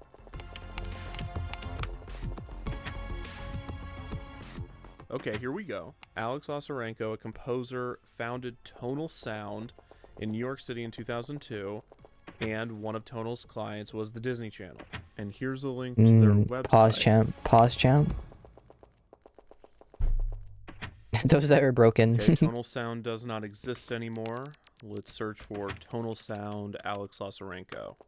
Oh no, I think that's an obituary. Oh no. Yeah, he passed away 2 years ago. 07. Alex Osarenko was my creative director for over 10 years during our shared time at Elias Arts. So it seems that Alex Osarenko moved from Elias to Tonal in 2002 when the Disney Channel stuff was being written, which might be why both companies are credited here. And I just keep seeing the tonalsound.com. Gosh darn it. Oh wait, the Wayback Machine. We don't have anything from 2002, but we do have stuff from 2003. Look at this old website.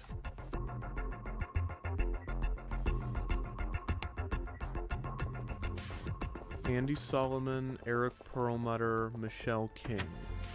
Andy Solomon is the VP of Operations at Definition 6, and he worked for Elias Arts and Tonal Sound. Andy's a producer. Let's look for Eric Perlmutter. Type in Eric Perlmutter, Disney Channel. Oh my god. Disney Channel movie open intro 2002 old version. It can't be. It is! Disney Channel movie. Oh my gosh. And this is Eric's company. He's crediting himself for writing it. This doesn't mean he wrote the theme, but the fact that we know that he at least wrote Let's Watch a Disney Channel Movie, Holy that's chills. I needed that. So That our initial chest. lead from the Audiovisual Identity Database was Elias Associates and Tonal Sound. Through our research, we found that Alex Osarenko was a creative director at both, started at Elias, and then founded Tonal. We also found that he has unfortunately passed away. We know this because another composer, Fritz Dottie, wrote a tribute to Alex, in which he claims that both Alex and him worked at Elias at the same time. This means that Fritz is also on the suspect list. Through the Archive Tonal website, we found mention of Andy Solomon and Eric Perlmutter. Andy was a producer, but Eric was definitely a composer, because through Eric's own website, we learned that he wrote the classic Let's Watch a Disney Channel Movie opening song. After digesting all of this evidence, I am now confident that Oh my god, when is it gonna end? When is it gonna end? 2002. Did you Kill write me. the Disney Channel theme? Didn't, no. No, I don't think so. No, I don't. I still don't. Okay, Damn. what did you do for Disney Channel? So for the Disney Channel, I wrote a whole bunch of little bumpers, and then I actually did the music for Disney Channel Movie, which was sort of separate from all that identity stuff. Let's watch And, Disney yeah, it Channel turns out that movie. people loved that. Were you given the lyrics, or did you write those lyrics? Let's start a Disney Channel movie. Insane Is lyrics. there any other lyrics? No, let's watch a Disney Channel movie. We're gonna watch. And that's it. That's it. I don't know where I found the lyrics, They just came to you. skills to put that into the world, but yeah, it happened. Wait, so you didn't write the theme, but you wrote with the theme. Yes, so we would have the theme, mostly for those. We just had so much fun with them that I think it was easy in that respect because they're so short. There's not really much time. Those to whom make know. a statement. So the challenge was always find the essence of that 5-second little bit. And because you don't have long to tell a story, but you still need to tell that story of, I'm trying to think of one where the girl's jumping on her bed and it's a pillow fight and feathers are flying. For a moment, I thought the guy in the right was you. Yeah, that's me. Before it's done. Yeah, I made the Disney Channel theme. Write any of these? Let's see. Yeah. Okay, That's how I look, by the way, chat. I did this one with the freezer. God. Oh, I hate that. I hate the bug one. I hate that bug one. It's so scary. Welcome back, by the way. Yeah, I did this one too. Pillow fight. You did all of them. I did this one with the dog. What's the dog doing? How'd you get the dog to bark like that? That was me. Orf, orf, orf, orf. Wait, no, really? Yeah. Oh yeah. That was. Wait, So really? That wasn't I thought you just pitch corrected Oh a no. dog. Nope. That Was you. Really barking. I think it's a misconception oftentimes with people who hear composer and you think about a guy with a feathered pencil writing, sheet Maybe music like. out of his mind, but most of the time it's just somebody on a keyboard coming up and recording in real time as they're creating and putting it all together at the same time. But when it came to these notes, it was pretty straight ahead. And what was the name of the music house you did these with? Elias Associates or Elias Arts. So from my research, it seems like Elias is a really big company, probably the biggest music house for jingles and sound signatures. Is that right? Absolutely. That was my understanding, that they were the country's biggest, probably the world's biggest music house by Coastal at the time. So that's I probably made an egg sandwich with pescado, Modella. Damn. That sounds good, man. That sounds delicious. You know what I had today? I had toast and a soda. I woke up too late to make anything. Well, nameless face. You weren't. Sounds good though. Sounds good. Okay, thanks so much for doing this. Or the pistachio. Oh, pistachio. Oh, my bad.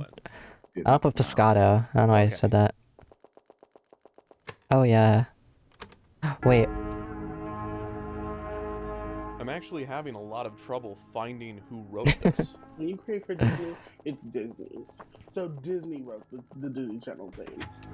Disney wrote it, dude. Disney himself wrote the mnemonic before he died. Wait, true. He's a doctor. I am a surgeon.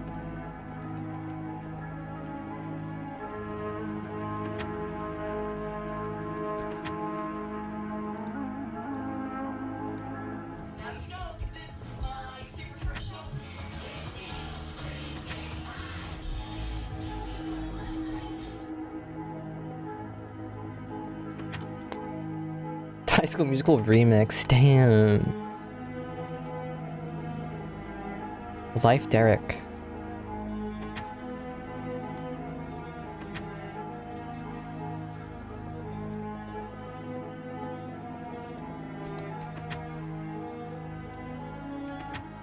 Check your emails, you will smile. You will smile.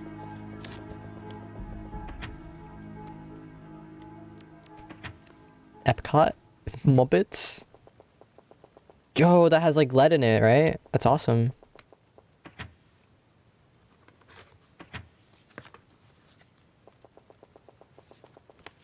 Damn, this guy's a mega Disney fan. What the hell? I didn't even know that. How's the thing going? Pasta. Not very good. We haven't gotten it yet. Yeah, it's me unboxing. It's me unboxing.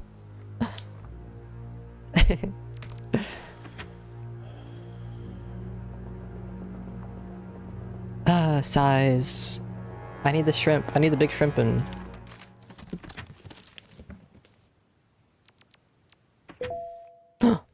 Email. So I just got a response Pick from up the Fritz phone. Gotti. He also did not write the theme. What? He said if anybody were to know, it would be Alex. Alex. We But unfortunately Alex. cannot ask him. Sag. It's been a few weeks now of no progress, so I think it's time to admit that the trail has gone cold. I've reached out to as many relevant people as I can find, most of whom did not respond, and those that did told me that they did not write the theme and have no idea who did. There is one more thing I can try. Whoa. A last resort. The last resort? And that is The- releasing the video. I've always Yeah, known you this can see was my you can break see glass in case of Asylum. emergency.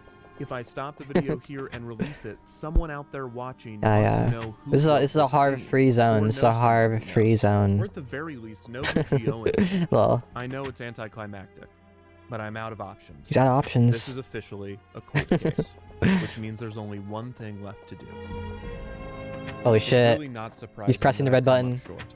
Bumpers, idents, interstitials. He's they are pressing designed the to be button. seamless. They are not meant to stand out. Why would their creators be any different? Maybe I'm just making excuses. From the moment I started this investigation, I had an ending in mind. I thought it would be under more triumphant Can I borrow my luck? circumstances, Just but I hope okay, it still okay. plays Just a the borrow? role in Alright, defeat. alright. And if I'm being honest, I'll take you up on the offer. I just I'll really take you up on the wanted to do offer. this, so please indulge me. I'm Kevin Perjurer, and you're watching. I'm Kevin Purger. His name is Purger. That's a cool last name. Purger. Like damn, that's awesome. Is that a rabbit? Huh. That doesn't look right. Okay, let's try this again. Dang it. No, that's Zoo Pals. Okay, I feel bad for making fun of those kids earlier. I also cannot draw the logo. Yes, it's funny to see how off they were. It can't but be they that look hard. Tired and confused in those outtakes. I True. can't believe Disney would even release those. New Year's resolution? I know how to find New Year's the resolution? To get 1 billion followers on Twitch. Smile. Just kidding. I don't know. Okay, so I didn't really just make had a one. revelation. I guess to Who work out released more. the footage of the kids doing the wand IDs, because AK these are not funny AK walk bloopers. This more. is not a gag reel that would be included on a DVD. I Yo, don't know 1 when billion Disney accounts. would have Thank you, released this in Pasta. any Let's official go. capacity. So I'm thinking that It definitely someone won't look else sus. did. That someone would need to have access to the footage. So maybe it was someone internally. Real. Or more likely, it was some company that worked on the project. Mm. Okay, this is a news organization that released the footage. Hillary Duff and Raven awkwardly do wand IDs and unearthed Disney Channel promo BTS footage. This article does BTS? not mention where they got K-pop? the footage. It just mentions that it was Holy shit, it was unearthed Jungkook. somehow. He made it. So this BuzzFeed article credits a Twitter account for uploading them, but then it also embeds YouTube links that are no longer available. Here's Oh, a no. Pop Crush article. Pop Update, Crush. the playlist has been removed from public viewing. No. Who uploaded the playlist? So what if I YouTube the playlist? I bought a photo card in my anime boyfriend game. Nothing. What anime boyfriend game? We're getting somewhere. Form. Oh my gosh. Last month, Atlanta Edit Boutique Guillotine Post released some exclusive throwback videos on YouTube from some post-production work they did on the iconic Disney Channel wand IDs in 2002. Love and Deep smiles my entire Here's wallet. Guillotine Damn. Post. I've only played They one don't credit anime themselves for dating doing sim. Disney Channel stuff. That's like a Guillotine is visual a novel. digital And that's boutique a in dramatical Midtown murderer like 5 years ago. Oh my god. I didn't even know it was like that. Those you know. That's G. Owen. That's That G. Owen. has to be G. Holy. That's State Glenn Line Owen. Films. Glenn Owen. That's Glenn works Quagmire. for Disney Channel. They're 3D like in This Final is- Fantasy. Go. It's one of the 9/11 PSAs. Yo! It all comes back. Glenn You know what I'm talking about it? Yeah. That is It's the G. Owen. classic, For it's the Andrea classic Taylor at one Disney everyone Channel. knows. Here's Andrea Taylor, Senior Vice It's President classic. on Air, Disney Channel, Toon Disney, and SoapNet. Hey, that's the new way to watch Whoa. soaps. January 2000 to I don't know, January watch soaps. 2003. Yeah, overhauled it's the very network's very image as a family channel friendly. for I sweet even 6-year-old girls I and even a bought the edition, powerhouse or that it's was even more great for family all friendly kids. on a Responsible website. for all It made it even aspects more of family promotion, friendly. Packaging, stunting, marketing, advertising, sales tapes, energy Wow. projects, online activity, and short form programming. Everything except the shows. That's what this Wow, video's insane. about. She has to know who wrote the theme. I really hope. Dude, she I responds tried to to. I remember going to the anime convention, So my and I first saw an question is, Alba what figure, did you do at Disney and Channel? bro, they wanted $300 for it. I'm like, bro, that's ridiculous. change them around or make them different. Like, no figure is that much money if it's not like 10 feet tall. What the hell? It was not a network for women. There was a lot of variety of program, including medical programming. Dr. House. And when the head of programming and my group said, we're going to call this television for women, the head of ad sales said, oh my God, we're going to lose so much money. We're gonna lose money. My job was to say, okay, here's what you got to do. Early in my career, I've been the associate creative. Oh, it's Glenn Owen! Dude, promotion at awesome. TNT, Chills. And Andrea was the creative director there. And so when she started, You're working at fucking dollar. Disney, Yeah. she continued For literally to use a normal me size to figure. Like a cup, like, you know, normal size where it's like, I guess 11 inches? Like how big are normal figures? Like 11 inches? It wasn't big. It was just normal sized. And $300, bro. Like what the fuck? Andrea Taylor, who we did a redesign for Comedy Central. Was it a figure or was it an Android? I don't remember. I just remember it being so redesign for expensive. TNT. Andrea went to Disney. That's how we started to get involved with the Disney brand. You got a cardboard cutout? Dude, I want a cardboard cutout of I was recruited from TNT to go to Disney. the Miku, bro. I saw it at a store and I wanted to buy it, but then someone bought it before me. Darkest hours of my life, bro. Darkest day. And then there was 6-year-old girly stuff. I wanted to The buy goal Miku, but was to Miku sadly turn it between sensation. was We gone. knew that that's where Disney 07. Channel could fit in and win and be amazing. It meant changing the programming, but that would Back take a and little forth. longer. But as you know, Disney didn't have Miziki, help commercials, me, so you help had 40 save me, minutes an hour of Miziki. programming, and then I had 20 minutes an hour to fill. And a lot of that was really I've been doing this for clever 4 synergy hours. programming. Were you told Literally. by someone higher up what you needed to promote? Oh my god. It's gonna be like Wolf for actually for 40 hours. Just doing this. Where everyone would announce what they were doing that week, like to No. promote. Like, I wish I had video from these meetings. When the Lizzie McGuire movie was coming out, there was a meeting. Dude, they are a cheater. They are a cheater. They say I'm a cheater, but they're a cheater, bro. Their next gun. Or A year before the movie came out. I started selling you stuff about Finding Nemo a year and a half before Nemo came out. what? I think we called Nemo? them fish facts. I'm not cheating. Yeah, sure. So that when it came out, you liked fish. And these kids were like, "This is perfect You like because I'm already fish? into fish." Fish to Uh-huh. But they were. It was not a coincidence. No. Okay, that's a little sinister. Mm-hmm.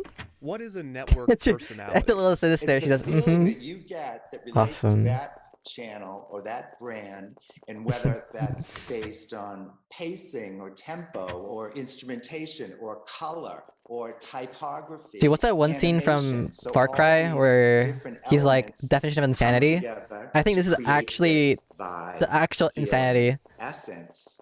The psychology of branding. You give and youngest networks sibling? is the I'm not same the as youngest creating sibling. What the brands for heck? anything. You I'm want not the people to youngest. be I'm their middle first child. choice I'm when middle they're going to child. look at stuff like, oh, that's my channel. I'm not the youngest. Competition was Nickelodeon and Cartoon Network. Grr. Cartoon Network was much more in your face, looked at more for boys because it was more loud.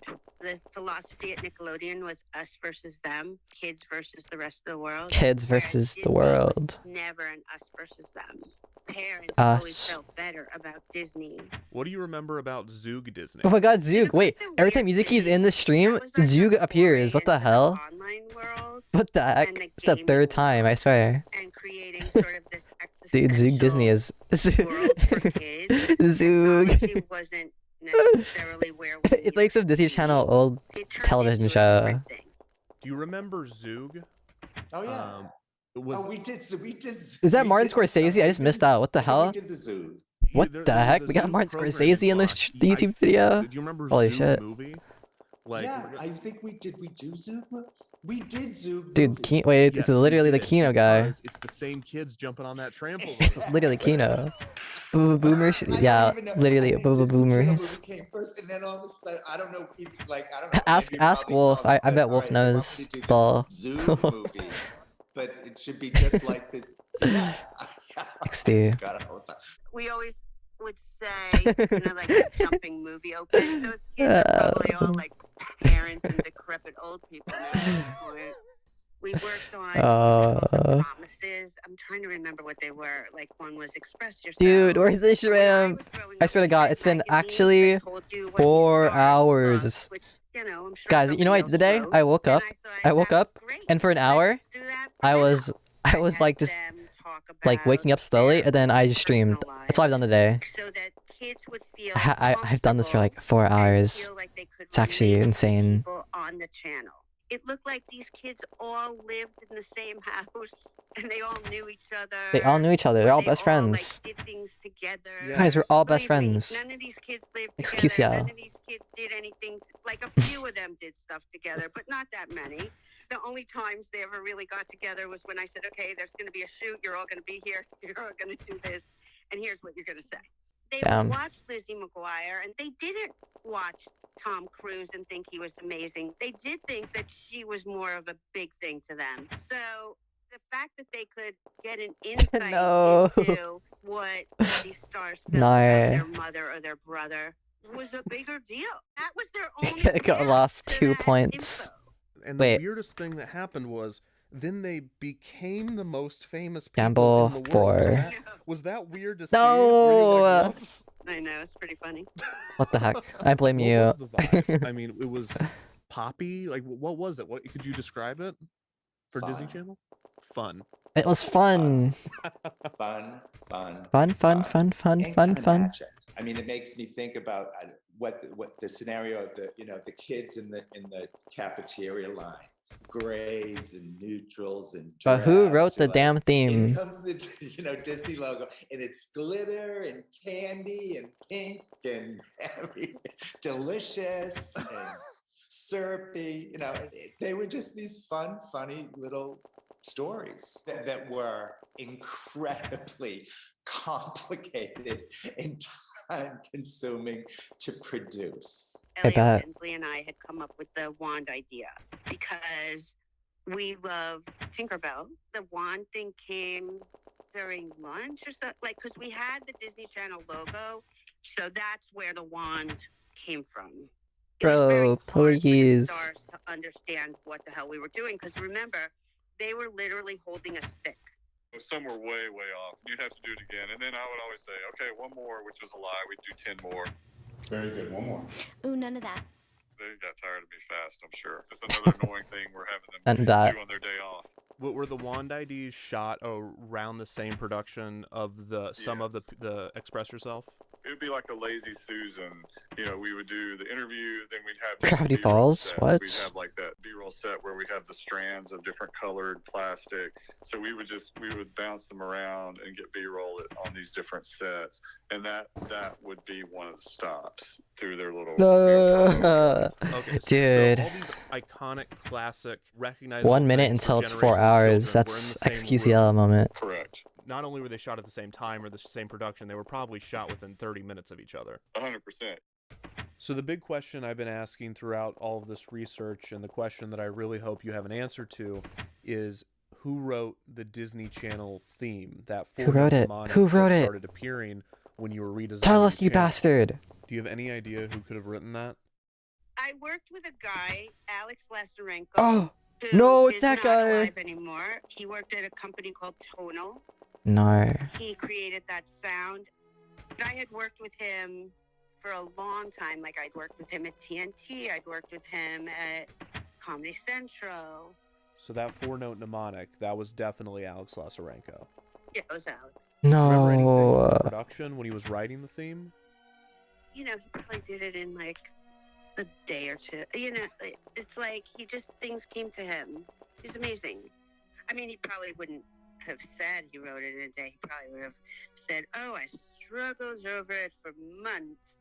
Do you know anyone else that would have known Alex or that would have been around for the production of these tracks specifically? I'm sure. I could probably get you to the producer. I'm trying to think of the name. Now I can't remember his name. Who was the producer on it? Andy Solomon? Dude, he knows he knows Hi, everything. I'm Andy Solomon, VP of Operations for Definition 6, formerly for Elias Arts and Tonal. So when you started at Elias, is that when you met Alex? Yeah, right away when I started at Elias, I started as a producer, so he was the creative director on all the jobs. I assumed it wasn't Alex because he was always listed as creative director. Why is he so sad? Eventually with Tonal. Through talking to He's gonna he make me was also cry. composing regularly. Oh, absolutely. Sicklin. He's like a classically trained musician, done a million different things, but had a knack for memorable melodies. Knack? It was almost like The video you could game? say the words to his melody. Knack 2, baby? Like, whether it was Disney Channel, and I forget, we did work for Encore years ago, and it was 2 notes, and we'd always go, Encore, and that was the melody. So, half joking, but I also think that was part of his process as well. Do you know anyone else that I could speak to about Alex? His sister Lisa. Do you know Lisa Lesarenko? Lisa? If you ever spent time around Whoa. Alex, you would notice even when he was just casually sitting still, his right hand was almost like he had an invisible pen in his hand writing music. His right hand was always writing. I think in his mind, he was always thinking of things in a musical perspective. I noticed towards the end of his life, he was credited alongside a David Little. Do you have his information? David Little. David Little. I worked at Tonal for No way, Chicken Little. 12 years. I continued to work with Alex after that. I've never seen Lady anybody Luck. that can just It can do Awesome. something as Lady Luck is on your complex, side. Unfortunately, I almost can't like say the same. effortless for him. I He can't just say turn the around and just same. like knock out like an amazing piece. Like, all right, what's next? He's an The amazing Poro musician, agony, dude. and he was also in this business world, in Poro the agony, Poro music agony. for television and film and stuff. He was like fast. You could literally write music in a couple Exactly. hours. It's not enough. I mean, it really came It's to him not super enough. fast.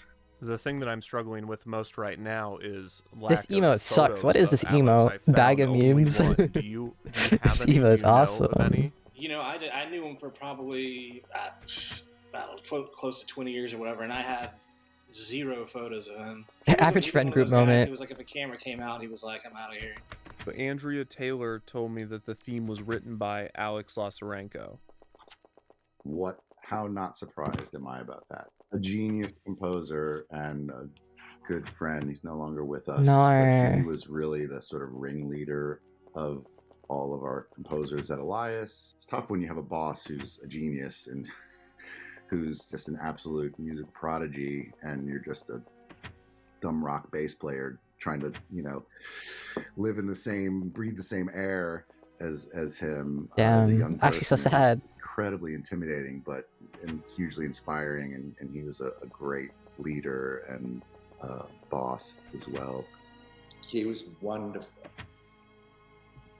loving, funny, so talented, so incredibly talented that it just was like nothing to him. He could, and being in his presence, especially while he was working, when I can remember. I'm gonna get a little. I feel like I'm getting a little emotional right now, but those sessions where you would just show up at his studio and Alex would sit at the piano and just kind of go up. For TNT, I mean, we conducted orchestras to do things, and it was just amazing to watch him work. And then for this, here he is doing pop music, like the same head. The same head. Elegant music. Machine rumbling faintly. Damn. Alex Lazarenko wrote the channel theme. Damn, he wrote your childhood. No way. Whoa, what the heck? Yo, thank you for the raid. Harbologist, thank you for the I get raid. to make videos for a living. Hi. On subjects that I'm passionate about, that people watch. Hope your stream was good. I'm so lucky. And I'm Pog. eternally grateful for every second that I am able Oh, to do Uro. this. Yeah, hi, what the heck? But I'd be Yo, what the lying heck? Hi. if there wasn't a small part of me that hates that this is called a video and not a documentary or a film. And that Bro, I I am literally referred to saw as a YouTuber or a content Orm. creator and not a filmmaker or a documentarian or an artist. Orm. I don't know what you're Because talking the about. truth is I don't know what you're could talking do about. this, make videos on this platform every day until I die, and I would be happy every day. But that small part of me, that selfish, arrogant, pretentious, miserable part of me, would not Damn. be happy if The that were heck? my legacy when I'm gone. Because living my dream looks a lot different than I imagined as a kid, or even 10 years ago. I didn't know Alex Lazarenko, and unfortunately, I never will. I made this video 2 years too late, and I missed my Damn. chance to interview him. I can't ask him what it was like composing for commercials and networks. I can't ask him how he came up with the Disney Channel theme. But I think the first question that I would ask would be, are you okay with this? Do you even want to be credited with writing this theme? Because would. this was his most popular work. He composed for other networks and shows and commercials and films, some of which some people may recognize. But nothing comes close to these 4 notes. How could you compete with something that has been playing non-stop for millions of people for 20 years? And according to everyone I've spoken with, he probably wrote it in a day. And he might not have thought about it again after that. It was just another job. Wow. Alex is well remembered by his friends and family and coworkers, but on a broader public and cultural scale, he does not have a well-defined legacy. There's the tribute that Fritz Dottie wrote, the IMDb page, the archived website, and one single photo. but when I release this video and credit him for composing this theme, it will likely become the thing that he is known for. And I'm hesitant to do that. I'm hesitant to condemn someone else to the fate that I fear for myself. And worse, Yeah, in this yeah, case, yeah. it's Welcome just back. 4 notes. Yeah, the Disney Channel guy There's died. an obvious solution to this. He died and like that a is year to before expose this you to some video. of Alex's other work while I have your attention, to give you a broader sense of his talents and artistry outside of this 4-note mnemonic. I could play a few clips from his other compositions. I could link to some of his work and encourage you to go listen to it on your own. But I don't have to. What? Because you've already listened to his music. What? In fact, you're listening to it right now. And you have been. The whole Whoa. time, since the beginning. Hello, caffeine You've addicted been geese. listening to the Hi, music hi. of the late Alex Lasarenko. We've listened the whole time. The whole time. Noir, Alice Lasarenko. Hi, hi. We're playing Tiki right now, doing this annoying little thing. And watching YouTube video to pass time. Across an ocean of roofs. Obsession. A last look back. Yeah. Damn, he wrote it.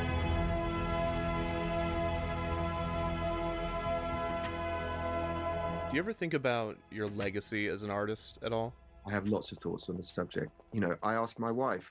There's a gentleman who's got in touch with me who's interested in the Disney work that I did, and is that what I would like to go on the record speaking about?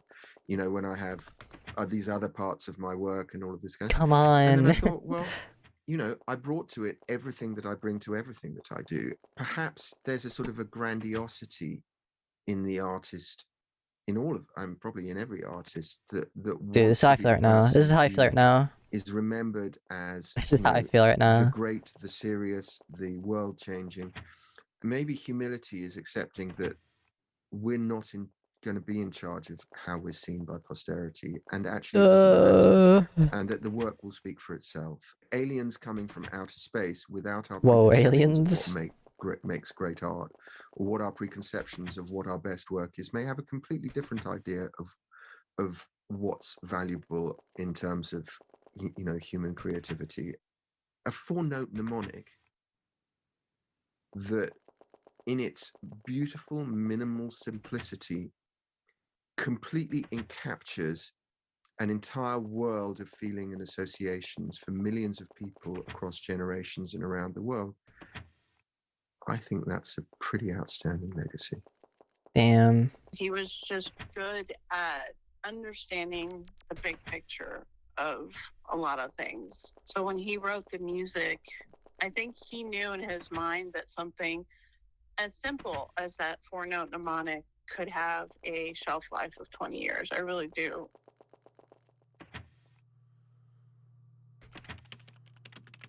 He's clicking. Get an interview?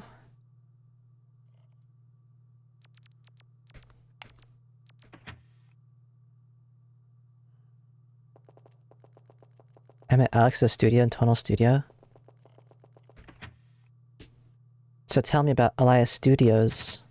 Elias was a lot of kisses. Okay.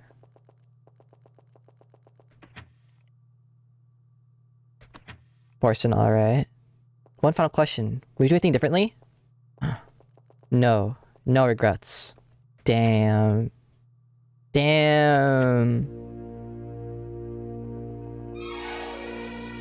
This guy's so cool. Been fascinated with programming breaks, bumpers, network identifications, and interstitial programming. Their existence is so practical, often necessary, and yet there is so much creativity and artistry put into them. It's confounding.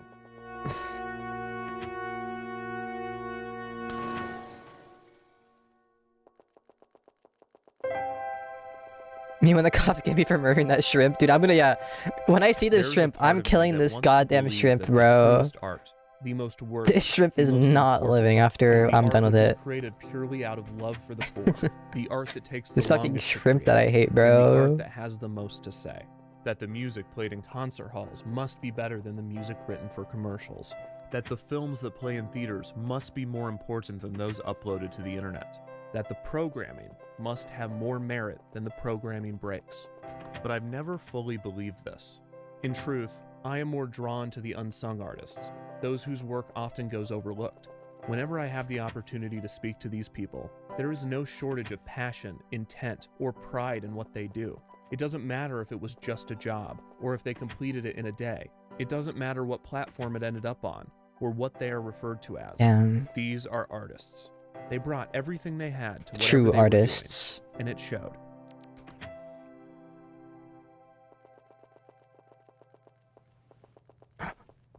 Whoa. He's pulling out a gun.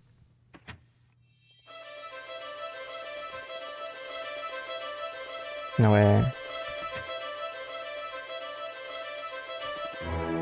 In the end, the production of a work is only half of the process, and maybe all that matters is that someone, somewhere, got something from whatever you created.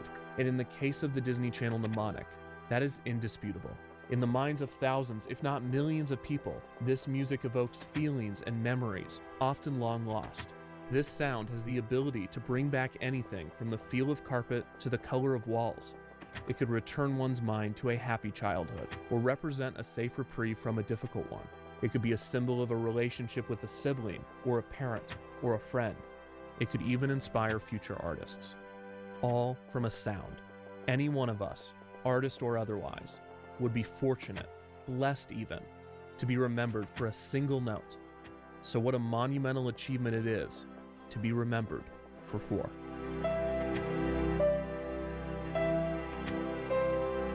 Damn. Actually, Kina. It's over. Dude, I watched 2 videos that are like 3 hours long and it's... No, man. Actually, Kina though, what the fuck? The ending is so good. Damn, what do you watch now?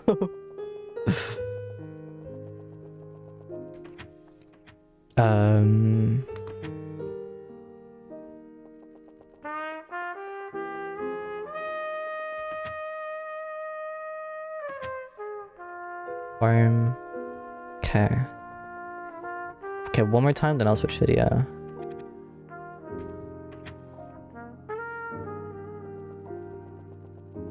Okay, what the hell?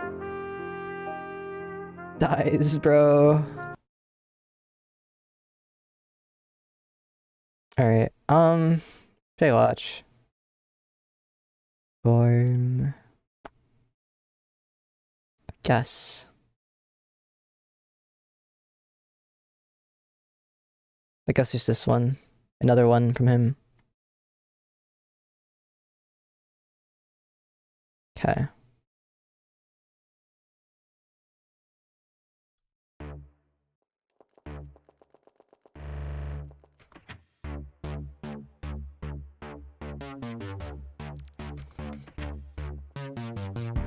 A line, or a queue, is an organized group of people, or in this case dots, waiting their turn. I swear to God, if this video ends and I'm still not at Floating City, I will actually kill something. In Minecraft, of course. In its simplest form, the wait time is I swear to affected by God. 2 factors: the service rate. I and the swear. arrival rate. The service rate is the rate at which Zora's people back? get pulled from No the way. queue to do the thing. Welcome the arrival back. rate is the rate at which Welcome people back. arrive to the queue. Speed up the service. Welcome back, and welcome the wait back. time decreases. Increase Hi. the arrival rate. and the Rage, wait time literally. increases. Please, At its core, please. This is all a line is. How fast do people get in line, and how fast do they get out? But in any real-world scenario, queues become anything but simple, and there's no better showcase of this complexity than the Disney parks. Disney is world famous. I love not only Gamba. for I their love wait Gamba when I times, just but for don't bold win. strategies that they have implemented to cut them down. This is To like truly gambling for understand this 5 topic, hours it is and not enough getting to simply learn nothing. the Like not history. even a dollar We must back. deep You just dive get into the fucked. technicalities and psychology of queuing, and fully examine the many ways that Disney has tried to tackle the issue of lines. And unfortunately, there is no fast pass for this explanation. So without further wait, let's take an excruciatingly deep dive into everybody's least favorite aspect of theme parks. I love being in line. What do you mean?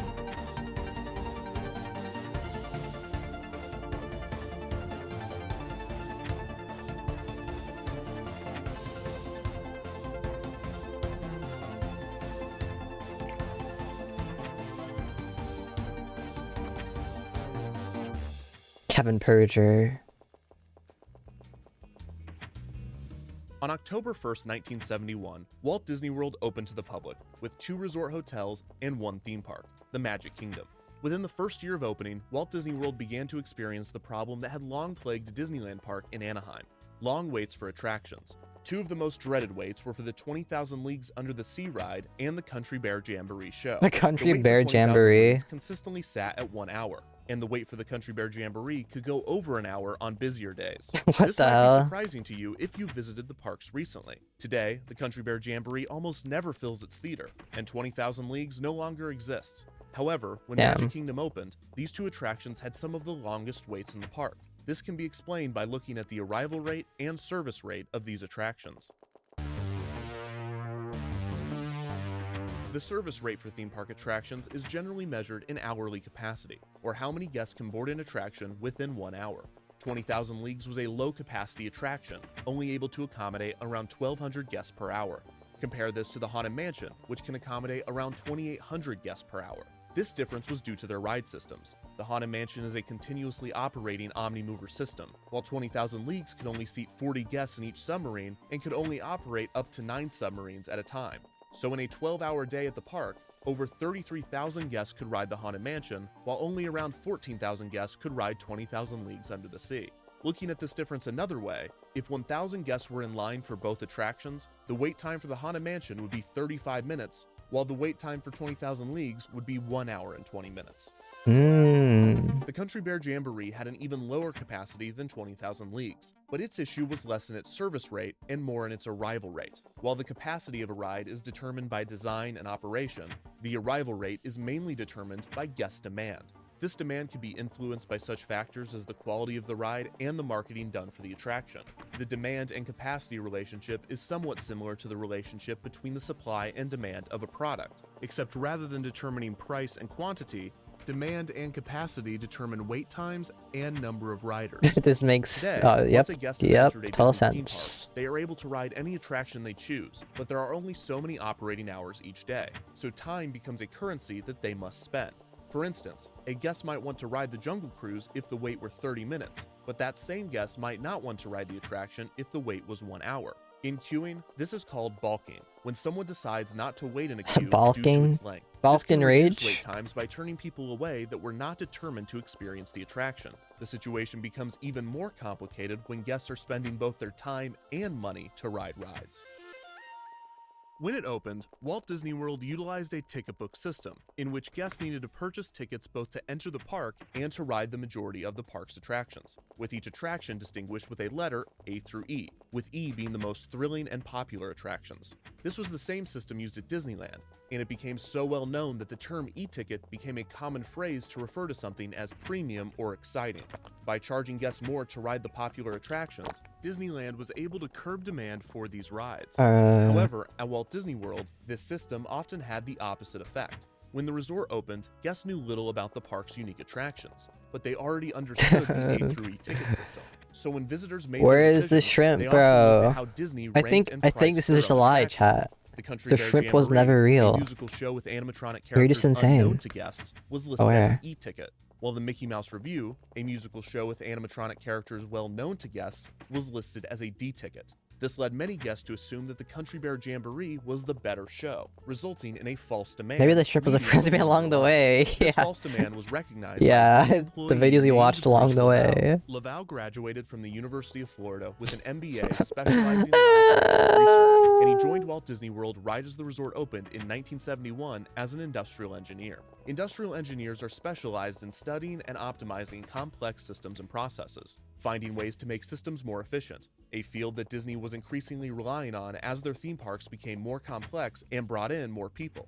Laval was among the first industrial engineers to utilize computer simulations Laval. to optimize systems. Impressive, Whoa. considering at the time, computers looked like this. Within the first few years he worked for the company, Laval noticed the false demand being created by the A through E ticket system and argued for its removal. The idea made it almost to the testing phase for Magic Kingdom when top Disney executives, resistant to change, learned of the plan and shut it down. However, it was soon decided that Disney's third theme park, Epcot Center, would not use the A through E ticket system, so the decision was made to discontinue the system at both Disneyland and Walt Disney What World. if we as all well. hallucinated After to the Laval's shrine? theory was proven, Literally, wait bro. times of e-tickets went down, and more I guests didn't read visited the it. If I gamble underutilized enough points, we also get VIP that way. With the channel. I mean, if you want VIP, I can just give it to you if you want. Like, if you have a founder's badge, I can give you VIP if you want.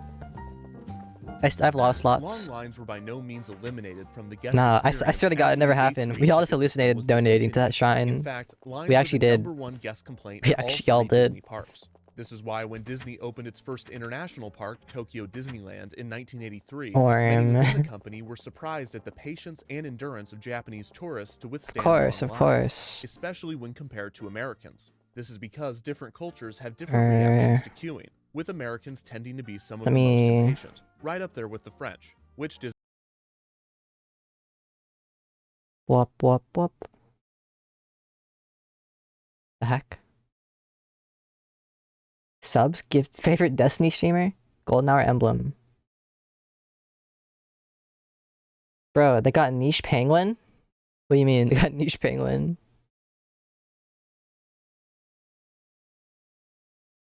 What happened to Niche Penguin? Wait, let me... How do I get VIP again? Community, right? Yeah.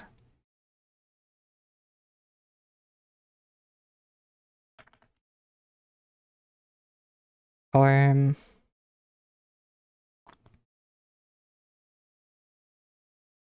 Oh, really? I can see that / VIP.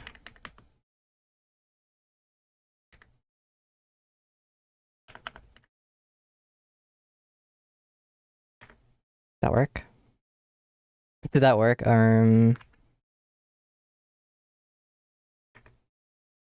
Oops. Okay, you got it. Nice. There's your badge. Or... Yeah.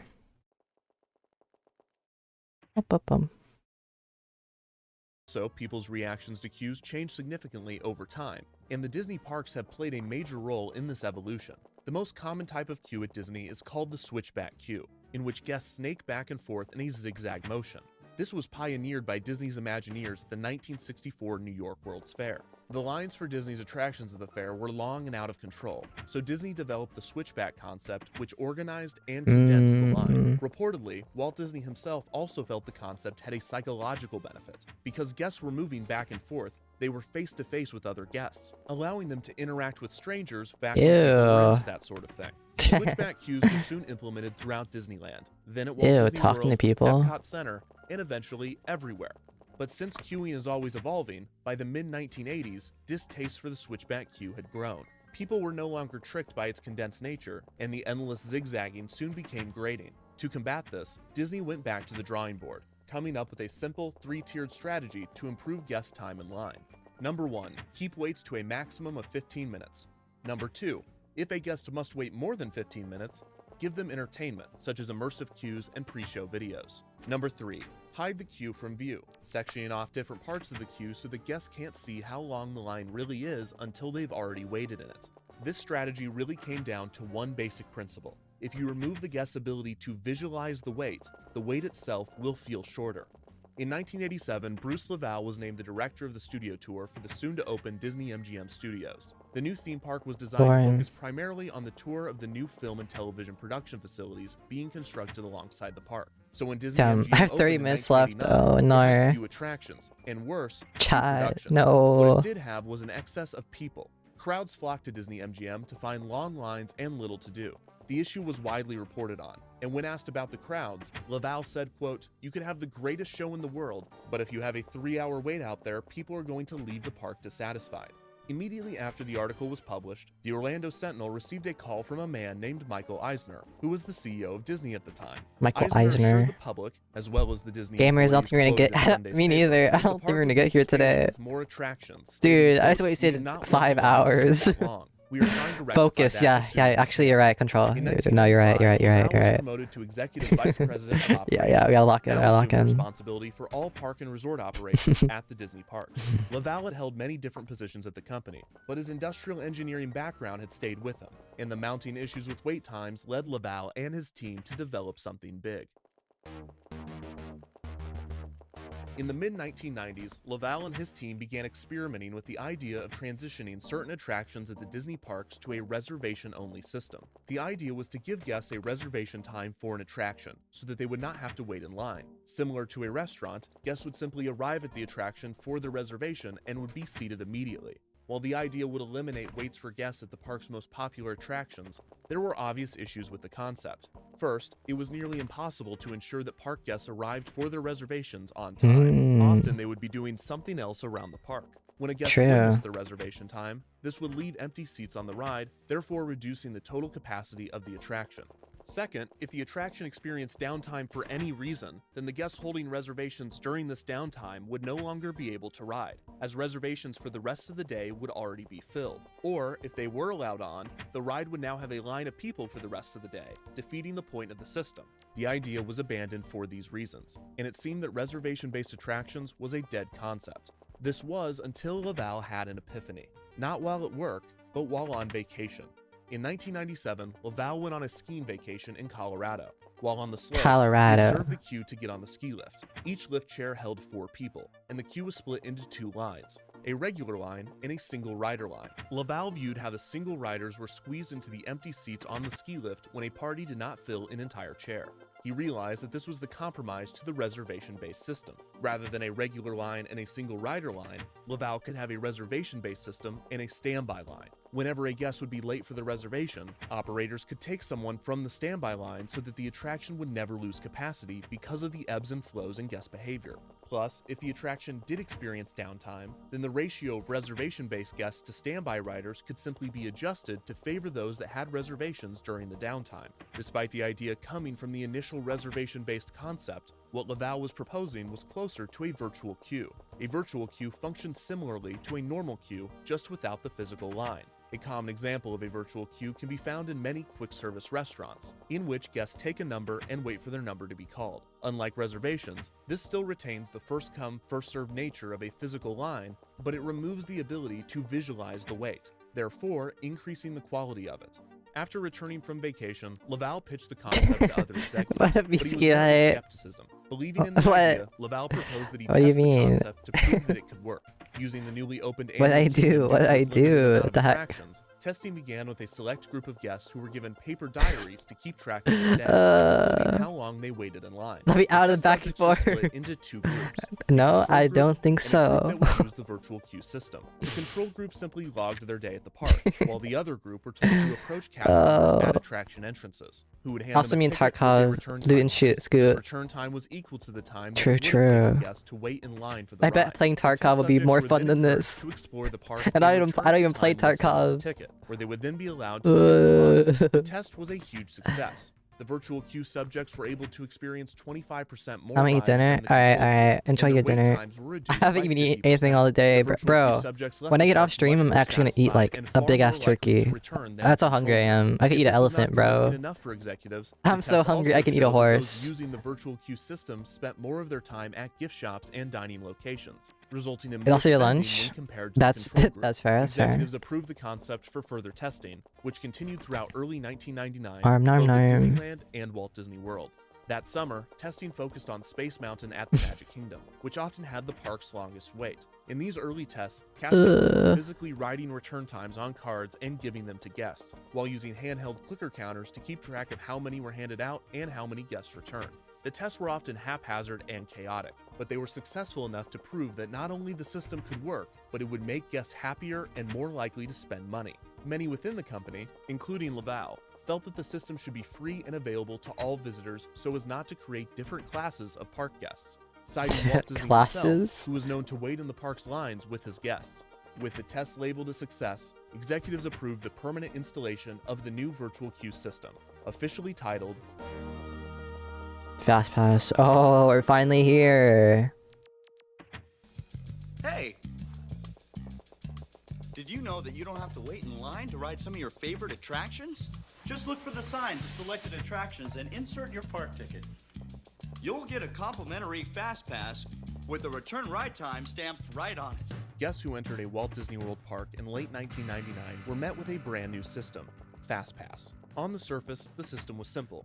Guests would approach an attraction, where they would be able to view the posted standby wait time. Please, shrimp. They could join Please, the standby queue right shrimp. away. However, if the wait was too long, they could Oh, let's instead get this choose to achievement. receive a Fast Pass Yeah. at the kiosk Yeah. placed outside of the attraction. Pasta, you know the Guests worst part inserted their is? park You admission get ticket nothing into for the doing kiosk this, to by the receive way. their Fast Pass You if get they wanted or a return nothing. window listed on it.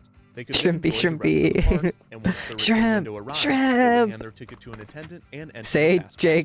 queue, boarding the No. attraction with a minimal wait. Nope. Each guest could only hold one No. Fast Pass at a time, and they could not receive another until the return window had arrived. That's the best Behind the part. scenes, You the get system was nothing. far more That's the best complex. part. You get Each nothing. attraction's Fast Pass data would be stored on a local computer housed in each attraction, controlling the standby wait time display, keeping track Actually, I of think how you many get something. Fast I think you Passes get a have been handed out, wallpaper. and determining the I return think you get a times being printed wallpaper. on each Fast Pass. The computer was connected to a server, so all wait times Maybe, could be I don't monitored throughout the know. park, and I so don't that know. the system would know when a guest had already been given a Fast Pass to Oh, prevent a them from handmade obtaining badge? another.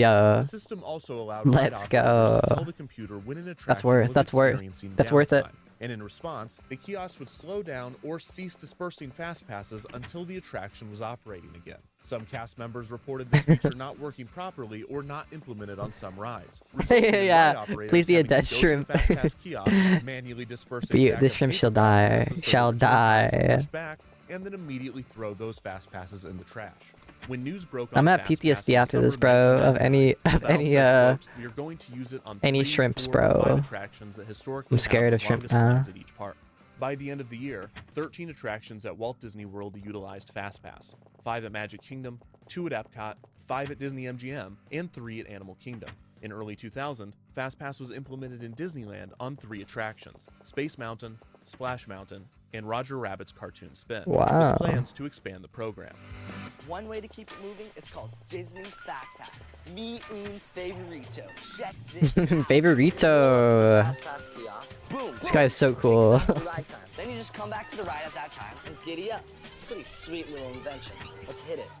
Let's hit it, Fast Pass was bro. a huge learning curve for guests. Despite heavy marketing, many guests did not know about the program, and even fewer understood it. In the early days, it was referred to as Disney's best-kept secret, and many guests waiting in standby lines were visibly and vocally frustrated to see priority being given to those that had Fast Passes, believing that they were being skipped or cut in line, which, in a way, they were. Some people believed that Fast Pass was simply holding their Skipped. place in the attraction's line, which is not the case. The Fast Pass kiosk and ticket system was a virtual queue, so there was a first-come, first-served system built into the program, but that just determined guest return windows. Once guests redeemed their pass, Boing. that queue was over, and they were admitted to a new preferred queue that shared the service rate of the attraction with the standby line. The arrival of Fast Pass guests did affect the rate at which guests moved through the standby queue. There were a few exceptions to this, such as with Space Mountain at the Magic Kingdom, which has 2 separate tracks. So, if operated as such, one track could be standby only, and the other could be Fast Pass Oh, only. Mega and If Alpha. this is the case, then Fast Pass guests Oh, are hell not nah, skipping or not cutting the standby the line. They Omegaverse. essentially just have their own attraction, as there No, are 2 man. separate service rates, and the arrival of Fast Pass guests have no impact on the standby line.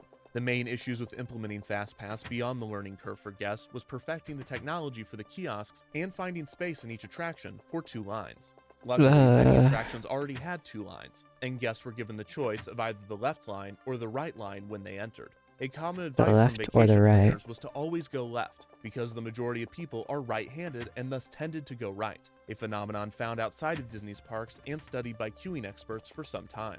Some attractions already Really? had a split point, but not until later on in their queue. For instance, Space Mountain at Walt Disney World had a wide single-line hallway up to the ramp leading to the main show building. Here, a railing was added and all guests had to go to the right side, so that cast members could walk on the left. This made installing Fast Pass fairly simple, because Disney only needed to extend the railing to the beginning of the queue and build a staircase to the entrance so the left side and the right side remained split the entire time. Reviews from those guests that used Fast Pass were overwhelmingly positive.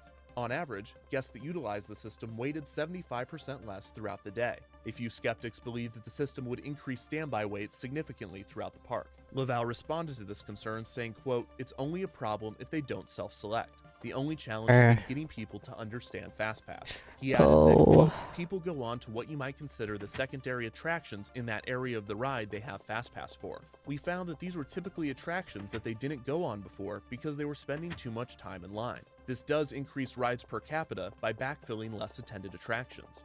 FastPass also had the potential in certain situations to reduce standby wait times because it altered the arrival rate of popular attractions. By giving guests return windows, it spread out arrivals more evenly throughout the day, flattening the midday rush and reducing standby waits during this peak period. Those that loved FastPass argued that the system should be added to all of the rides in the park. Dale Stafford, VP of Operations Planning and Development for Walt Disney World, believed that this was not practical, saying, quote, "If you did it everywhere, you wouldn't have enough space in the park. Where would everyone go?" 1 year after FastPass was introduced, both guests and Disney officials were confident in labeling the program a massive success. Eisner said, quote, "They now have more time to spend money and to do other things. They're also a lot happier not having to wait in line." In August of 2000, FastPass was recognized by the Florida Engineering Society and was awarded a 2000 Governor's New Product Award. Laval said, quote, "FastPass continues to exceed our guest expectations. It's a free service and it's making their time in the parks more fun and productive." Laval retired in 2000 after 30 years with the company, with FastPass being his last major project. Perhaps the greatest success of FastPass was the name. It was catchy and concise, so much so that it immediately became a household name and a colloquialism for any sort of expedited line. It also pushed other parks to develop their own expedited queue systems, and it even inspired a hit song. Wow.